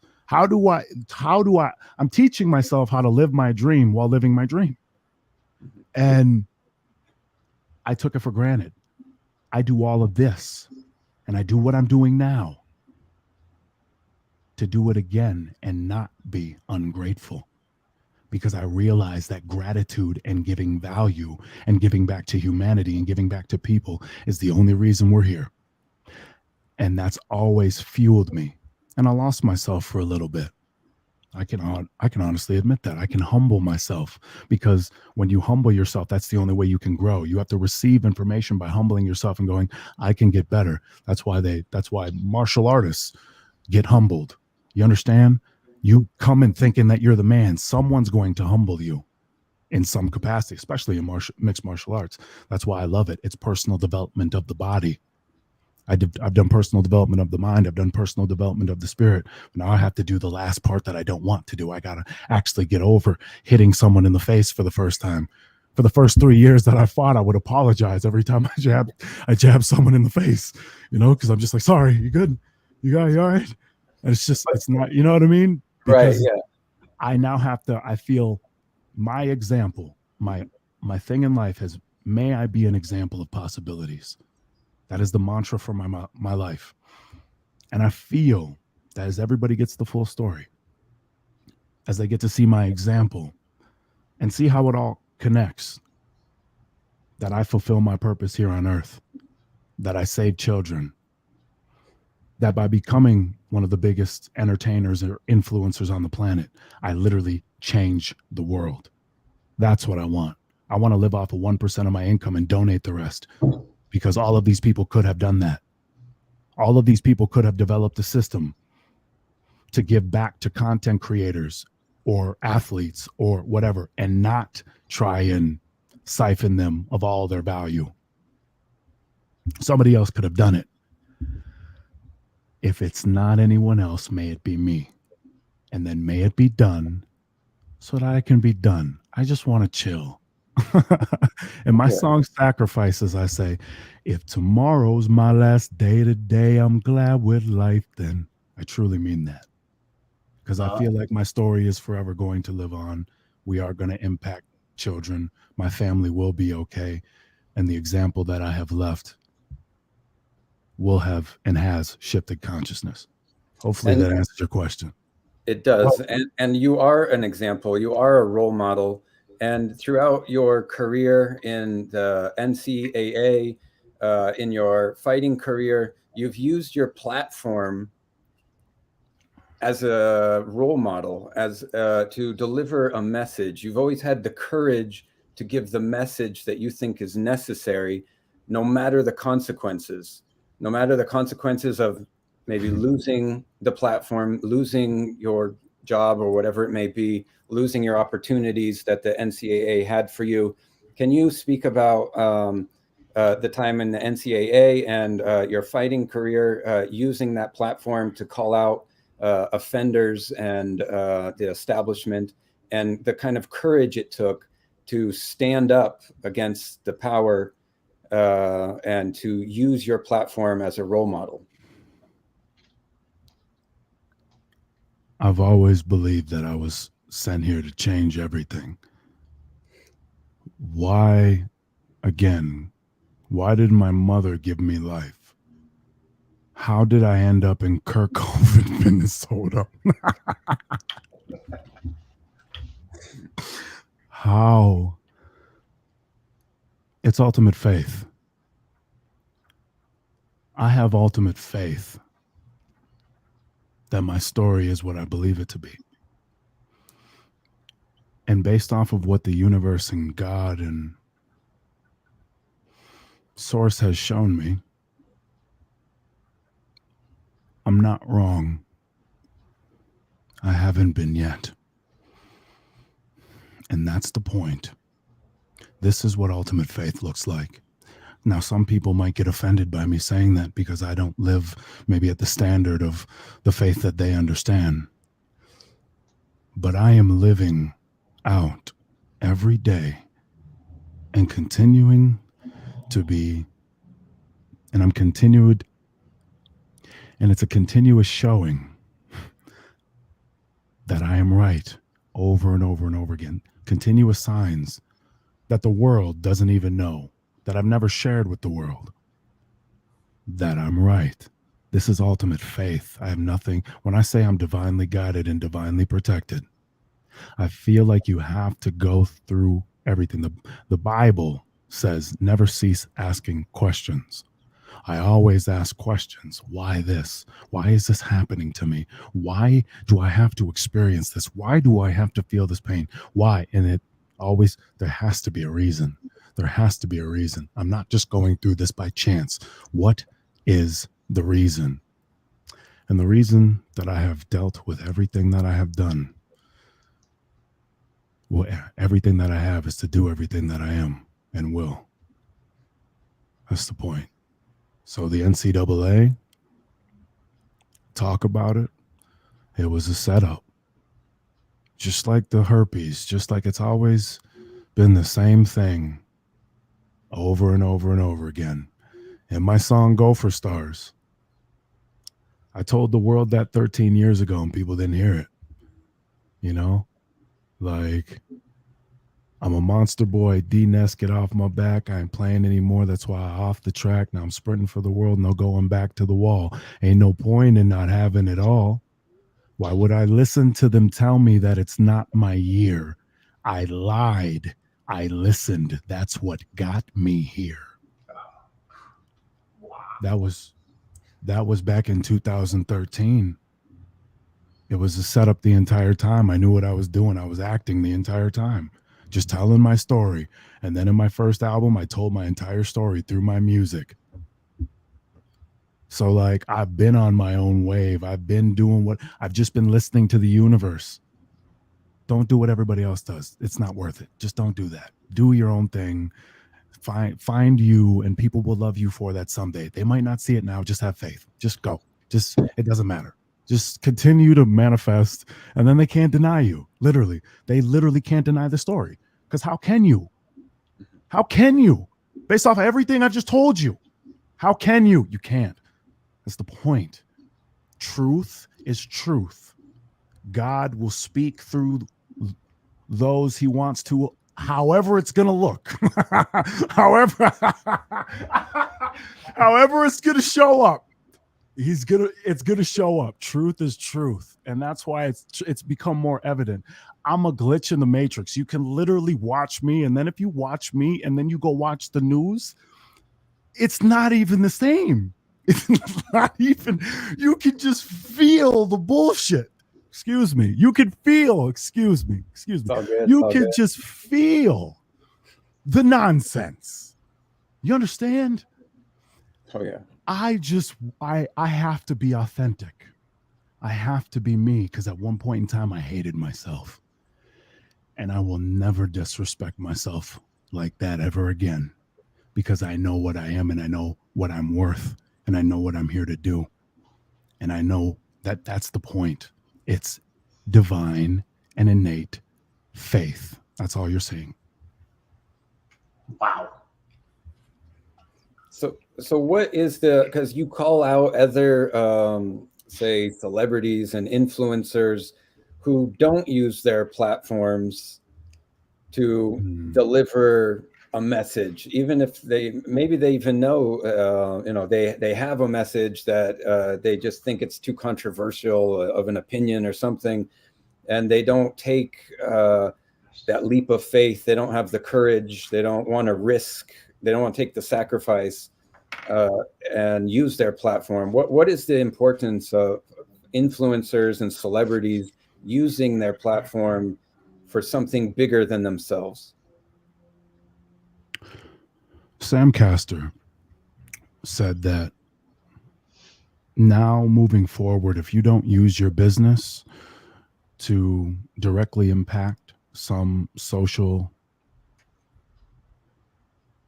cause,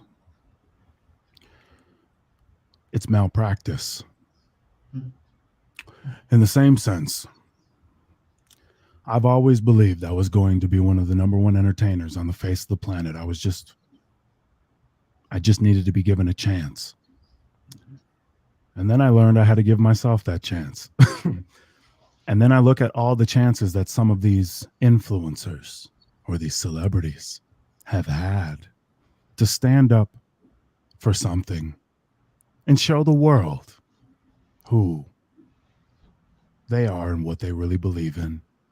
And now I think it's evident in many occasions, in many circumstances, and in many examples that what we have been fed from Hollywood is a complete and total lie. That's why we are like, you know, we are the new Hollywood. Authenticity. You don't just get cool points anymore for being behind a closed door and no one knows what you think. We need to know what you think and we need to know what you believe. Okay. Right. In politics, same thing. What do you actually believe? Because you do a lot of this, but then nothing changes. I can't just talk. I go insane. A lot of people, they hear me talk and they go, wow, he talks a lot. I actually really don't. I'm very quiet in my personal life, and my friends, like my actual close circle, they know me to be very quiet. The only reason I show out on cam is so that I can say everything that I need to. So hopefully someday I don't have to talk to any of you guys anymore. I love you. I love you all. I do. I wouldn't be doing this if I didn't love humanity. But I just want to go hang out with my kids. Mm-hmm. I just want to go honor them like how I was supposed to honor them the first time around. Do you understand? I want to give them my presence and guide and have an example that they can follow and then help maybe guide and mold them through their own example. You understand? Like they're the future. I'm supposed to learn from my children. Well, I think there's an attack on children, an attack on consciousness, and an attack on intellectualism and logic and understanding how the mind works, because they know that the children are the future and that their minds are limitless. Yep. That we literally continue to move forward because of the children. So why wouldn't you get the future out of here if you had the opportunity to? And here I was, and I was given life. It's what it all goes back to. You were talking about. So wait. Let me finish by saying that's why in Hollywood and all these people, my goal has always to become the biggest entertainer on the face of the planet, so I could actually give back to humanity. Mm-hmm. You will not be able to question my example. That's the point. I put my money where my mouth is every time. My children will be provided for generations. The children of the world, their futures will be provided for through generations because of my example. And that's the point. We shift everything. And no one will ever, and I did it outside of Hollywood. I always said I didn't need Hollywood. I never needed to sell my soul. I never needed to sell my soul for success like some of these people.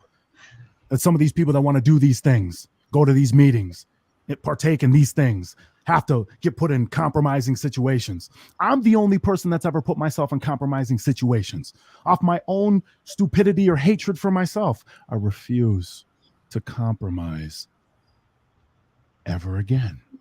And that's what you're seeing. My happiness, my peace of mind, what I believe to be my morals, my honor. There is no shame here. I have no shame because I don't fear humans, because humans are what has allowed us to get to this point. Human fallacy has allowed us to get to this point where we've pretty much dog walk ourselves into a position where we have fake people who are influencing us, telling us things that aren't real, that literally they can lie to you about whatever they want, and you just have to take it. There's nothing. It doesn't matter how many lives are impacted. We just have to sit here and take. I'm not taking anything fake anymore. I'm not taking anything inauthentic. Mm-hmm. That's done. It's time for change. That's what I am. All you other influencers, watch what happens next. Well, that's what Martin Luther King said. He said, when you know what's right, when you know what's moral, you have to be willing to risk it all, risk your career, risk humiliation and ridicule, and even risk your own life to do what's right. You can never go against your own morals and your own knowledge of the right thing to do. My children are watching. Exactly. And so you come from, you said that you were in the foster care system or you were adopted. A lot of the children who get trafficked come from the foster care system, are adopted. They're vulnerable. They have insecurities and vulnerability, which makes them vulnerable. And traffickers exploit these vulnerabilities in order to traffic them.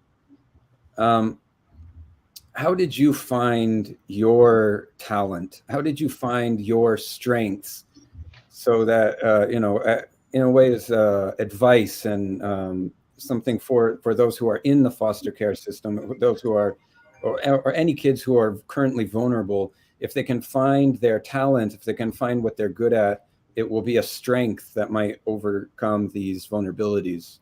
So how did you find your strength, your talent, and how did you go after it?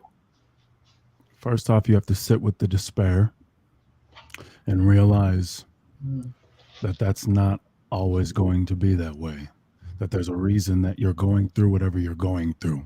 So you have to sit with it, and then you have to transmute it. Energy is always moving. If that wasn't the case, you wouldn't be able to feel multiple emotions throughout the day. So first off, sit with it and then direct it, transmute it. What are you going? So it's made you feel, you're feeling this right now, but I don't want to feel this anymore. So now that I'm feeling this, I actually start to think, I don't like feel. Why am I continuing to feel this? Now I get a little mad. Now I use anger, but in a healthy way. Like, wait a minute. No, I'm not going to feel this way. That kind of, you have to transmute all negative emotion into a positive. That's why you go work out. That's why you move the body, energy in motion. And part of the reason I love myself is because I used to do mirror meditation, or I used to look at myself in the mirror, because at one point in time, I hated it. I would sit here and I would look and I would go, man, that could be better. This could be better over here. Man, if I had a little bit more of this, you know what I'm saying? And then guess what? Because you're looking at yourself in the mirror, there's going to become a point in time where you say, you know what? I'm just going to see if I can make this a little better. Right? You're going to start to do things to make you into what you're seeing in the future. Because what am I doing as I'm sitting here going, well, this could be better. Well, this could be better. Doesn't that sound like growth? Growth is the infinite principle of the universe. And by envisioning myself better, thoughts create. So as I'm sitting here in the mirror and I'm going, well, I think I would love if it was this way. I am now everything I've ever wanted to be, but I've only just begun. So I would say get comfortable in front of the mirror.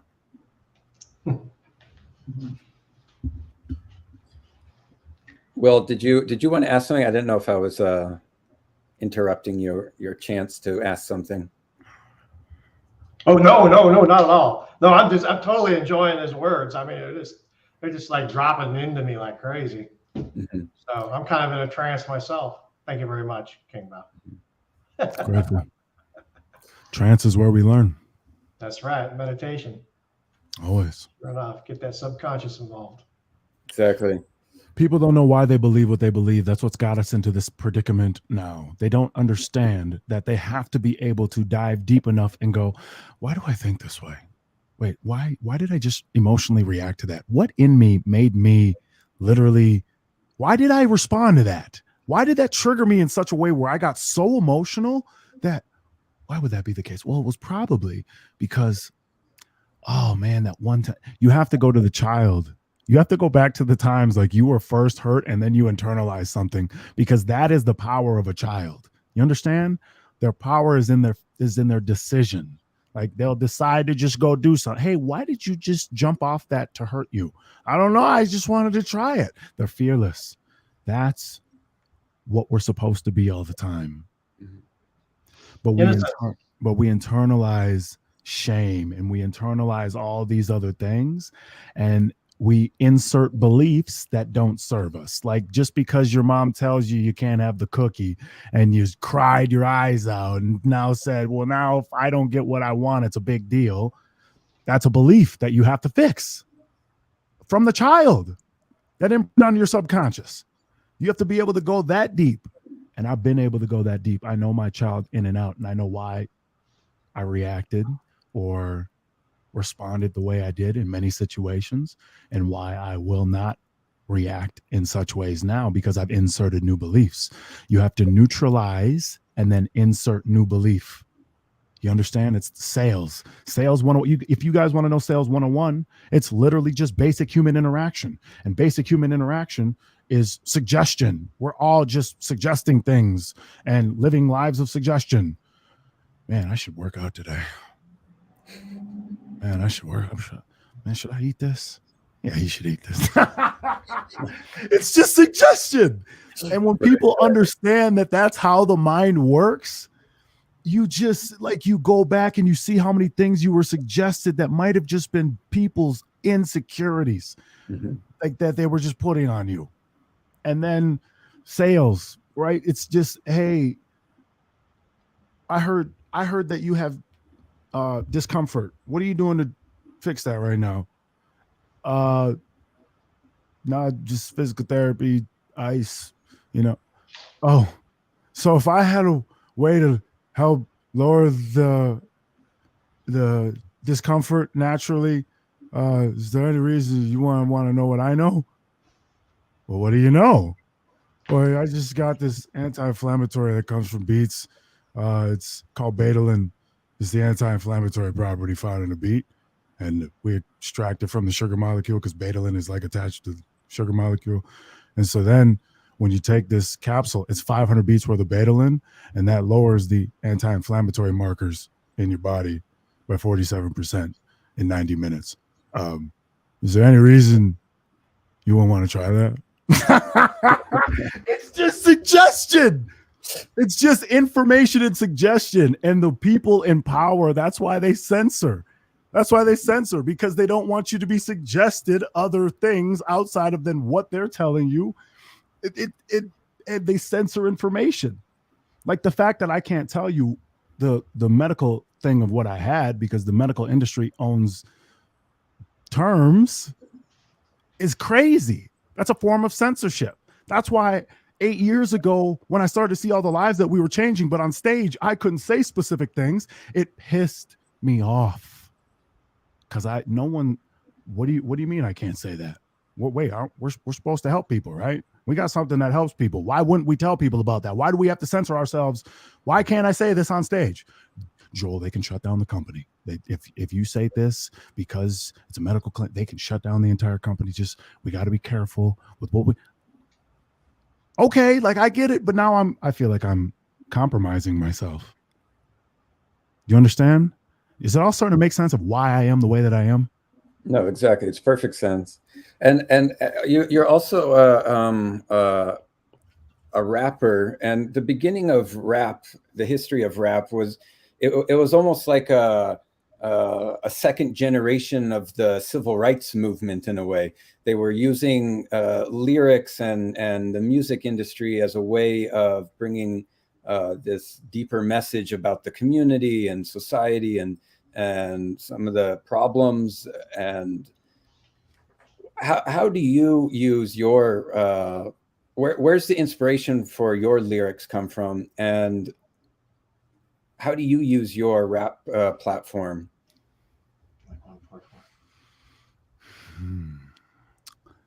So I always wanted to change everything. and I saw the impact that I've always felt music. You know, when I was in the church and the band was playing, it would make even the people who never smiled, I could look over and they might be singing. They might be smiling. And so at a young age, I was like, okay, music impacts. And then I would also hear things as the band was playing. I'd be like, okay, what if they had strings here? Or what if they added a guitar? Like, I always was just able to hear things, right? I didn't know what that was. I didn't know it was called a music producer or a beat maker. And then one day I got Magic's Music Maker in like 5th grade, and I saw it at Home Depot with my dad. He think he needed to go get ink or something. And I saw this program called Magic's Music Maker. What is this? And I started my little beat journey. And even back then, my first rap was corrupted visions of fake divisions. Men and women only living by superstitions, trying to fake admissions through hasty additions. Foolish men's ambitions turn into fatal submissions. It's like, I was like, I don't know where that came from. Like when I was a kid, like, I don't know, but it came after I made my first little beat. And I just started, you know, I don't know. I just wanted to make music that actually meant something, because I felt like all the other stuff was played out kind of, you know, like, and it was projection. I felt I could feel that at a young age, where it's like, why do you feel the need to have to, outside of horrorcore, I loved horrorcore rapping, because like horrorcore is like you creating worlds and talking about why you're so, it's like you're being like a god of your own, you know, little creation, right? Like you're creating worlds, like you're an artist. And I wasn't good at drawing like I wanted to be. So I would use, but I could use words. I've always been told I was good with words. So then I started writing. I just write all the time. And it was always I always wanted to be to shift consciousness now in some form. I wanted to leave the people with a message.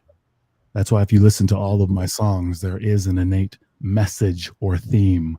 I am a concept writer, and the concept is always the same: some form of awakening, some form of awareness, some form of you feeling what you need to feel to become more, you know. My last song, one of the last songs that I released, it's called Highs and Lows, or Crown, whatever you want to call it. I don't care.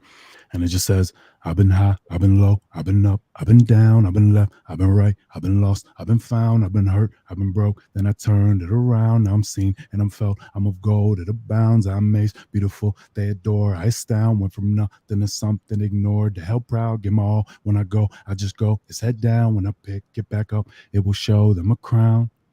And I feel like that's where we are right now. Wow, that's fire. It's fire. Yeah, you have a rap battle coming up soon. Can you talk about that? What is the battle and kind of the story behind that? So I've always been very competitive, right? If I'm competitive about anything, it is my ability to put together thought. The Jimmy Kimmel Challenge, for instance, that whole thing came from the, shall we say, battle rapper in me. That it's like, they have got society so stupefied. I've always felt like I'm hilarious in my own way. I've always felt like I'm funny. I've always felt like I've been able to rap at a certain level and perform. Let's just call it perform at a certain level. And I wanted to prove it through the Jimmy Kimmel Challenge and my social media that like I can do this daily and I can come up with new material, new content, tell a story. And the music and the battling and all of that just stems from the battle rapper in me. Like, it's just my ability to want to display and prove a concept. You understand? Like, it's communication. It's performative communication. If that makes sense. It's performance art. So I'm going up against one of the #1 people on planet Earth in this performance art realm. Millions of views, billions of views to his name, and he blew up over antics. But he used his antics to share a message, and now people look at him as one of the #1 lyricists on Earth. He signed to Kendrick Lamar's record label TDE, and they're all conscious, you know, uplifting, empowering. So this has been my dream matchup. For many years, I've waited to get to this point so that I could battle this individual. His next battle was supposed to be against Michael Jordan of battle rap, essentially. And here we are, and I'm the first person to get him out in 2 years. So I take that as honorable. And then to be able to do it on my platform, we're giving ownership to all these people that I've been watching for the longest time, just waiting to perform with, waiting to do this with. And we're able to give them ownership of their content. That's what Create For You is all about. We will give intellect and performers, content creators of all types, the intellectual property to their performances so that they will be able to do what they want with it. And it's a dream. I'm living a dream right now. And March 25th, people will realize and see that this is only the beginning, but it's the culmination of a long, long vision made manifest. March 25th? You got it. Create For You.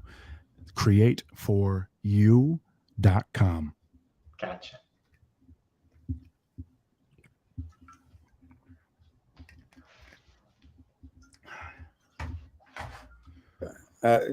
King, so to finish up here, do you have a final message for the kids out there who are suffering right now, who are vulnerable?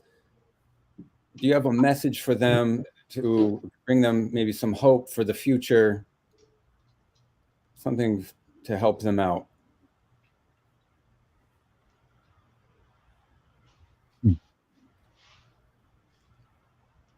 There's nothing more important than the single purpose of the present moment. There's nothing more important than the single purpose of the present moment. There's nothing. I used to say that before every time I spoke. And it's from the book of Habakkuk. And it's pretty much what I base my life off of, the thing that I will ground myself in. And this is the quote. There's nothing more important than the single purpose of the present moment. If a samurai's head were to be suddenly cut off, he should be able to perform one more action with certainty. If one becomes like a revengeful ghost and shows great determination, though his head is cut off, he should not die. The samurai were known as some of the fiercest warriors on the planet, but it's because they were so certain upon their death. They would meditate upon death daily. I'm not afraid of death because of the practices that I used to do, that the samurai would do, and they would meditate on it. They would imagine themselves being done through life in the worst ways, arrows volleying down on them. And you'd have to imagine yourself receiving all of the arrows, laying on the field, taking your last breath, and then you do it again, and you do it again, and you do it again, over and over and over, to the point where you just accepted it. You accepted whatever was going to happen, whatever was going to come, and knowing that was how it was supposed to be. And that's why, if ever they were met with death, they weren't afraid of it. They would attack you until they couldn't anymore. Swords could be through their bellies, and they were still fighting. They didn't care because they had been met with the worst so many times. If a samurai's head were suddenly cut off, he should be able to perform one more action with certainty. Certainty is the key there. Be certain that your life means something. You are not here without purpose.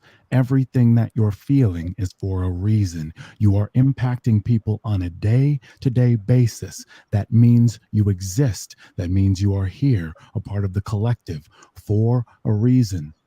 If one becomes like a revengeful ghost and shows great determination, though his head is cut off, he should not die. Whatever you're going through right now is what you're going through.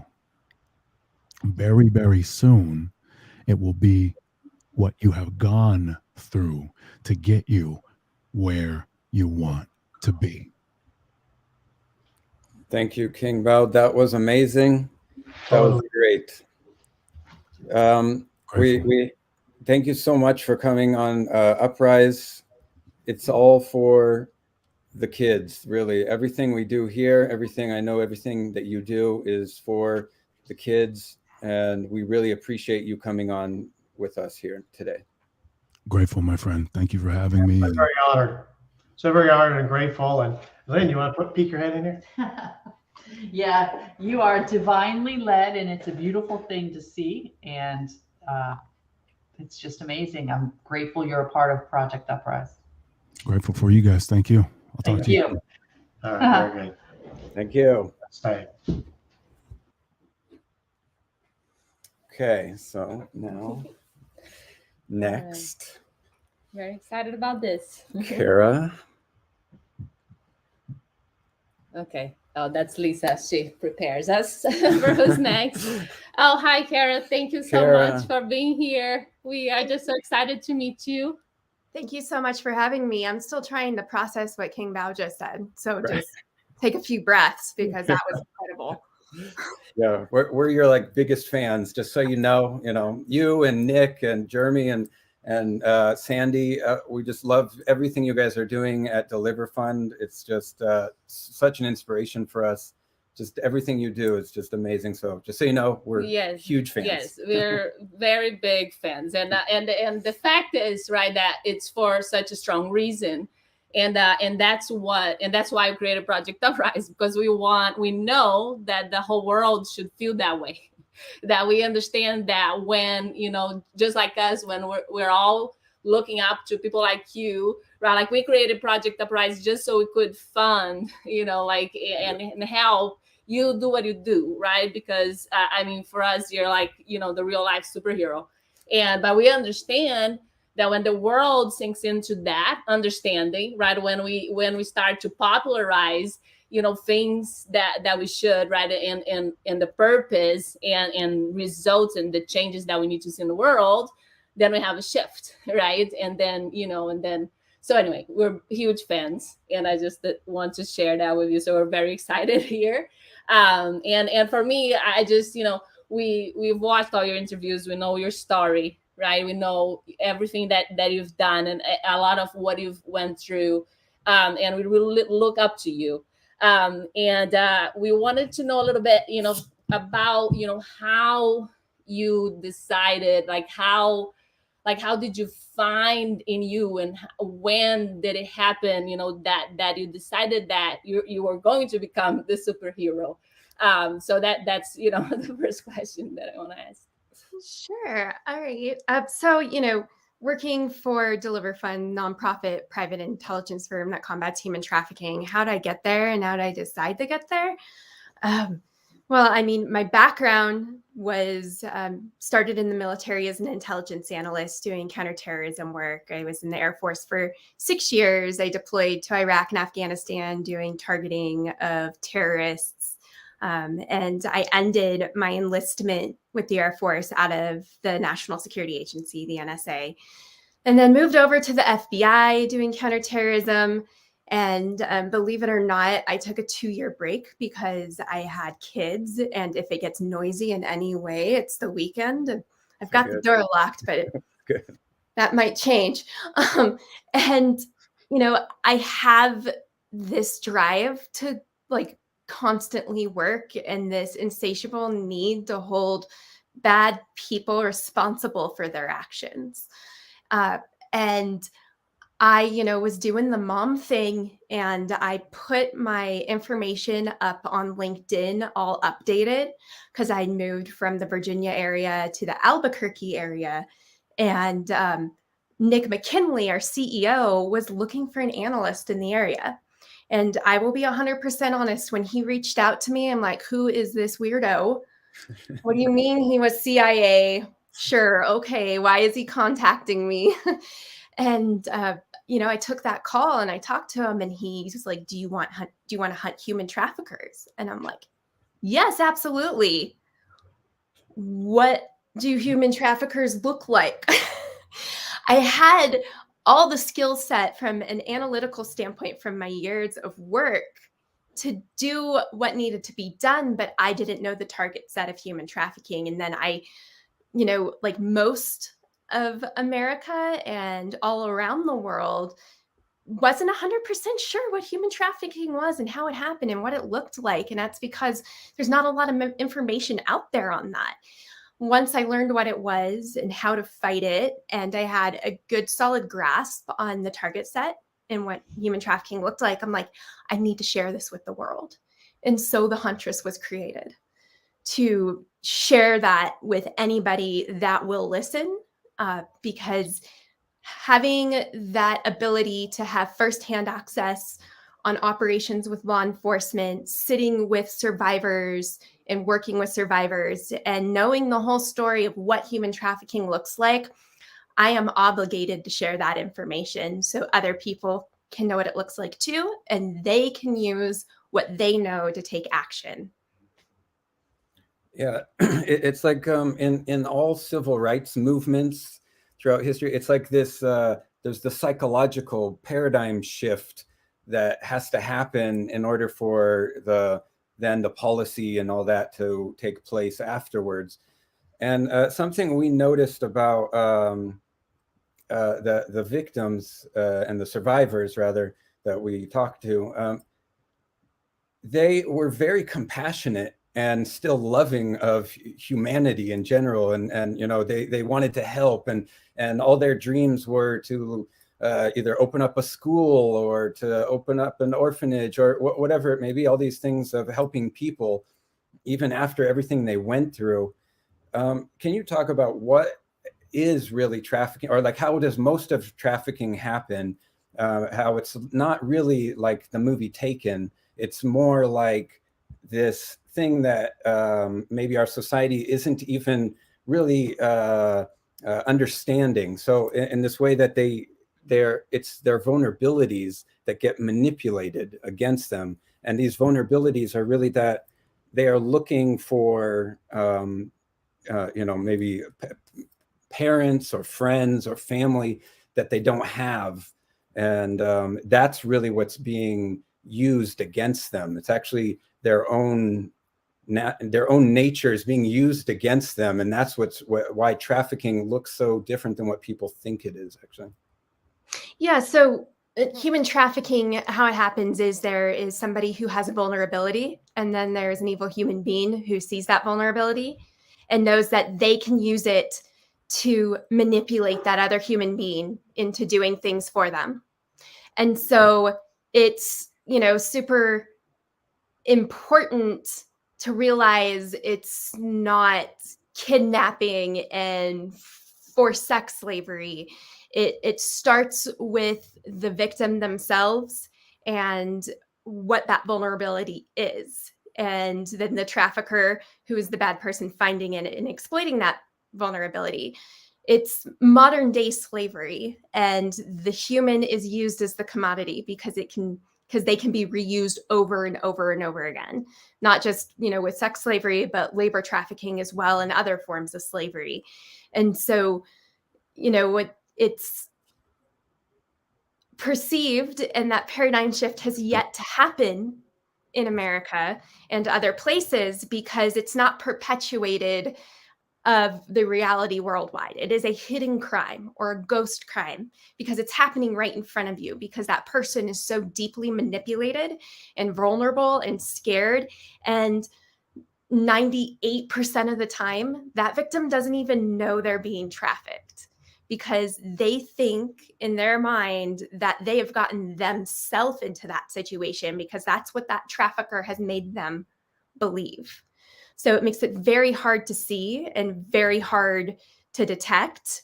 And once it is detected and those victims are given the ability to receive services or be removed from that situation, it's 100% up to that victim to take that step to become the survivor. Victims are the ones that save themselves. Law enforcement and other people and those of us that are doing everything we can to assist, we can present that opportunity and assist. But victims are the ones that end up saving themselves, because coming out of that situation will be the hardest thing they ever do. And that's why all the survivors that you've talked to have the most pure hearts, because they have come out of the worst and they have come through their healing, hopefully, for the most part, and they're ready to help out and assist in the world at the best they can, because they have literally pulled themselves out of the worst situation possible and, given themselves a second chance at life. And we're also fans of Carly Church, the survivor from Canada. She helps the police force over there. So she's a survivor who goes in and does what you were just saying, that she tries to talk to the victims while they're still in this kind of mental paradigm, this trap created by the trafficker, and tries to help them to see a way out. But that's one of the things that's so heartbreaking in this way, that like she was saying, she was telling this story about how this person, you don't really know who it is. She's saying, oh, they were saying, I'm so proud of you, and everything you do is just so great, like, and all this. And she said, oh, that's what I always wanted my parents to say to me, that they're proud of me. But actually this person was my trafficker. And that's what's so heartbreaking about it, is that even when you do rescue them, I've heard you speak on this, that sometimes when they get rescued by the police, they actually go back to the traffickers, because there's this psychological trap. And of course, there's the drug addiction, which they're many times forced into. So there's these invisible leashes, as you call them, and stuff, that is really trapping them. And that's what also makes it so difficult for the public to understand, because you really it's almost like you have to be in it to understand it, kind of. Of course, I feel like we understand and you understand, and you weren't in it. But so can you talk about like how this this psychological mind control happens, and what really is going on there, and why is it so? Why is it that the traffickers don't need a gun necessarily to keep their victim captive? So through trafficking, through force, fraud, and coercion, right? Those are the legal terms. They're keeping them in this control by force, fraud, or coercion. But force, fraud, and coercion could look very different in many ways. I mean, it's as simple as a teenager who ran away from home and they're staying on the couch of a friend, and that friend's uncle goes, if you want to stay on this couch, you have to perform these acts for me to do that. And those kids just don't want to go home because maybe they're in a bad situation at home. It's not always for a commodity like money. It could be like for goods, or what matters the most to that victim in that situation.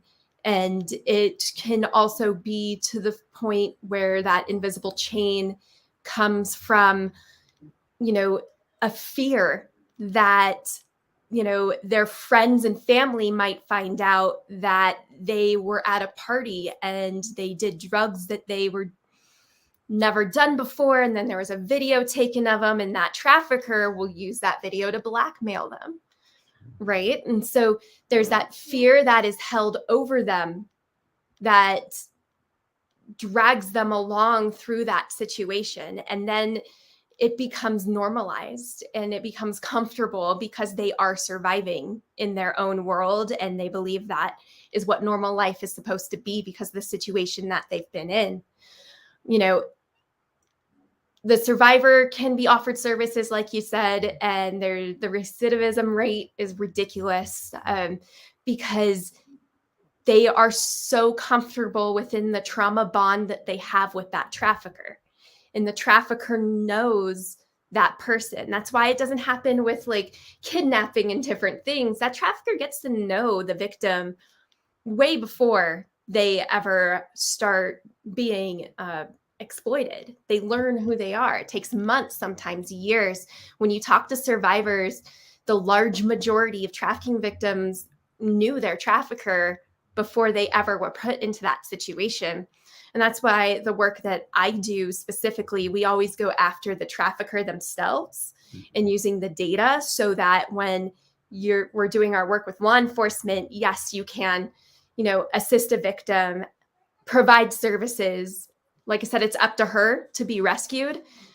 But that trafficker, when you catch them, it's not up to them if they get arrested or not, because you have that information, that intelligence to put them behind bars. Yeah, that's super awesome. I wanted to ask you, because we're talking about influence in a sense, in many senses during this event, but here we're talking about influence in a sense, and this powerful influence that the bad guys have on the victims, right? So I wanted you to talk about a little bit about what would be the positive influence, what would be the influence that we need to see in the world, right, to make our youth less vulnerable, right? And I mean, that's the question. Like, how could you talk about that? How do we make our youth less vulnerable and aware so they don't fall into these situations? Oh, being honest about the dangers out there in the world and the kind of people that are out there in the world, and teaching them what these people's intentions are.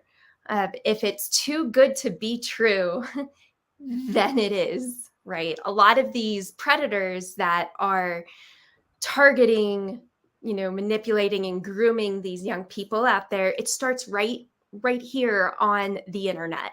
And those traffickers look to find somebody who has that vulnerability. Unfortunately, our society has, made it very prominent that if you're an influencer, you can make money, you could be loved, you have this celebrity. And so young people are seeing this, but then they are opening themselves up out there on social media and letting in the worst of the worst.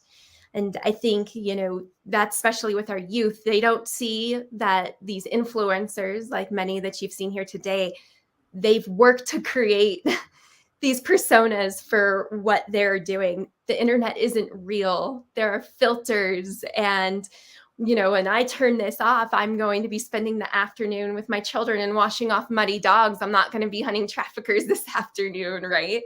So teaching our kids that TikTok, Instagram, all these different places that they go to and what they see, it's a fairy tale.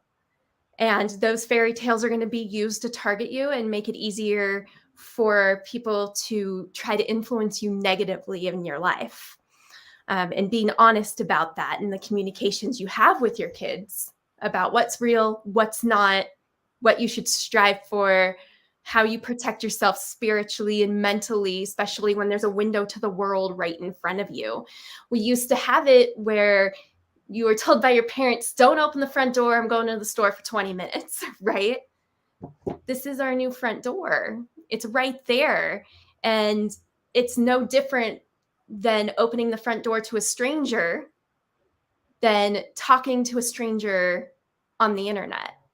They're not there to do good things for you and help you out, especially when you're young. You've got to understand that there's a stranger danger element going on there, and teaching your kids responsible social media and internet usage. So right now in the world, there is maybe literally the biggest kind of controversy of influencers right now. Specifically the Andrew Tate case, where he's been, and I'm not sure if you guys had a part in it, because I've heard that you saying that you've been following some people that were very loud and drive really expensive cars and these kinds of things. But the thing is that a lot of the people that are following him, it's called the lover boy strategy or whatever, and so there's this kind of misperception of, these girls, they chose this, they were, they want to be with him because he is rich and famous or whatever.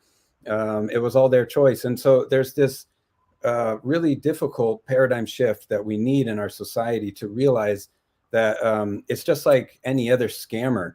any other fraud out there, whether it's, cryptocurrency or some kind of other kind of company that's scamming people, many times it's kind of the same thing. It's like they're saying, some kind of lover boy strategy to capture their people. So can you explain what this is, and why is it so hard for people to understand? Oh, I'd love to. Okay, so Andrew Tate specifically is a self-proclaimed pimp, right?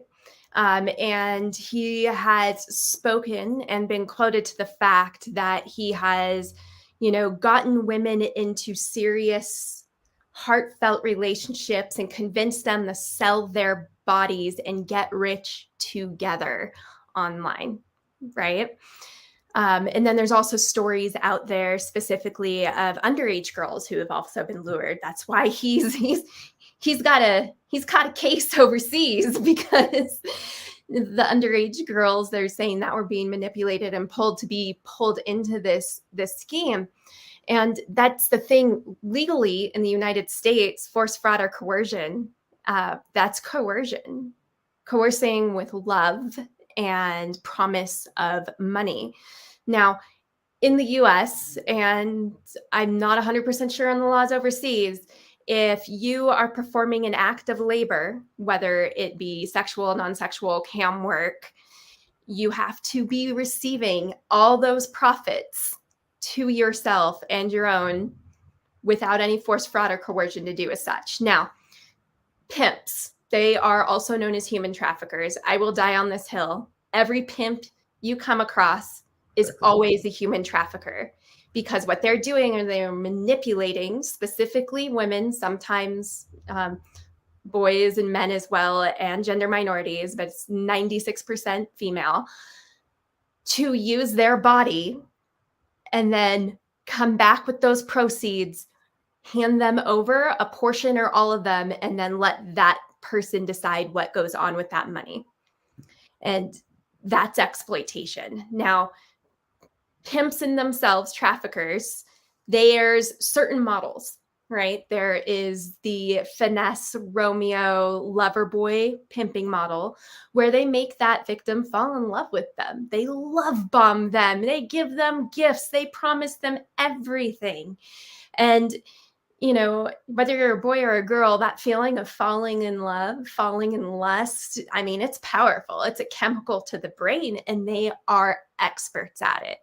And then they break them down and they build them up the way they want them to be and make them think it was all their idea to do it. Now, the other categories are, and it's a controversial word, but this is what the pimping community calls it, is guerrilla pimping, where they actually are very aggressive. They beat their victims. They, treat them terribly. They hurt them and physically threaten them or their family members to produce those acts. And then there's the CEO pimps, who are the businessmen.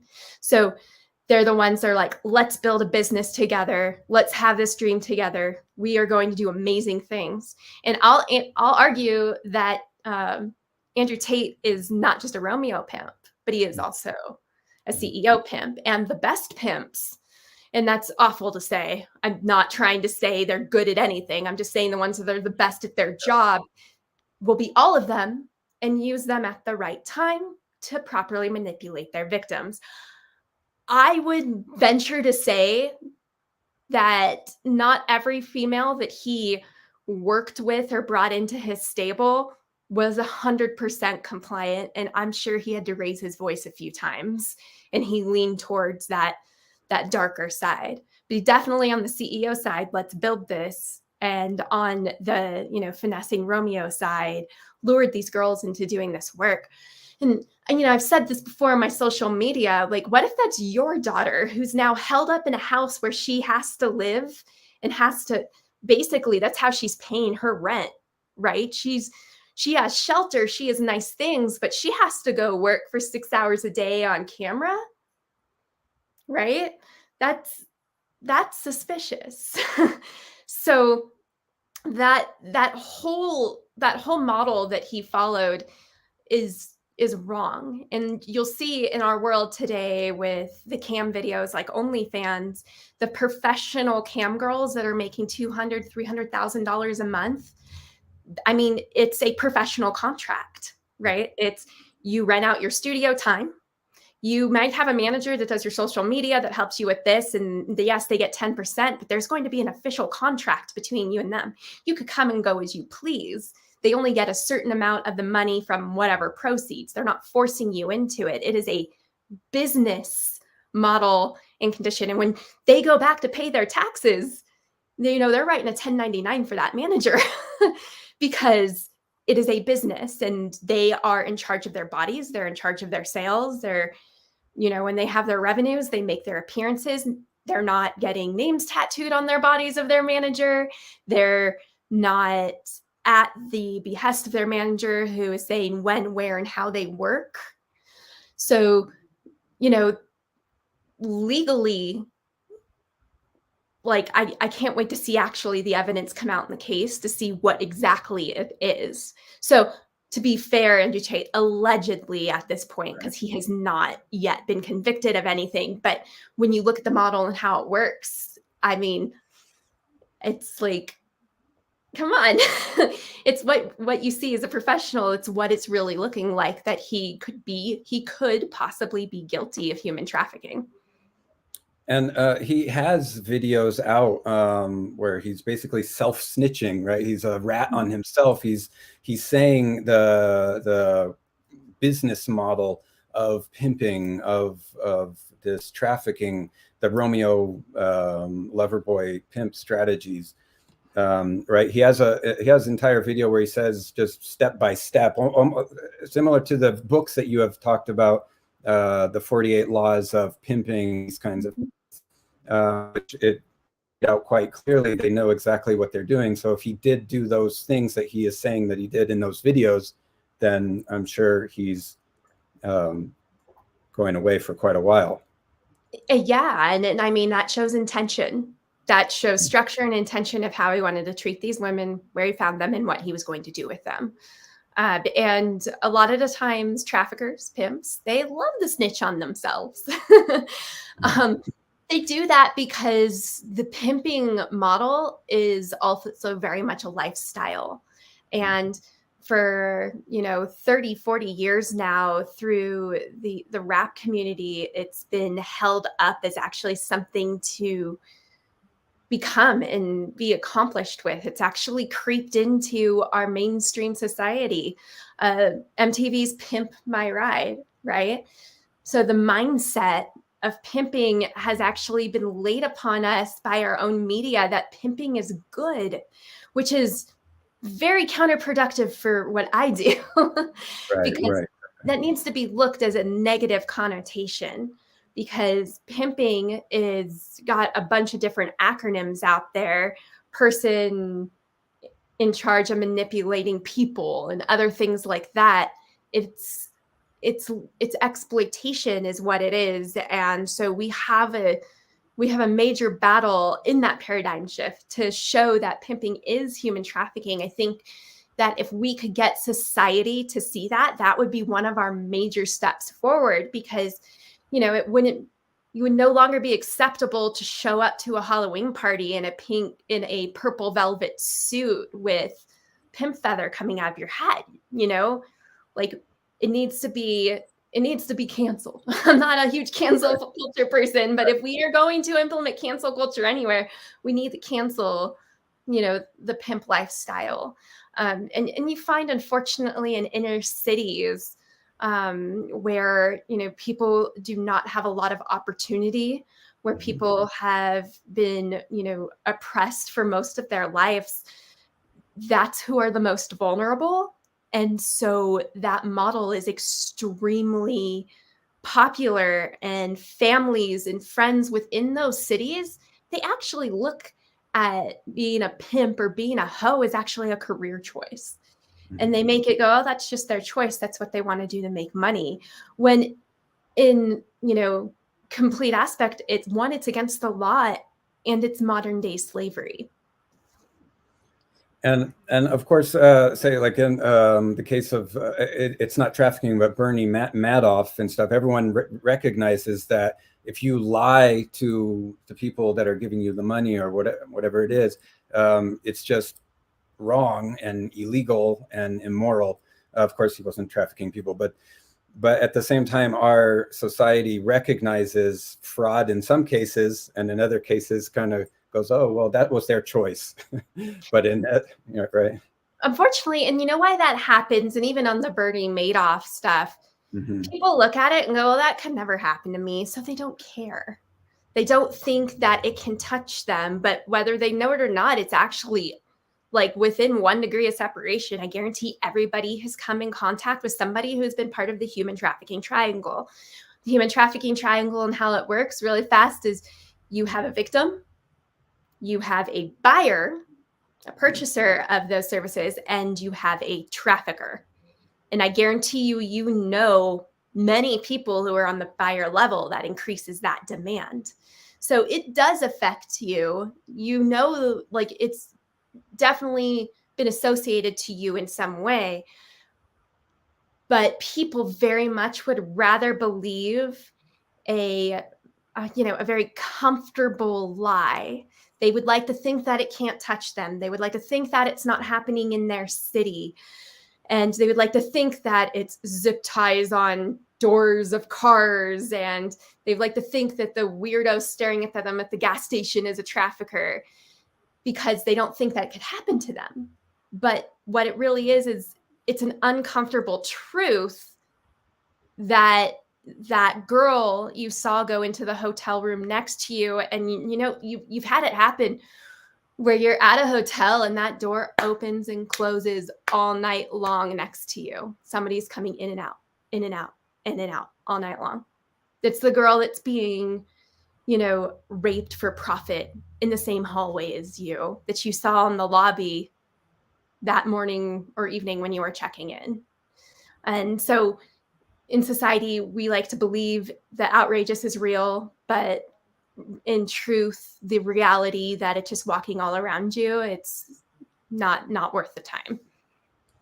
I would love for you to tell us, for those that don't know, about Deliver Fund and what you guys do and what is next in the fight, right? Because really we're here to follow your lead, right? So absolutely. So Deliver Fund, nonprofit private intelligence firm that has been around since 2014. We've been equipping, training, and advising law enforcement for many years. One of the main things that we have learned is that to sell a human being, you have to be online, you have to touch the internet. And so we're very much focusing on tech that protects. And we've learned all the ways to find all the information that's needed, not just for law enforcement, their analysts, but also private companies and organizations to efficiently and quickly get the information they need to identify probable trafficking that is happening. And so we build up that technology. We provide that technology so it could be used. The data points are within the millions. There's so much of it. There's hundreds of thousands of ads that are posted almost on a daily basis in the United States of illicit activities, many of which are connected to human trafficking. So we take that technology and we use the technology that traffickers use right back against them to identify them and help people put them behind bars so that the victims can be recovered and receive services. And so that's where we're heading, is really hard on that technology push. We're still going out with law enforcement. I just did 2 nights of operations. That's why I was sucking down coffee before I came on screen, in working with them and making sure we understand the best practices and doing all of our old stuff. But that's what Deliver Fund is up to these days, and always providing awareness and information and dispelling the myths that are out there online, specifically, so that the truth about trafficking can be spread properly. And one of the most amazing things about Deliver Fund and the Deliver Fund strategy and system is that it comes from the military strategies and the intelligence agencies working together with the military to capture terrorists and to fight the war on terrorism. And you're using those same systems to fight the war on traffickers. Can you explain how that, how you guys brought that, the one strategy to the next? Yeah, absolutely. We got really good at hunting down terrorists and cutting the head off the snake and going after the main problem so that on the ground, we weren't getting just absolutely destroyed. And then even here at home, I worked in the terrorist screening center with the FBI, and I got to watch real time for 3 years on how here in the United States, we were fighting this problem. And the methodology itself and how you do that from an analytical level perfectly assimilates to combating human trafficking. So we've taken those methodologies, we've taken that technology and built it out, and we've just replaced the target sets and, applied it. Because unfortunately, law enforcement is really far behind because they're underfunded. They don't have the same training. They don't have the same support as the war on terrorism did, right? So we're bringing that knowledge and those abilities and those resources to law enforcement across the country. And can you explain why, for people who haven't been part of the military or the intelligence agencies, the importance of gathering information and putting it together into these info packs? I'm not sure what you call it, but like how that works, because you can't just go around with guns and capture traffickers. Actually, you need the information, and that's actually the key piece to the whole thing. Yeah, well, believe it or not, overseas they made me have all the information before I sent a team out too, unfortunately. But here in the US specifically, you have to have a lot of legal backing before any action is taken. There has to be a burden of proof. There has to be warrants. There has to be judges that signed off. There's this whole system. There's this thing called the Constitution. And unfortunately, traffickers also have constitutional rights because they are on our soil. But the information itself is, it's streamlined, it's direct, it's accurate, it's reliable. And, law enforcement, they're so overwhelmed. One law enforcement officer who's a human trafficking detective might have 15 to 20 cases they're working. And so, having the right technology to speed up that process, and then analysts like us at Deliver Fund being able to lay that out information for them, it saves them massive amounts of time. But also the information that we provide, a trafficker can't argue it, right? The trafficker looks at it and there's no way to argue it because it's a digital footprint. They're leaving it all over the internet. And so when they end up being charged and they go and talk to the prosecutor with their defense, the prosecutor is like, so we're either going to show them this or you could plead to that. And a large majority plea because they'll plead to like 20 years instead of being put away for life. And so that's why the intelligence is so important that backs that information.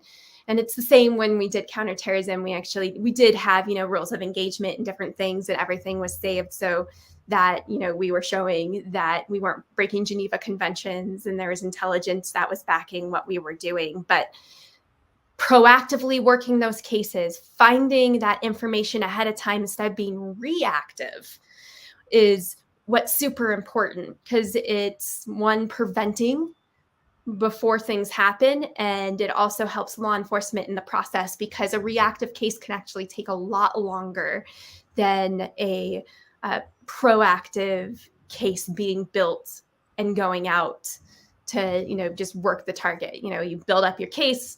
You're like, all right, I know where I'm going, this, and that. I have all of my intelligence. I have all of my evidence. And then, they get their prosecutor on board and the case actually goes a lot more quickly when you do it this way. So the Deliver Fund goes after traffickers, and you equip and train and advise the law enforcement so that they can actually go and arrest them. But we've been working for years with the Harbour in New Mexico, Alberqueque, and the Harbour is a place for homeless kids and youth who are vulnerable, but they can't go into shelters because they're underage, and so they need their parents to sign off. Many times these are runaways who are running away from their parents, and this is what makes them actually vulnerable and homeless. So the Harbour is there as a way of they don't have beds there, so therefore the kids they don't need parental signatures to come in. So what can you talk about how say in the case of the Harbour and other such solutions, how getting the kids off the streets, intercepting them before the traffickers get them or reach them, because of course, as you know, homeless kids or kids that are experiencing homelessness, usually a trafficker will approach them within 48 hours. And it's of course very effective because after 48 hours, they're already very hungry and cold in the streets. So it doesn't take much to manipulate them and just offer them a place to stay or food or whatever. So can you talk about how maybe some of the strategies for reducing their vulnerabilities of homeless youth and such? You know, before kids get homeless, I mean, it really starts at home. And unfortunately, a lot of those kids that are homeless, that, like you said, within the 48 hours, 1 out of 6 of them will end up being trafficked. Within the 48 hours, there's a trafficker or somebody who's willing to manipulate them right there. Before they ever even get to that point, it's, up to the parents. But if the parents are not there, it's up to teachers. It's up to medical staff to spot those vulnerabilities and be a person that is willing to reach out and put a hand out there and say, hey, if you need help, I'm here for you. And be that person that they go to before they would become homeless or before they would go to somebody that's going to manipulate them. Also, educating youth in the it's too good to be true, or making sure that they know those resources are out there, victim services or the Harbour, like knowing that when there's somebody that you see, if you're a teacher or somebody who works with youth that might be walking that fine line of something is going to happen, make sure that they know where to go, where it could be safe for those the resources that they could receive. As much as those of us that are trying and those that are willing to help, unfortunately, there's even less of us that are unaware and do not know. And so being that human being and speaking up if you see somebody that's struggling, humanizing them and giving them, that gateway of, hey, I'm here to help you if you need it, is so important. Just being a better human, even if you don't know those people too well. If you have that kind of heart, don't be picky and choosy of how you're going to distribute it.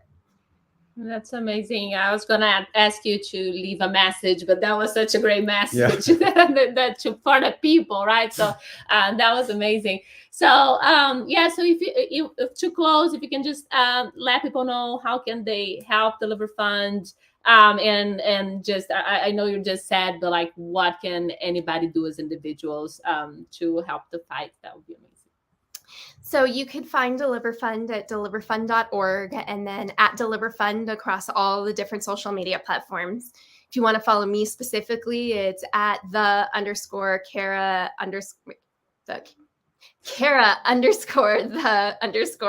Kara the Huntress on Instagram. And then, the best way that you can help is a civilian who's not law enforcement is to donate to organizations that are making an impact, whether it's assisting law enforcement directly or if you find a victim services organization that you've vetted and that you trust. But also understanding what human trafficking looks like and spreading the word about that. We have a lot of resources on our website at deliverfund.org on what human trafficking looks like, printable infographics, and lots of other things on how to speak to your children. So being aware, spreading that information, and then also don't share information online that is not accurate. don't like it, don't share it, don't click it, don't make it go viral. When you see something that's really outlandish and regarding the human trafficking, it most likely is false. Feel free to reach out to me and I'll let you know if it's true or not before you decide to share that information.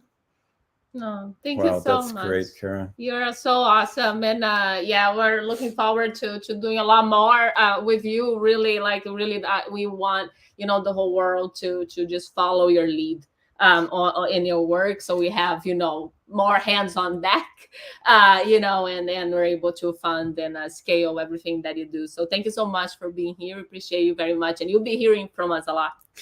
Thank you so much for having me. Thank you for doing the work that you're doing, spreading the word, and being part of this fight. Thank you. Thank you, Kara. All right, guys. So that was it. That was a powerful close, and definitely go follow her, and she's just incredible, and you're gonna get to learn a lot more, right? And we are here just to follow their lead, and so you're gonna be seeing that a lot on our channels too, but make sure that you follow them, because that is the best information you can get out there, and these guys know what they're doing. Thank you everybody for being here. We'll come back tomorrow. If you haven't checked our merch store, just go check timetouprise.com, right? And our merch store, obviously you guys know 100% profits are going. You're still on strike one, funding the Harbour to expand their hours. So come join the fight. Get yourself some cool merch. Our new collection, Got Heart, has to do with our passion here. So take a look, and we'll be back tomorrow, 9 a.m. Pacific, 12 p.m. Eastern. See you guys tomorrow. Thank you. Thrivers Coffee is the only organic, fair trade certified coffee where 100% of the proceeds go towards fighting human trafficking.